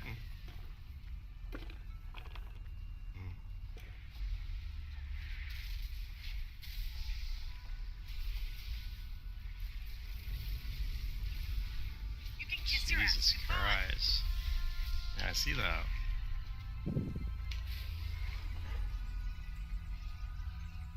Polly down. I was feared so much in this match. Yeah, I was CC'd a lot. But that's what I was saying is retail, you So just- much CC. There's just so much CC.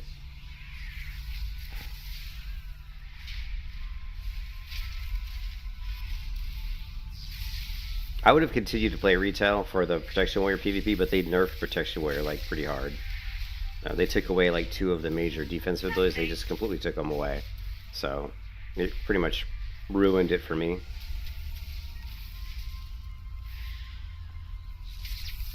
But you can see I'm slow. See how slowed I am?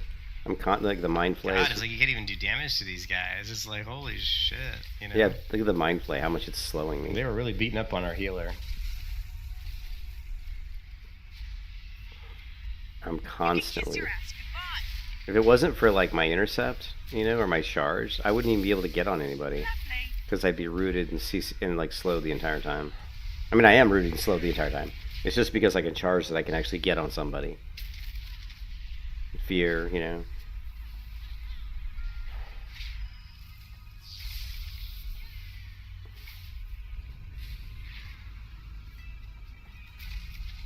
Lovely. Another fear. Knockback.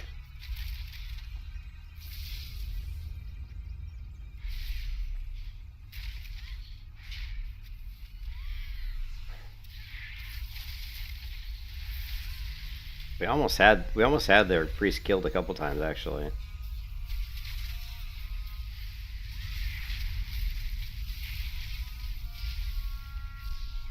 You can see there I'm trying to get both of them with Shockwave, which I did, of course. When I use Shockwave, I try to stun at least 2 people every time. And I'm keeping Thunderclap down, which roots them. You can see our healer, Lol Kitty's really low on health. I'm gonna guess that she must have drank at some point. See Lol Kitty's, her mana, her mana's Yeah, really mana's low. pretty much gone. Actually, our pressure wasn't too bad. Yeah, actually, our pressure. If you watch the health, like the enemy team was a lot more low on health than we were. We were like full health most of the time. The enemy team was low. It wasn't until our healer started running out of mana that things started to get dicey. The Warlock is doing crazy damage. The Warlock on my team.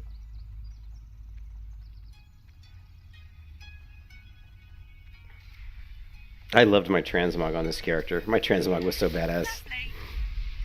Just the roots are hilarious, man. So many roots. I'm basically just trying to CC and root him, and try to hope that we can get one of them out of position from his healer. You know. We almost had this guy killed right here. It was really close, and then of course he probably disperses or he gets healed by his partner. There he Yeah, he dispersed. disperses. So we had him in some trouble there.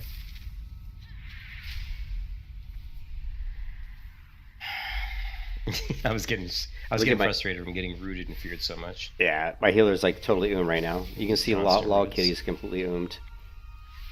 And that's why our warlock's starting to die.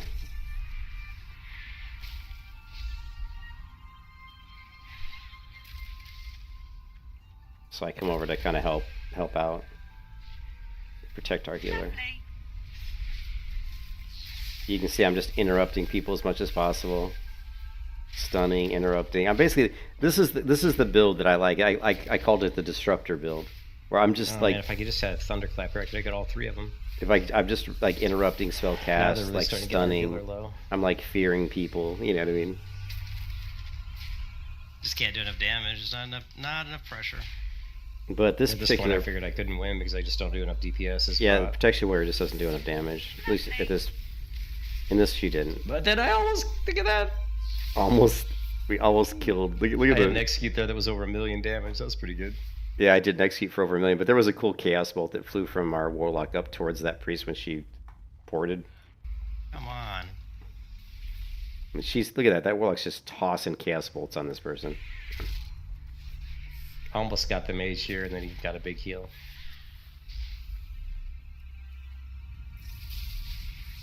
Stun. This is the Shadow Priest. Another stun. Every time I get on the Shadow Priest, they just fear me. Yeah, every time it's instant fear. Big ass long fear. And this is where I think the match ends here pretty quick. Yeah, but you can see our healer was out of mana like a long time. Rooted, feared, rooted. Look at that root, fear, root. They finally got mad at me or something because you see how they targeted me there. They're like, screw this warrior. Oh, there we go. Screw this warrior. Interrupt. Our healer's really low now. Actually, our healer dies. Shockwave is up. There's the shockwave. Look at the chaos bolts, man. Keep trying to kill this mage. Because he's on- low. Now he's just about down. Ooh, almost dead. Look at our healer. Luckily, going down. Our healer just died. Our healer's down. There, finally. Yeah. Oh no. So our healer died right before we killed that mage.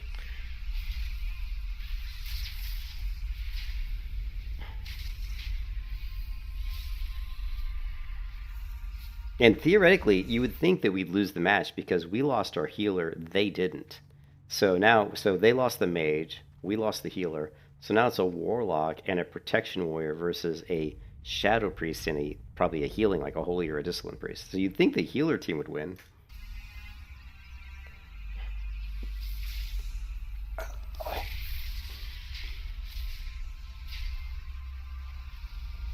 Oh, that warlock's almost dead.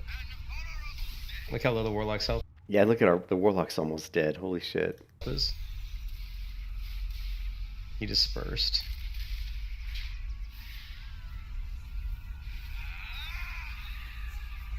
Warlock's just about dead. So right there, the warlock actually died. So here you can see it now. It's me versus these two because the warlock dropped dead, but he still had enough like debuffs I think up, and I was able to kill this guy.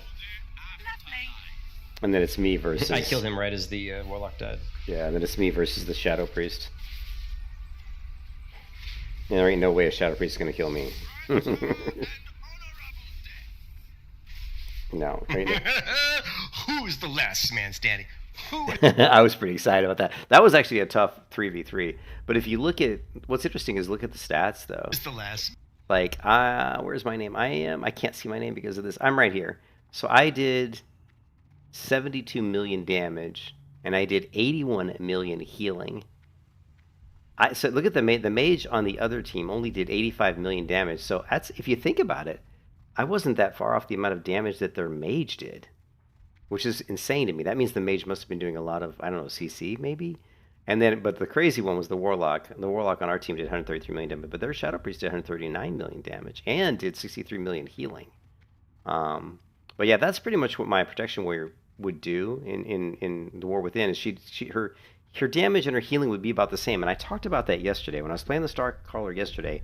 I said that this is kind of the playstyle I like. The playstyle I like in PvP is like what I call a disruptor. It's usually a character that can do like medium to moderate, like moderate to medium damage, but has really good self-sustain and basically has a lot of kind of interrupts, fear, CC, and basically can just go into the front lines of a battlefield and be a disruptor, disrupt what the other team's trying to do.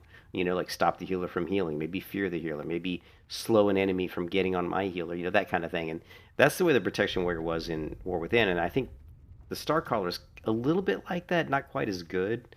But when you look at my stats in Battlegrounds, a lot of times my damage and healing are pretty similar. So it's pretty interesting. Um, but anyways, what I was saying, it was really Conquest of Azeroth in a lot of ways reminds me more of retail WoW than of classic WoW. 'Cause I've seen a lot of videos on YouTube where people are saying that Conquest of Azeroth it keeps the. There was one video I saw today where the guy's like, "Oh, but Conquest of Azeroth still has the feeling of everything we loved about classic WoW," and I'm like, I don't really agree with that. I mean, I think it feels like classic WoW because the world is kind of, I think as long as you're Wrath of the Lich King, Burning Crusade, vanilla World of Warcraft, it's always going to feel like classic WoW because the world it hasn't changed. It wasn't until Cataclysm where they drastically changed the world. Before that, I feel like it does feel kind of like vanilla WoW because the world's what we all remember. All the quests are there, and the zones are all pretty much the same, and and the classes. But this is, to me, is much more closer to retail WoW than it is to vanilla WoW. I think because of the classes and all the abilities that they have and all the CC and stuff. I feel like it's a little bit closer, but it's still. I mean, it could still be. Is it Classic Plus? I don't even know. I mean, what is Classic Plus? I think you can't really define Classic Plus. Everybody has a different idea what Classic Plus is. Like when someone says that this is Classic Plus, I mean, originally I would say, no way, this is not Classic. Classic Plus was never meant to be new classes. It was like, it would have been just the regular classes that we have. It would have just been extending vanilla WoW into, basically just adding content to vanilla WoW. Not adding like all these new classes. That's a completely different. To me, Conquest of Azeroth is a different game. It's just a completely different MMO based on World of Warcraft, but it's not Classic Plus, but it's fun. I mean, it's a fun game, and I think the theory crafting part of it's what makes it so fun because there's so many builds and things you can try, and there's so many different types of classes. It's really crazy how much, like, to do what they did and to create so many different classes that seem to have really pretty decent spell animations and decent like mechanics is very impressive. But it did take them, 5 or 6 years to do it because they released the beta like 4 years ago. So obviously they were developing it before they released the beta, But yeah, so right now I want to try, at some point I want to try the Reaper. I definitely want to try the Guardian. I also the Witch Hunter. It's amazing to me how many of these classes have tank specializations. So since I'm looking for a class that fits this disruptor role, any class that has a tank any class that says tank in the tooltip is a candidate, right? So we've got Witch Hunter, we've got Knight of Zoroth, but I don't like Knight of Zoroth. I don't like the minions. We've got Primalist has a tank spec, which what the fuck? What is that? They wear plate armor. So Primalist, Witch Hunter, Reaper. I don't know, maybe Venomancer, probably not. Templar is a tank spec.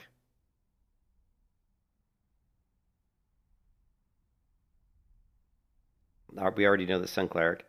Fellsworn's tank, but I don't really care for Fellsworn. We saw the Cultist was a tank. I don't know. The Cultist one's interesting too. So I want to try a Cultist, and then the Rune Master was interesting as well. But I definitely want to try Cultist at some point. I want to try Witch Hunter.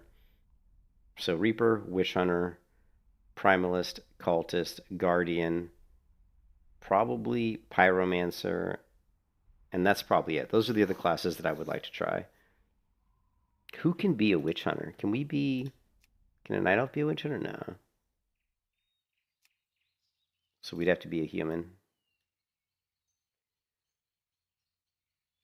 So the tank for the Witch Hunter is the Black Knight. Protect allies from harm with a two-hander, deflect attacks and steal life from your enemies, and drink tonics to strengthen your resolve. So you're like kind of sort of like a Death Knight or like a Witcher, I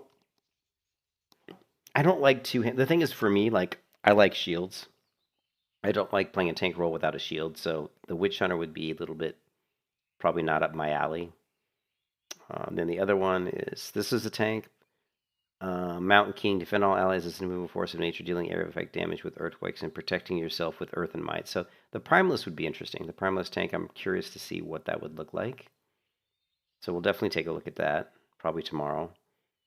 Barbarian support. Sun Cleric, I'm still going to play Sun Cleric because I think it'll get better once we get to a higher level.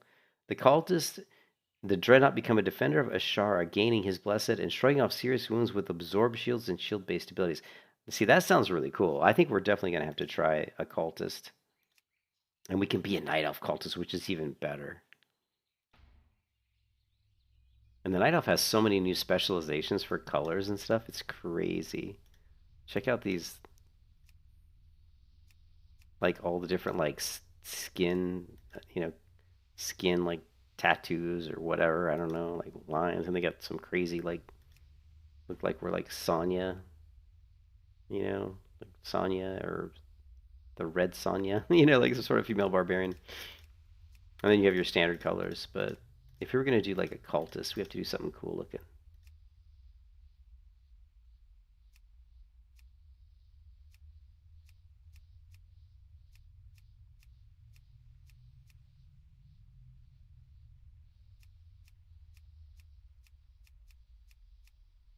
What is that? It's like white? That's kind of interesting. Very strange. And then there's this. Ooh. Ooh, that's kind of interesting for like a cultist. Let's try the hair color. Cultist. I mean, I probably have to go with like the green. Or maybe... Ooh, the pink actually works with that. Actually, because of the color, the shading.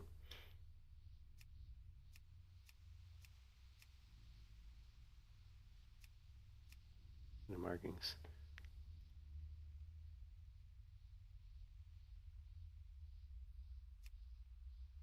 I just don't like dark. I don't like super dark skins. I don't know. I definitely think the cultist, like the cultist tank spec, looks interesting, and then the support guardian. Eve, you were talking about the support guardian. I think that would be. I think you've been playing that, so I'll probably pick your brain a little bit more on that tomorrow. And then, but I'm gonna go to sleep. I should have went to sleep like 3 hours ago. But I'll catch you guys later. Hope everybody's having a good one, and we'll be streaming tomorrow, and we'll kind of go through some of these other classes and see if we can try them out, and see if we can find something that's even better than the Starcaller. Although I think the Starcaller is really good. I just feel like in the level I'm at right now, I'm feeling a little weak, which I don't like. I don't like feeling weak. So, but I still feel like the mechanics are really, really great on the Starcaller. So, I just think that I don't know. We'll see. It did feel like when I leveled up my spells, like from like 25 to 27 or something. I think it was 26. I got some levels up on some of my key abilities. There's like 2 key spells you use on my rotation anyway, and when those both level up at the same time, which I think they do, they always both level at the same time. Like at like level 22 and 26 or something. When those both level at the same time, it feels like a big increase in your damage. Your damage definitely seems like it feels like it goes up quite a bit. So I could tell that in that last battleground. I felt like I was hitting quite a bit harder. Anyways, I'll catch you guys later. Hope everybody's having a good one. And I will see you in the next video. Next stream, man. Next time.